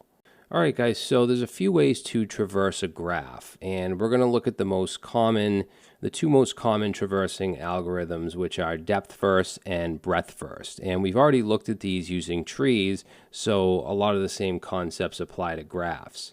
Now, in depth first traversal, we start at a vertex or a node, and in a tree, you'd start at the root node, but in a graph, you can actually start at any vertex. And then we would explore as far along each branch as possible before backtracking. And we continue to do this process until we visited all of the vertices in the graph. Now, one common way to implement depth first is to use a stack, which we actually did this with our binary trees. So we start by pushing the starting vertex onto the stack, and then we pop the vertex off of the stack and visit it, which means just mark it as visited. Okay, and then by the end, we should have a specific order as to which we traversed or visited the vertices or the nodes. So we push all of the neighbors of that particular vertex onto the stack, and we continue this process until the stack is empty. Now, I know that's confusing, so I'm going to go through this particular graph and show you exactly what we would do in terms of pushing and popping from the stack and adding to the visited column. All right, so we would start with, let's choose A. You could start at any vertex, but we're going to say A. And from here, we're going to add it onto the stack, and we're also going to add it to the visited box. Okay, so from there, we could go to anything that's connected to A, B, C, D. Let's go to B. So then we would add B onto the stack, which A is still on, so B is now on top of A, and we would also add B to visited. So we would visit B. Then we would go to E, right, because that's the next one connected to B. We'd add that to the stack and add it to visited. And then from E, we could go to either C or D. So let's say we go to C, so we're going to add that on top of the stack, and we're going to add it to visited. Now at this point, in both our stack and the visited table, we have A, B, E, and C. Now C doesn't have any neighbors that we haven't already visited, so we actually pop C off of the stack. And then we look at the top of the stack, and E is there. So does E have any neighbors that we haven't visited? Yes, it has D. So we're going to add D to the stack, and we're going to add D to visited. So now D's at the top of the stack. It doesn't have any more neighbors that we haven't already visited. So now we're going to pop D off the stack, because remember, it's last in, first out. And E is at the top of the stack again, and it has no neighbors that we haven't visited, so we pop it off. Now B is on top of the stack. We've already visited all of its neighbors, pop it off. And then A is on the stack. We visited all of its neighbors, and we pop it off. So now we have an empty stack, and we have a full visited table. And this would be the, I guess, the solution if you were doing a depth-first traversal on this particular graph. Okay, and I'm going to show you this programmatically, but before we do that, let's look at breadth-first traversal. Now, in contrast to depth first, which explores as far as possible along each branch before backtracking, breadth first traversal visits all the vertices at the current level before moving on to the next level. And just like we did with breadth first traversals with trees, we're going to use a queue data structure. And basically, starting from any given vertex, we enqueue it into the queue, then we dequeue it and add it to visited. Okay, after that, we enqueue all of its unvisited neighbors into the queue and then mark them as visited. So we follow these steps until all of the vertices have been explored or visited. So let's go through this one step by step as well. And it helps me to think of depth first as vertical and breadth first as horizontal. So with depth first, we go down and we follow along the path. With breadth first, we're kind of looking at this as levels. So this level, this level, this level, etc. So let's start at the top. We're going to start at A, and that's going to get added to the queue. Okay, now that's the only one on its level, so then it's going to get dequeued and get added to the visited table. Now from there, anything that's attached to A that hasn't been visited yet is going to get added to the queue. So that's B, C, and D. So now we're going to dequeue B from the queue, and we're going to add it to visited. Now B has an unvisited vertex, which is E. So we're going to enqueue E, and that's going to get added here, right? Because it's first in, first out. C was here first, so that will be the next one out, then D, then E. So now we have a queue with C, D, and E. So now we're going to dequeue C and put it to add it to visited. And C has no unvisited vertices. Same thing with D. So we're going to dequeue D. Same thing with E. So we're going to dequeue E. And then our queue is empty, and we're done traversing. And the order is A, B, C, D, E. All right, so that's a visual representation of both depth first and breadth first. So in the next video, we're going to implement depth first traversal using JavaScript and using a graph. Okay, so now we're going to create a depth first traversal algorithm for a graph, for the graph class that we created. And if you want to try this on your own, you can by taking the information we learned in the last video and how a depth first traversal works along with a stack. You can try it out. I'm guessing that most people probably won't if this is your first time learning about graphs and stuff. So you can just follow along. So we're going to have a function called depth first traversal that takes in the graph and takes in a starting vertex. So remember, with trees, we always started at the root, but with graphs, you can start at any vertex or any node. And we're going to traverse it depth first, and we should get a specific order from that function. So the graph that I want to use is this example graph where we have A through F, and we just have, you know, A connected to B and C, B connected to A and D, and so on. And we can create it just like we created a graph in was it the last video? No, the one before that, by adding vertices and then adding edges. Okay, and then when we run that through the depth first traversal function, we should get this specific order. Okay, it should be traversed in a very specific order, and we have some tests to go along with it. And as far as hints, add each unvisited vertex to a stack and pop off and add it to a results array, and create an object that represents the vertices that have been visited. Okay, just like we saw in the images, we had the little table where we would add the vertices that have been visited. And then you can use a loop to iterate through the adjacency list and check if there's any unvisited neighbors for that specific vertex.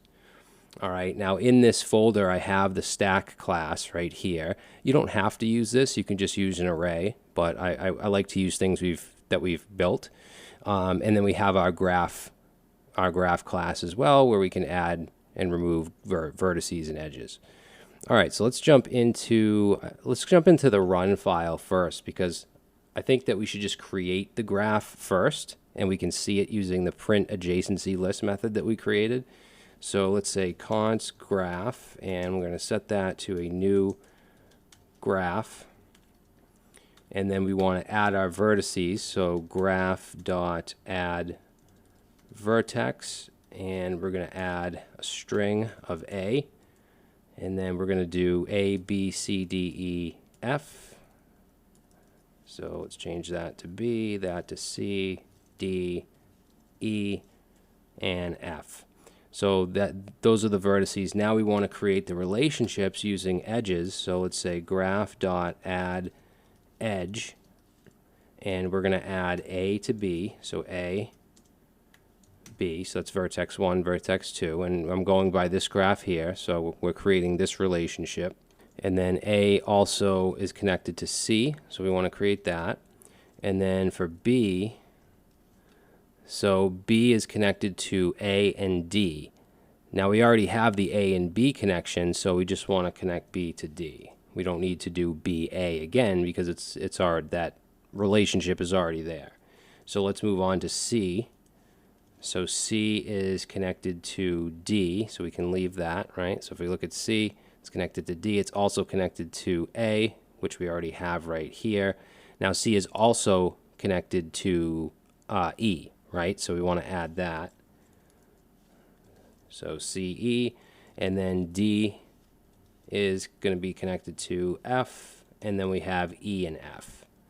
So that's our graph. Now we can print this out by doing graph.print adjacency list, and if we run our code, you'll see all of the relationships. Okay, so we have a nice adjacency list. Now we're gonna, let's say const result, and set that to depth first traversal, which is going to take in the graph, and it's going to take in the starting point, which is going to be A, and then we're going to console log result. So now let's go into our main file, graph depth first.js, and we're already bringing in the stack that we're going to use. It's the same class we created in the past. And then what we're going to do is, just like I showed you in the last video, we'll have a starting vertex, let's say A, and then we're going to push that onto the stack, and we're going to add it to the visited table. We're actually going to use an object for visited.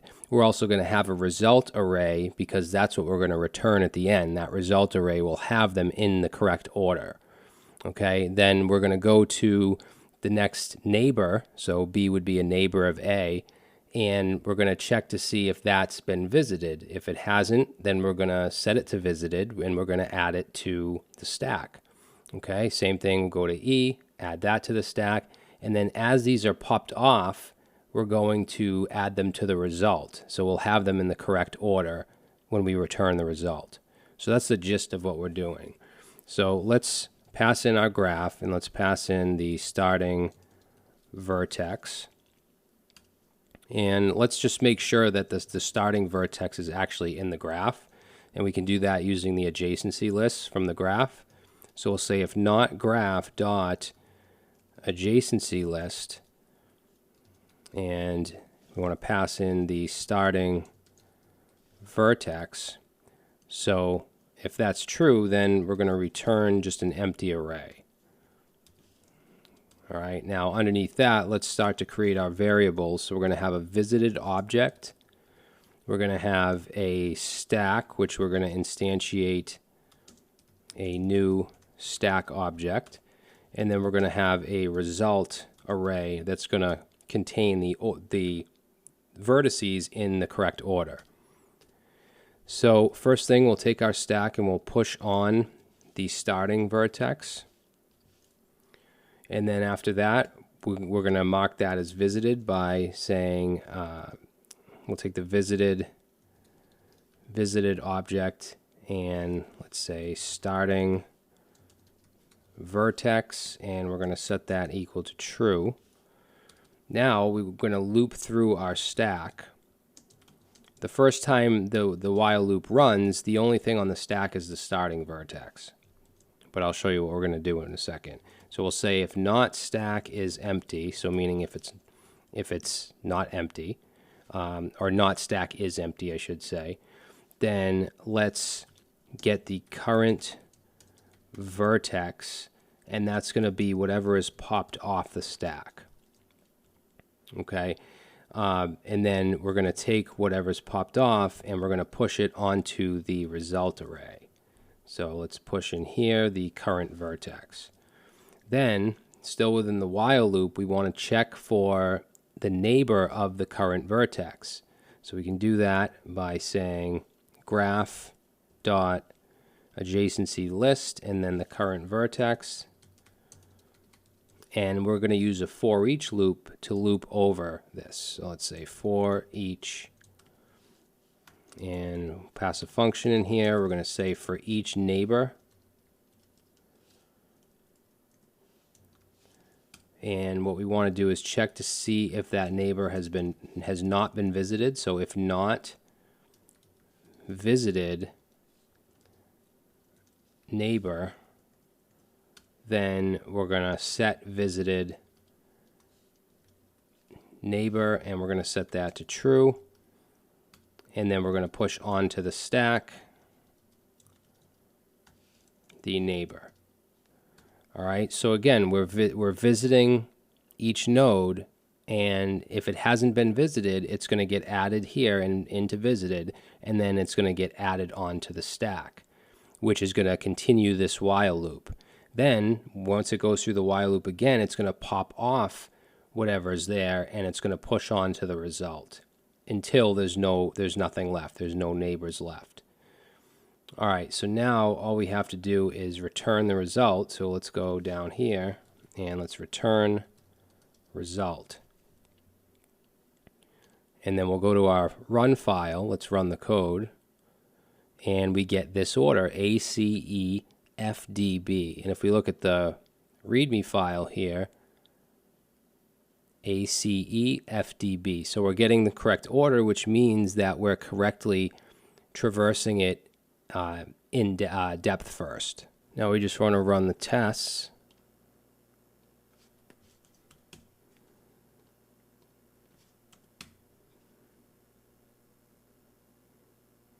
And our test pass. All right, so now let's look at breadth first traversals on a graph. All right, now we're going to do a breadth first traversal on a graph. So we want a function called breadth first traversal that takes in the graph and the starting vertex, just like we did with the depth first. And we're going to use the same graph, which is this right here. And the result should obviously be different because we're doing a breadth first. So we're basically going to go from here to here and then move down, go from here to here, move down, here to here. So it'll actually be the order A, B, C, D, E, F. That's the correct result we should get. So hence you can use the provided queue class to keep track of the vertices to be visited in a breadth first order. So instead of using a stack, which is commonly used with depth first, we're going to be using a queue, and it's the same queue class that we created. So start by enqueuing the starting vertex onto the queue and mark it as visited. Use a visited set to keep track of the visited vertices to avoid enqueuing the same vertex multiple times. So we're actually going to use a JavaScript set instead of just an object. And then in the traversal loop, dequeue a vertex from the queue, add it to the result array, and enqueue all of the neighbors that have not been visited. So if we look at this image again, the way it's going to work is we're going horizontal, right? We're going to go on this level, we have A, we add that to the queue, we pop it off, or we don't pop, we dequeue from a queue, and it's going to go into visited. Then we look at all of its neighbors, which is B, C, and D, so those are then going to get added to the queue in that order. B first, then C, then D. All right, then where we pop off B, I keep saying pop off, we dequeue B, add it to visited. Now B is also connected to E, so this is where we add E, or we enqueue E to the queue, and then we dequeue C, that gets added. Then we dequeue D, then we dequeue E, and then the queue is empty.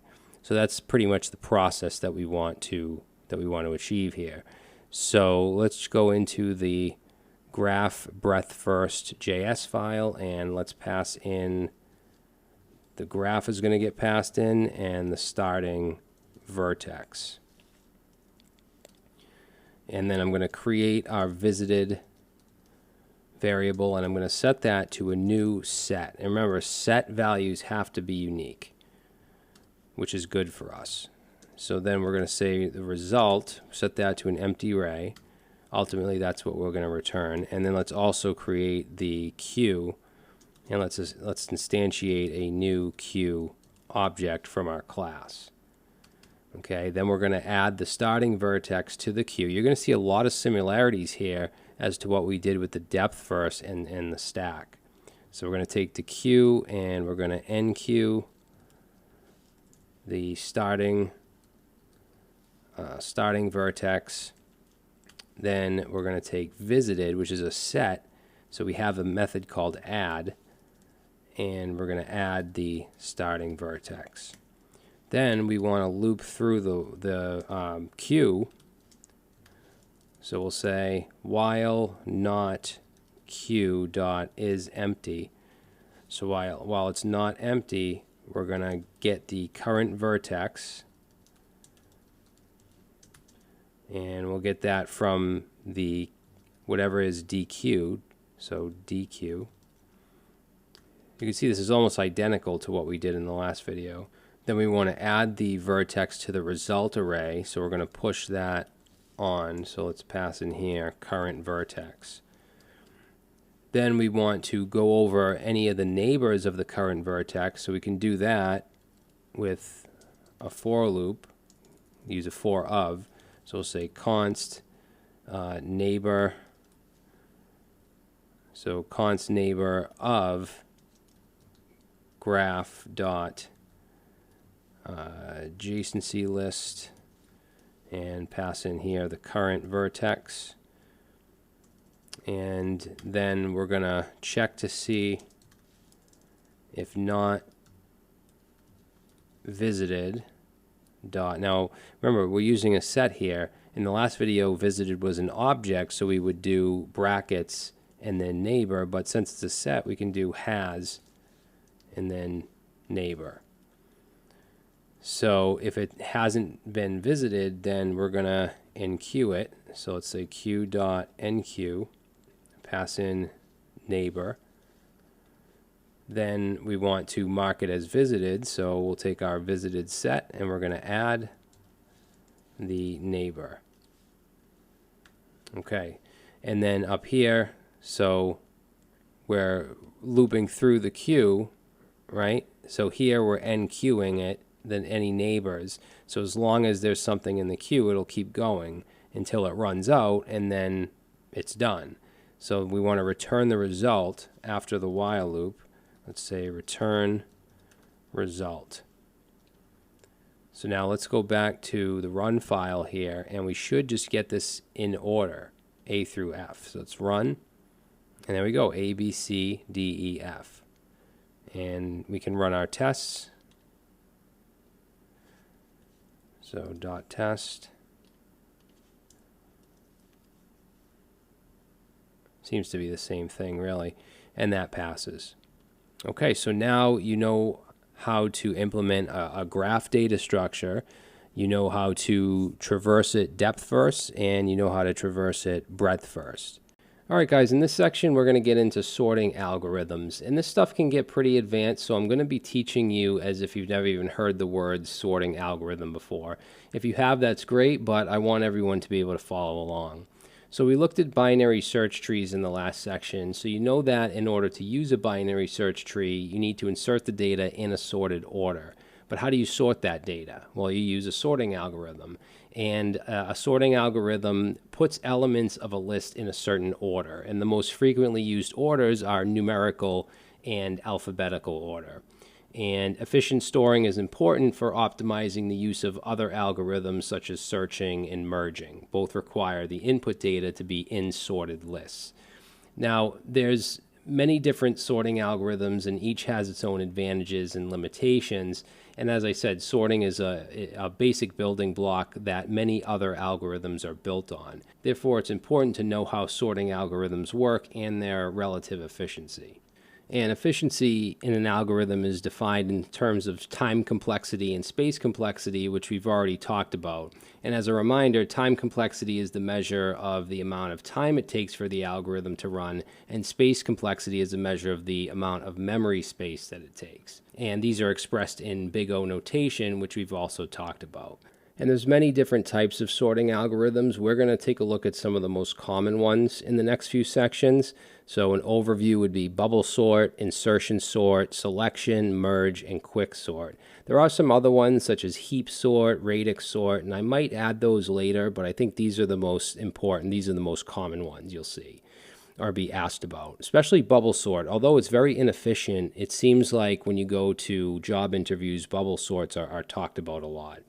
As far as strategies for sorting, you have recursion. We know that recursion is when a function calls itself with a smaller version of the input. We'll see how this can be used in sorting algorithms. You have a divide and conquer strategy, which is very similar to recursion.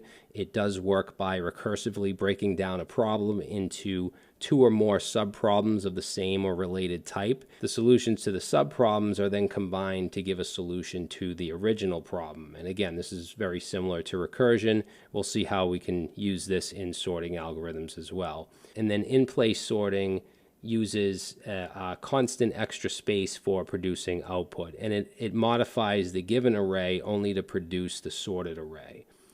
All right, so that's kind of the gist of what we're going to be doing in the next few sections. So let's get into it and start with a bubble sort. All right, so the first sorting algorithm we're going to look at is the bubble sort, and this is one of the simplest sorting algorithms. It's also one of the least efficient, but it's a good place to start because it's easy to understand, and it's also a common interview question. And the bubble sorting algorithm is comparison based. Each pair of adjacent elements are compared with each other, and the elements are swapped if they're not already in order. And then this is repeated until the list is sorted. Now, it gets its name because of the way smaller or larger elements bubble up to the top of the list. You can see right here in this array, 5 starts here, and then it bubbles up. It goes to this spot, this spot, this spot. So that's where it gets its name from. So in this example, we're going to do something very, very simple and use just a set or an array of 4 numbers that are out of order. And we're going to use a bubble sort to put them in order, which should be 1, 2, 4, 5. So let's look at the first example here, or the starting array, which is 5, 4, 2, 1. So we're going to start at the very beginning, and we're going to compare the 2 adjacent elements, so 5 and 4. Now, if the first element is greater than the second, then they're going to swap.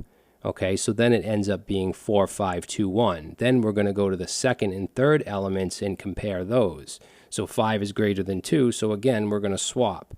then we end up with 4, 2, 5, 1. So then we look at the third and fourth elements. 5 is greater than 1, so it swaps again. Then we end up with 4, 2, 1, 5. So that's the first pass.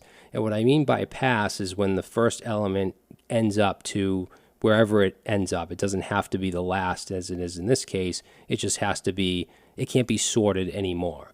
So in the second pass, we start off with 4, 2, 1, 5. We look at the 4. Is it greater than 2? Yes, it is, so we swap it. Then we look at 4 and 1. 4 is greater than 1, so we swap it. We look at 4 and 5. 4 is not greater than 5, so it stays where it is. So that's the second pass. Third pass, now we have 2, 1, 4, 5. So 2 is greater than 1, so we swap it. 2 is not greater than 4, so it stays where it is, and now it's sorted. Okay, so a bubble sort is really, really simple in theory, and it's pretty simple in code as well relative to a lot of the other stuff. But like I said, it's not very efficient. Its worst case time complexity is O of n squared. It's quadratic, and that's because you often have to use nested loops to be able to do the comparisons. So in the next video, I'm going to show you how we can implement a bubble sort algorithm within JavaScript. All right, so now we're going to implement a bubble sort algorithm, and there's tons and tons of ways to do this. So if you try it on your own and you do something different, that's absolutely fine as long as it gets sorted. So as far as what we're going to do, we're just going to pass in an array that's in a mixed order, and then we should get back the sorted array. Constraints: the input array can contain any number of elements. The elements in the input array are unique and positive integers. As far as how the bubble sort works, like we saw in the last video, it repeatedly steps through a list of elements, comparing each pair of adjacent items, and then swapping them if they're in the wrong order, and then repeat this process until there's no swaps needed. And then hints: there's a ton of ways to do this, but one is to use 2 loops, one to iterate through the array, and one to do the swap. And then to do the swap, you can set the current element as a temp variable, and then assign the next element to the current element, then assign the temp value to the next element. So again, you're just switching places. All right, so let's jump into the bubble sort.js, and I have my run file open here, and I'm literally passing in the same numbers that we used in the last video. So let's pass in the array, and then we're going to have our outer loop, which is just going to be a basic loop that just iterates through the array.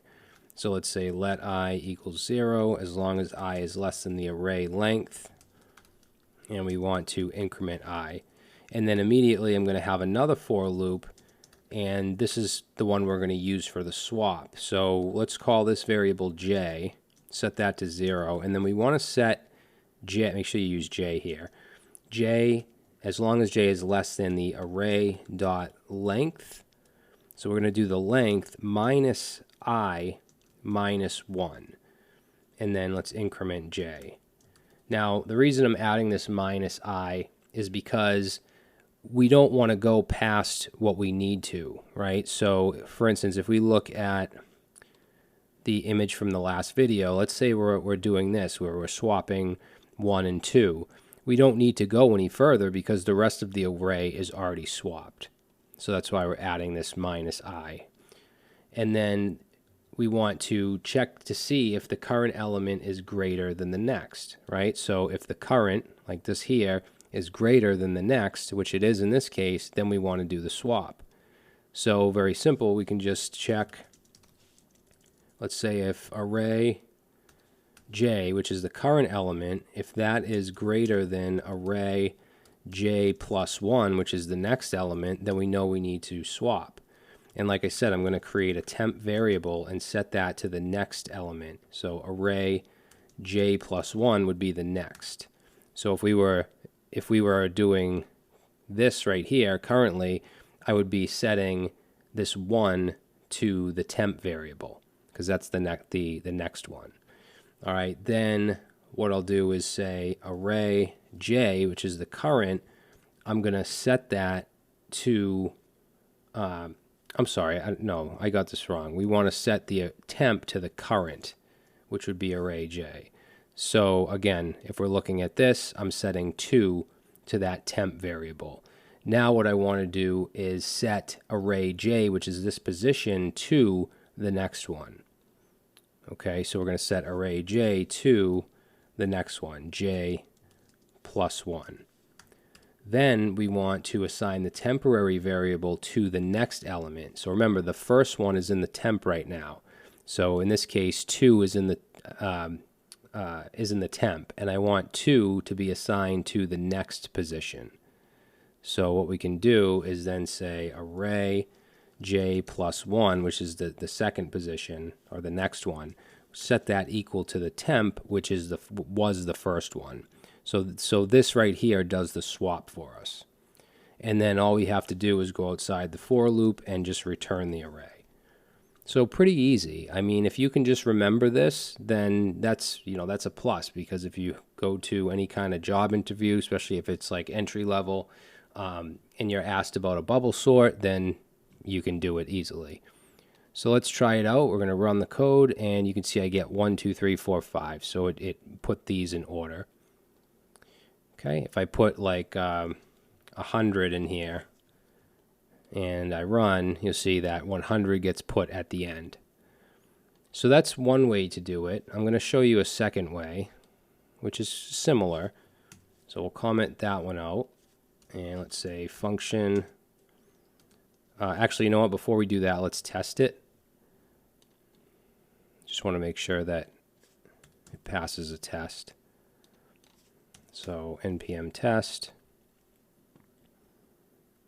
Okay, so that passes. Good. Now we're going to comment that out, and let's create another function called bubble sort, and it's going to take in an array. So this time I'm actually going to set a variable at the top called swapped, and I'm going to set that to false. It's going to be a Boolean. And then we'll have a while loop, and I'm going to say while not swapped. Then I'm going to set swapped to true. It's the first thing I'm going to do. And then I'm going to loop through the array. So we'll use a for loop here. So let I equal 0. I is less than array dot length. And in the for loop, I'm going to check if the current element is greater than the next, just like we did above. So let's say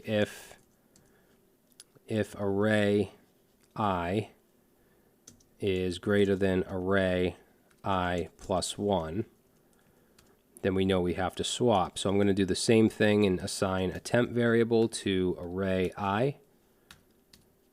And then we'll say array I equals array, and we want the next one, which is going to be I plus 1. Now the reason I'm setting the temp variable is if I don't do this and I set the current variable or the current position to the next one, then we lost that first one. So we're just putting this aside so that we can set it here, which is going to be the next one, I plus 1. And we want to set that to that temp value, which is the initial first one.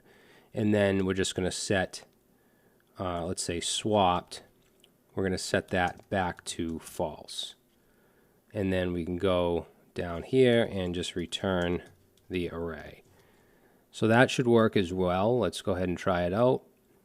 There we go. So we have our sorted array. If I run npm test, and that passes the test as well. So whichever one you like, you can use or remember. Like I said, I would suggest remembering it just because these are pretty simple. It's just a few lines of code. But that's it. So the next thing we're going to look at is an insertion sort algorithm.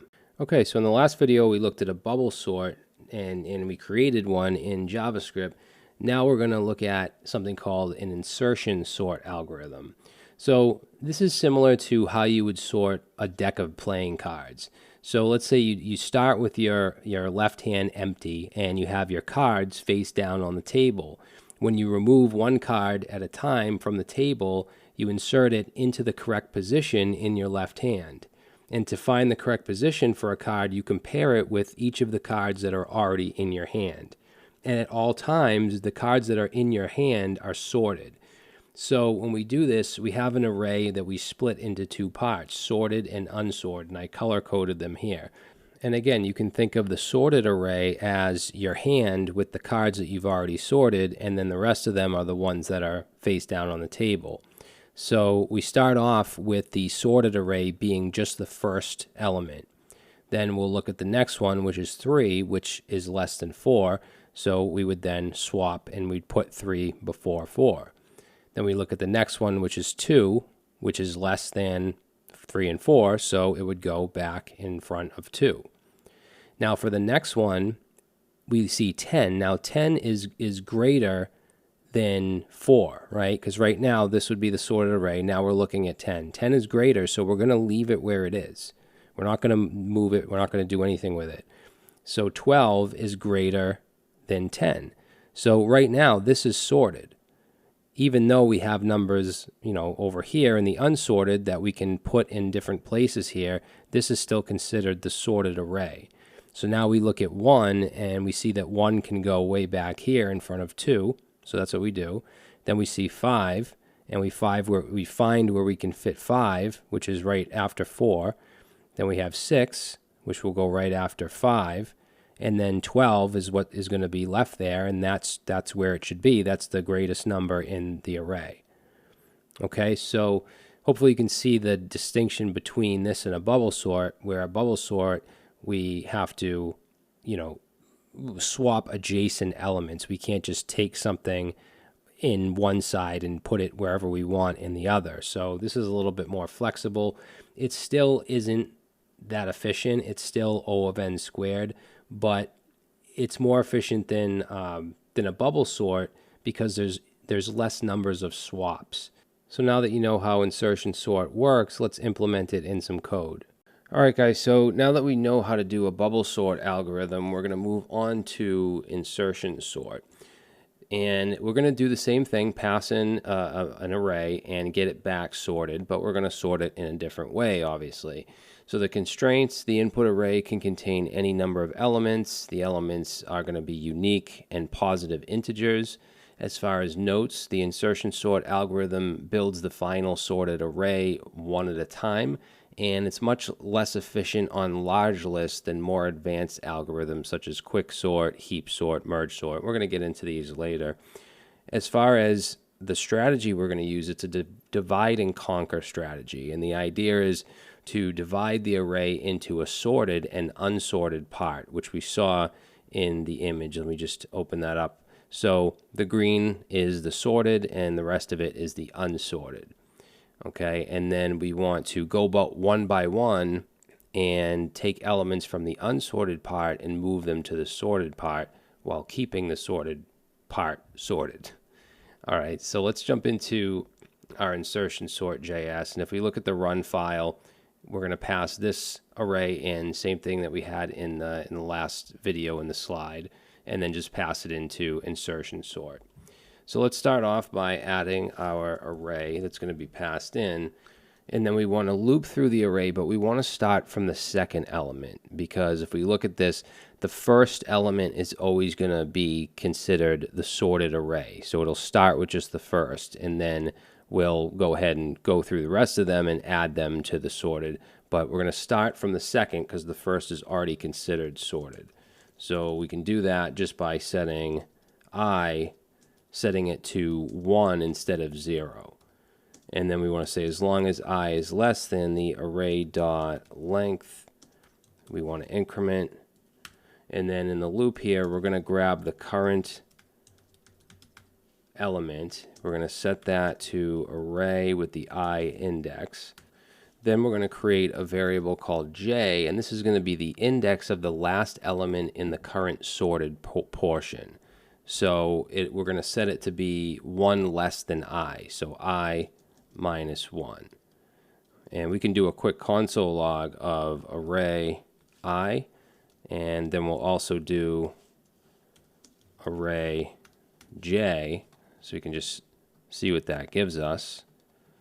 So if I run that, whoops, wrong file. We want to run the run file.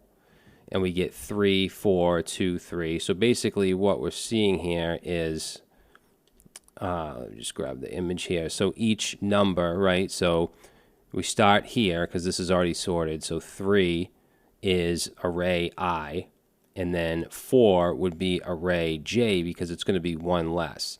The next iteration, array I will be 2, right? So right here 2, and array j will be 3, the one before it. Next one will be 10, and then array j will be 2. So it's always going to be the one before it. Now we want to loop through the sorted part of the array, which is the green in that image. So we can say while, and we're going to say is while j is greater than or equal to 0 and array j, so j is the index, array j is the value. So if array j, if that value is greater than the current element, then we want to run this block of code. And what we're going to want to do is shift the elements to the right because we basically need to make room for the element, right? So if we're taking 2, well, even if we use this example, if we're taking 2 and we want to put it before 3, we need to shift the rest of them over to the right. So what we can do is say array and then j plus 1 and set that equal to array j. So that'll shift to the right, and then we want to decrement j, so j minus minus. And I know this might be a little confusing, but again, just to reiterate, we're looping through the sorted part of the array, which is the green part, right? So if we're on this iteration, we're looping through this 2, 3, 4, 10, 12. And we want to find the correct index of the current element. And as the algorithm moves through the sorted portion to find the correct position, it compares the current element with each element in the sorted portion.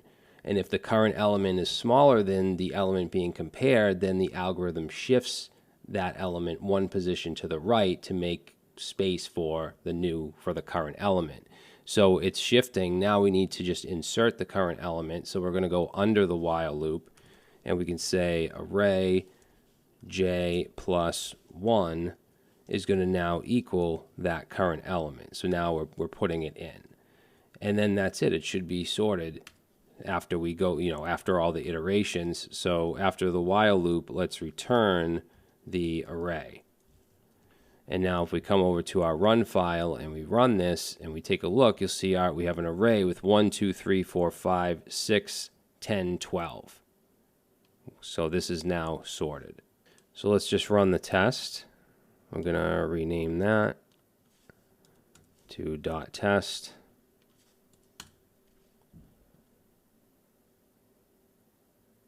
And all of our tests pass. And there's quite a few here, so different examples: sort in already sorted, sort with repeated values, ascending order. So all those passed. So you can see this isn't that much code. Again, if you can kind of just remember the basic logic, you'll be good for job interviews because this stuff is brought up a lot.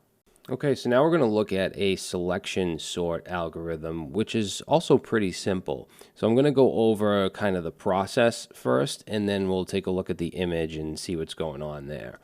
So first we have initialization. So the algorithm divides the array into two parts, a sorted portion and an unsorted portion. And the sorted portion starts as an empty set, and the unsorted portion includes all of the elements in the array. Then we have the selection of minimum. So in each iteration, the algorithm searches through the unsorted portion to find the minimum element. Swap and grow sorted proportion. So once the minimum element is found, it's swapped with the first element of the unsorted portion, and this effectively grows the sorted portion of the array. Then we repeat, so the algorithm then considers the next element in the unsorted portion as the new or the first element, and it repeats the process of finding the minimum element, swapping and growing the sorted portion. Then termination, so the algorithm continues this process until the entire array is sorted. The sorted portion gradually expands, and the unsorted portion shrinks until it becomes empty. So it works in a similar way to the insertion sort, which we looked at in the last video. And then the time complexity, it is a complexity of O of n squared, where n is the number of elements in the array.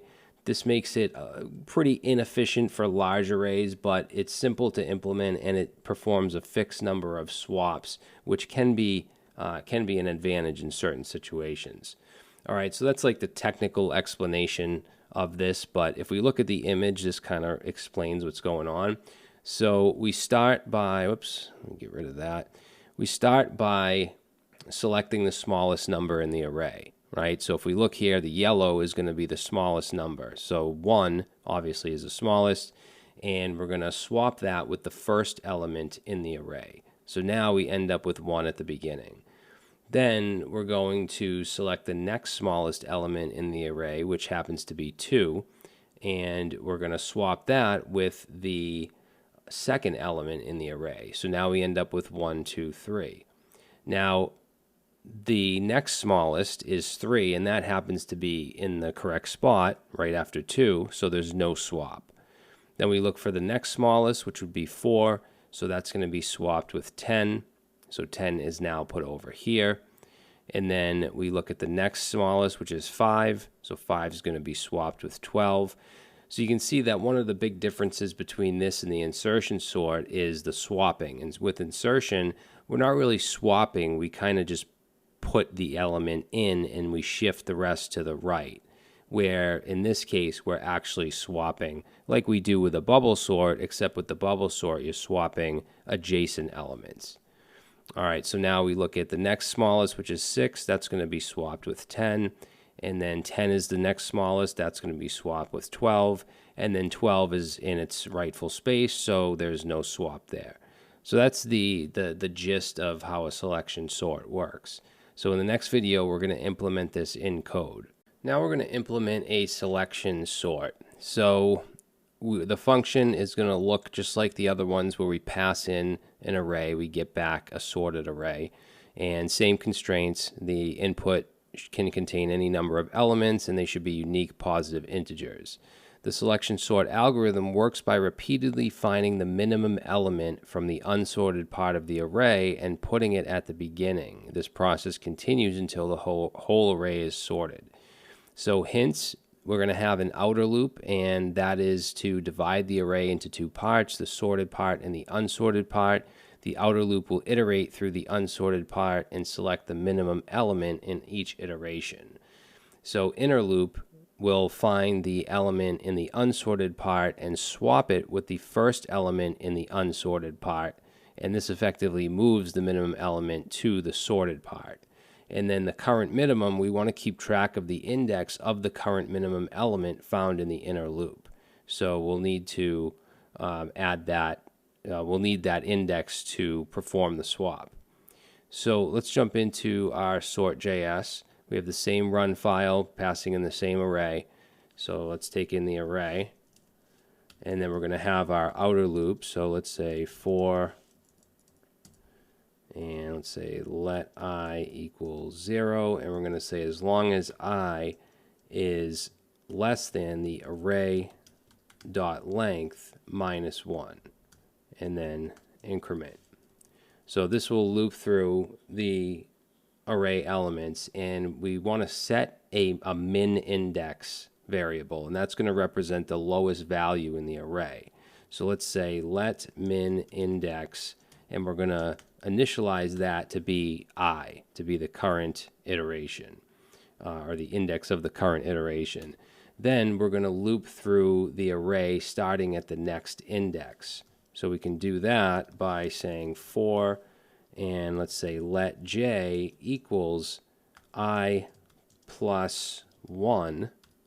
And we want to say as long as j, lowercase j, is less than the array length. And then we want to increment j. So here, let me just kind of explain this real quick. So if we look at our image, we're going to start looping through, and in the first loop we set the min index to I. So let's look at this here. We hit 4, and we're going to set the min index to 4 to start off with. And before we loop through the rest of the array, we're going to then loop again, but this time we're going to start at the next value. So 4 is still at the min index. So we're going to start here, and we're going to check to see if the current element is less than the min index. So here, let's say if the current index, which would be array j, so if that is less than the array at the min index, then we're going to set the min index equal to j, right? So back to the image here, if we hit 3, that's less than the current min index of 4, so that will now be the min index 3. Then it hits 2, that's less than 3, so that'll set the min index to 2. Hit 10, that's not less than. 12, that's not less than. 1 is less than 2, so that will then be put into the minimum index.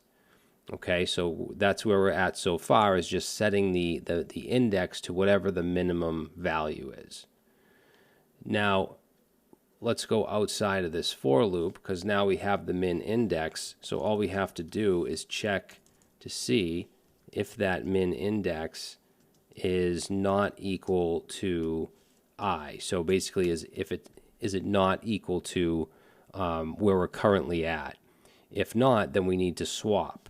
And we can swap by putting an array here and saying array I, and then array with the min index, and we're going to set that equal to the opposite.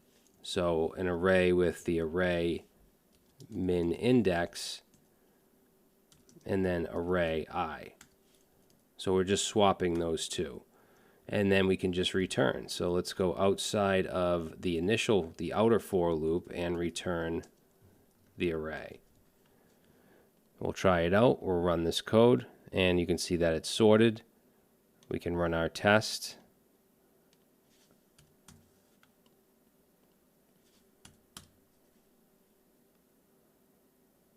And that works as well. All right, so that's a selection sort. And just to kind of reiterate, because I like to make sure that I explain it enough. I might not explain it good enough for some of you, but because everybody learns in different ways, but I want to explain it enough. So again, we start the outer for loop to go through all the elements, and that's where we set the minimum index, which in the first iteration would be 4. Then we're going to loop through the rest, and we're going to check to see if the current value, so let's say we start with 3, or we're right here, so we start with 3, if that's less than 4, then that's the min index. 2 is less, that's the min index. 1 is less, that's the min index, and that's the absolute minimum. So then we're going to swap them with this line here. That's going to take 1, put it in 4 where 4 is, and put 4 where 1 is. Then we move to the next one. So 3, 2 is less than 3. None of the other ones are less, so they're going to swap. Again, that's this line here. So it's just going to keep doing that until it's in order, and then we're going to return the array. So hopefully that makes enough sense for most of you to grasp this. So in the next video, we're going to look at a merge sort. So next we're going to look at the merge sort algorithm, which is a divide and conquer algorithm that works by continuously splitting the array in half until it can no longer be divided. Then it merges each subarray while sorting them in the process, and this process continues until the whole array is sorted. Now this is the most efficient solution or algorithm that we've looked at so far.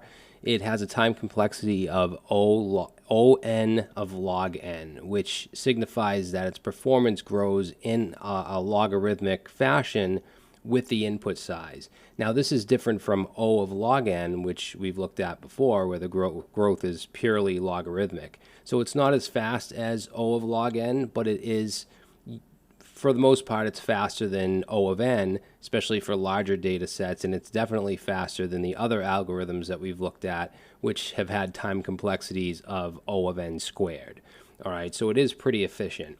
So if we look at this example here, we have 5, 3, 7, 1, and we want to sort this array. So the first step is to split this array in half so that we get 2 subarrays, which would be 5 and 3, and then 7 and 1. And then we would split that subarray in half again, so we have 5 and 3, and then 7 and 1.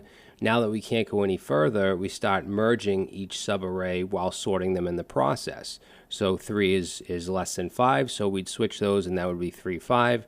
And then we'd switch these to 1 and 7, and then we can merge those 2 subarrays into a sorted array. And that's it, we're done. So it's pretty simple to understand. I would say that writing it out in code and implementing it is a little more difficult than what we've done with bubble sort and insertion, selection sort. So we'll get, in the next video, we'll get into writing this out in JavaScript.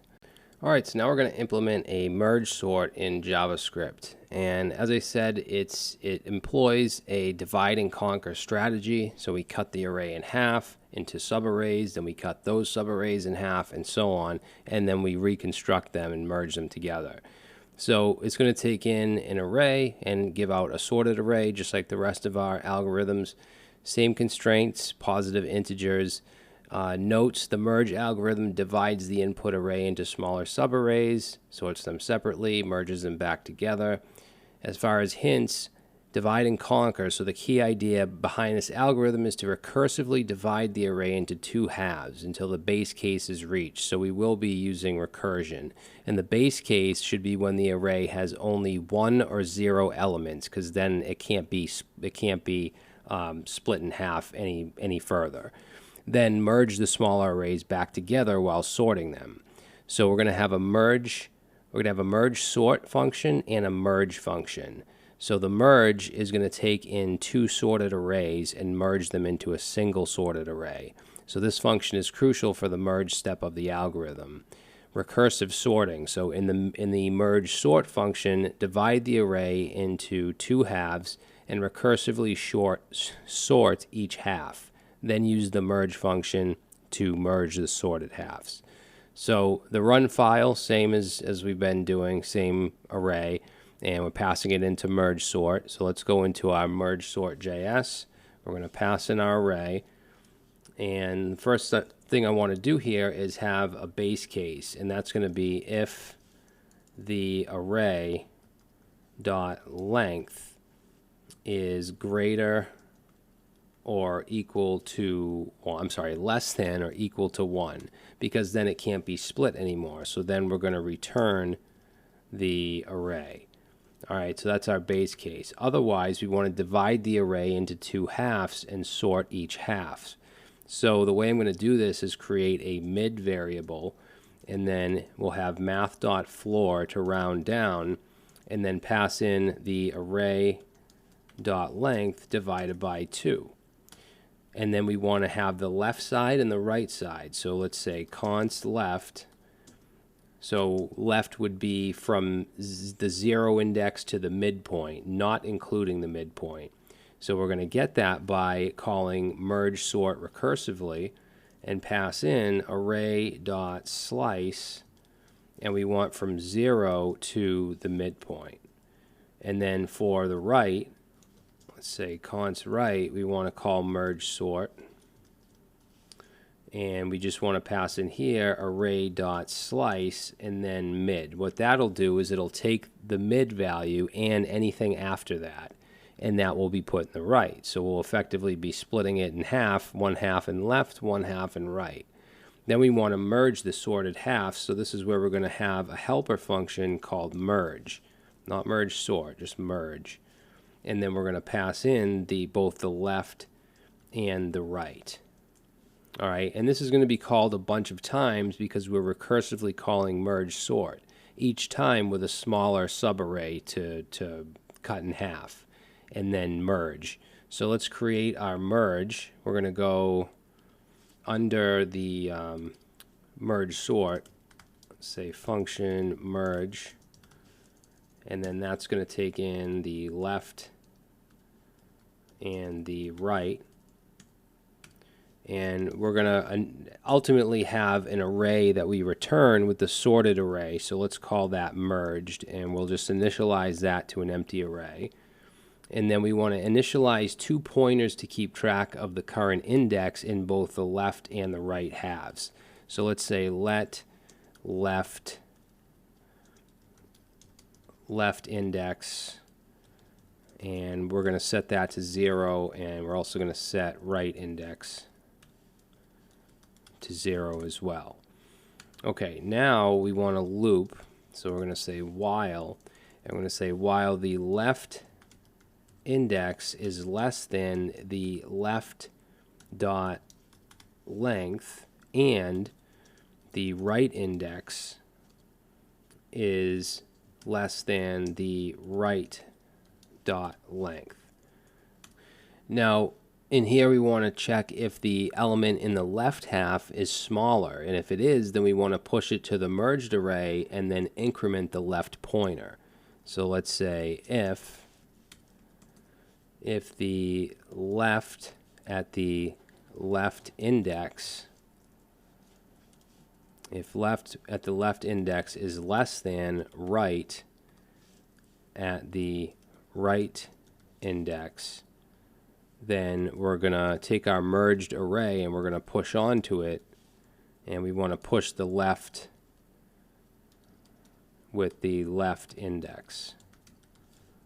Okay, and then we just want to increment left index. Otherwise we'll end up with a never-ending loop, because this left index will never change. Now we want to have an else here, because if the left at the left index is not less than the right, then we're going to push the element in the right half to the merged array. So let's say merged dot push, and we're going to add right at the right index, and then we just want to increment right index. Now the next thing we want to do is, or the last thing is, if there's any remaining elements in the halves, we want to push them to the merged array. And what I mean is if we have an uneven amount in our halves, because you might have an odd amount in your array, right? So if we look here, these are even, so we know that it's going to get split here and here to begin with, and then, you know, here and here. But if we had just one extra, then that's going to be remaining. So we just want to concat those onto the merged array. So we're going to go outside of the while loop for that, and let's say return merged. So that'll return the merged array, but we're also just going to add on to that concat, and we want to say left dot slice, and then slice is going to take in the left index. And then we also want to add concat and then pass in right dot slice and pass in the right index. Okay, so any remaining characters should then get added on. And then that's it. That'll return the merged and sorted array. So let's go to our run file and let's run this code, and we get 1 through 12 sorted. If we go to our test, and let's rename that, and let's run npm test, that passes as well.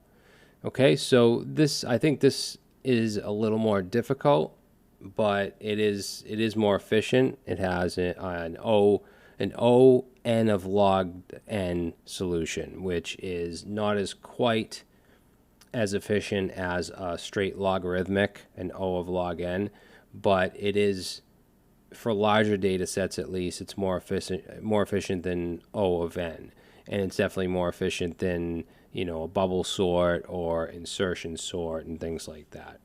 So the quicksort algorithm is a highly efficient divide and conquer sorting algorithm, and it's similar to the merge sort. Now the way that this works is we select a pivot element from the array, and then we partition the other elements into 2 subarrays according to whether they're less than or greater than the pivot, and the subarrays are then sorted recursively. So with this example here, let's say we have this array. Now you can choose any element to be your pivot, but typically it's going to be the last or the first. So here we're choosing 6. That means we're going to divide this into 2 subarrays that are greater than or equal to 6 and less than 6. So this is what we get, these 2 arrays. Then we're going to select a pivot from this array, so we'll choose 3. So now we have 2 subarrays with 2 elements that are based on less than or greater than 3. And then over here we're choosing 10. So 6 is the only one less than 10. So we would have 6 on this side and 10, 20, and 13 on this side. Now 6 is all set, right? Because what we're doing with the base case is if there's 1 or less elements in the array. So there's 1 element in this array, so we're all done with that. Now to keep going on this side, let's say 2 is now the pivot. So now we're going to break this into 1 and 2. So that's all set and in order. Here we're going to choose 5 as the pivot. So 5, 3 goes before 5. So these are all set. 6 is already all set. Here we're saying 13 is the pivot. So we have 10 on one side and then 13 and 20 on the other. 10 is all set. And then we'll say 20 is the pivot. That's going to break it into 13 and 20. And those are all set. And then we just combine all those into the sorted array.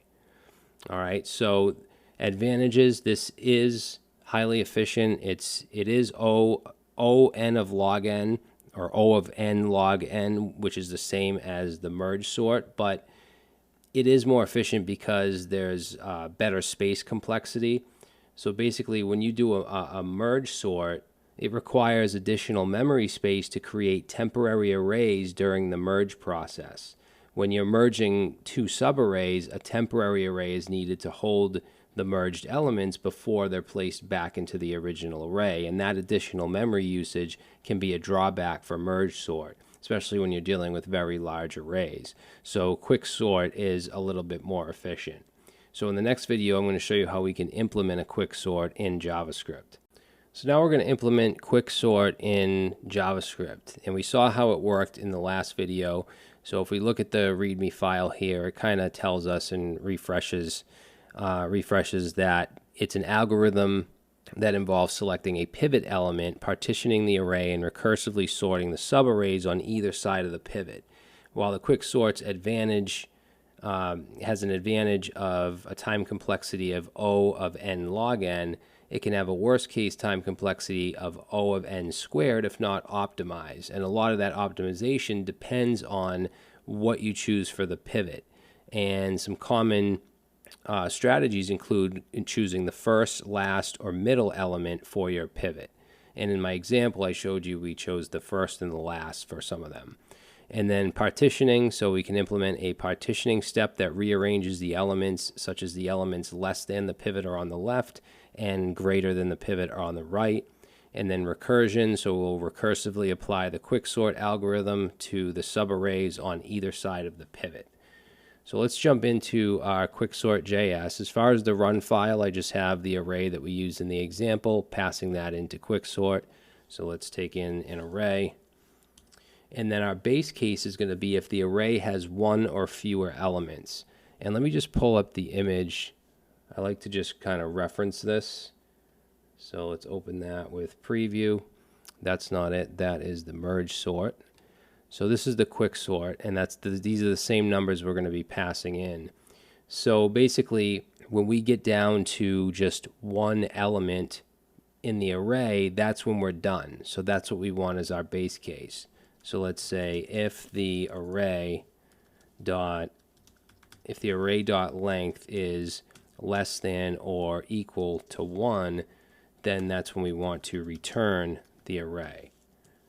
Okay, so that's our base case. Now for the pivot, let's say const pivot, and we're going to set that equal to array, and then I want to get the last element, so we can say array dot length and then just -1. So that'll get the last element in the array.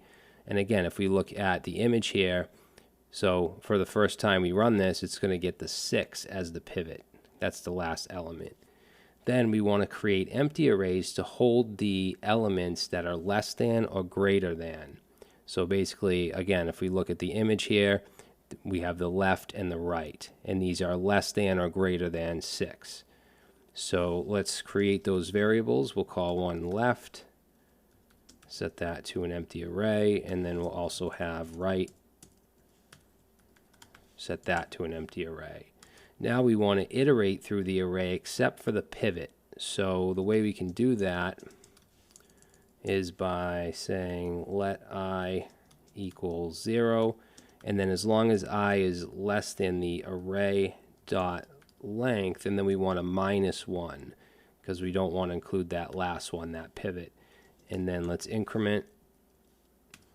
Okay, now we want to compare each element with the pivot. So let's say if the current element is less than the pivot, then we're going to push it onto the left array. So let's say left.push, and let's push on the current element. All right, else, so if it's greater, then we want to push it on to right. So right.push, and we're going to push on array I, which is the current element. And then the next thing, all we have to do now is recursively apply the quicksort, this function. So we're going to go under the for loop, and we can do this all in one line. We can say return, and then inside of an array, we can spread across whatever is returned from quicksort, where we pass in the left, and then we have the pivot, and then we spread across whatever is returned from the quicksort, where we pass in the right. And that's it. So that's our quicksort algorithm. So let's try it out on this array here. We'll run this code. We get 1, 2, 3, 5, 6, 10, 13, 20. So those are sorted correctly. Let's go into the test file and rename to .test. And then let's run npm test. And there we go. So our quicksort passes. Okay, so we're pretty close to the end of the course, at least for now. I might add some more sections later, but I hope you guys enjoyed this section and just the entire course in general. In the next video, I'm just going to give you kind of a wrap up and conclusion and just kind of talk about where to go from here. All right, so that's it. If you went through this course, congratulations. This wasn't a short course. It wasn't very easy. But I wanted to make this video, first of all, just to thank you. I want to thank everyone that took this course. I really hope you enjoyed it. And I'm guessing if you made it to the end, then you probably did. But I also wanted to talk about what now, what's next. Now, if you have a good understanding of algorithms, data structures, problem solving, where to next? I guess if you bought this course to help you with job interviews, then I think that you should be ready for that. So I'd say go for it. I'd say make sure that you can do the basic challenges with ease, like string reversals, FizzBuzz, palindromes. Also, if you haven't fully grasped things like binary search trees and traversal, then go back to those sections, rewatch them. Not only that, but use other resources in your studies. And if you can just remember the basics and some of the easier solutions for a depth first and breadth first traversal, then I think you'll be golden when it comes to the job interview process. Now, if your goal isn't to pass interviews, just take what you've learned and apply it in your everyday development. You should start to write more efficient code and have a more clear set of steps that you can take to solve just about any problem, you know, and maybe even integrate some of the classes that we created like stack, queue, etc. But again, thank you so much, guys, and hopefully I'll see you in the next course.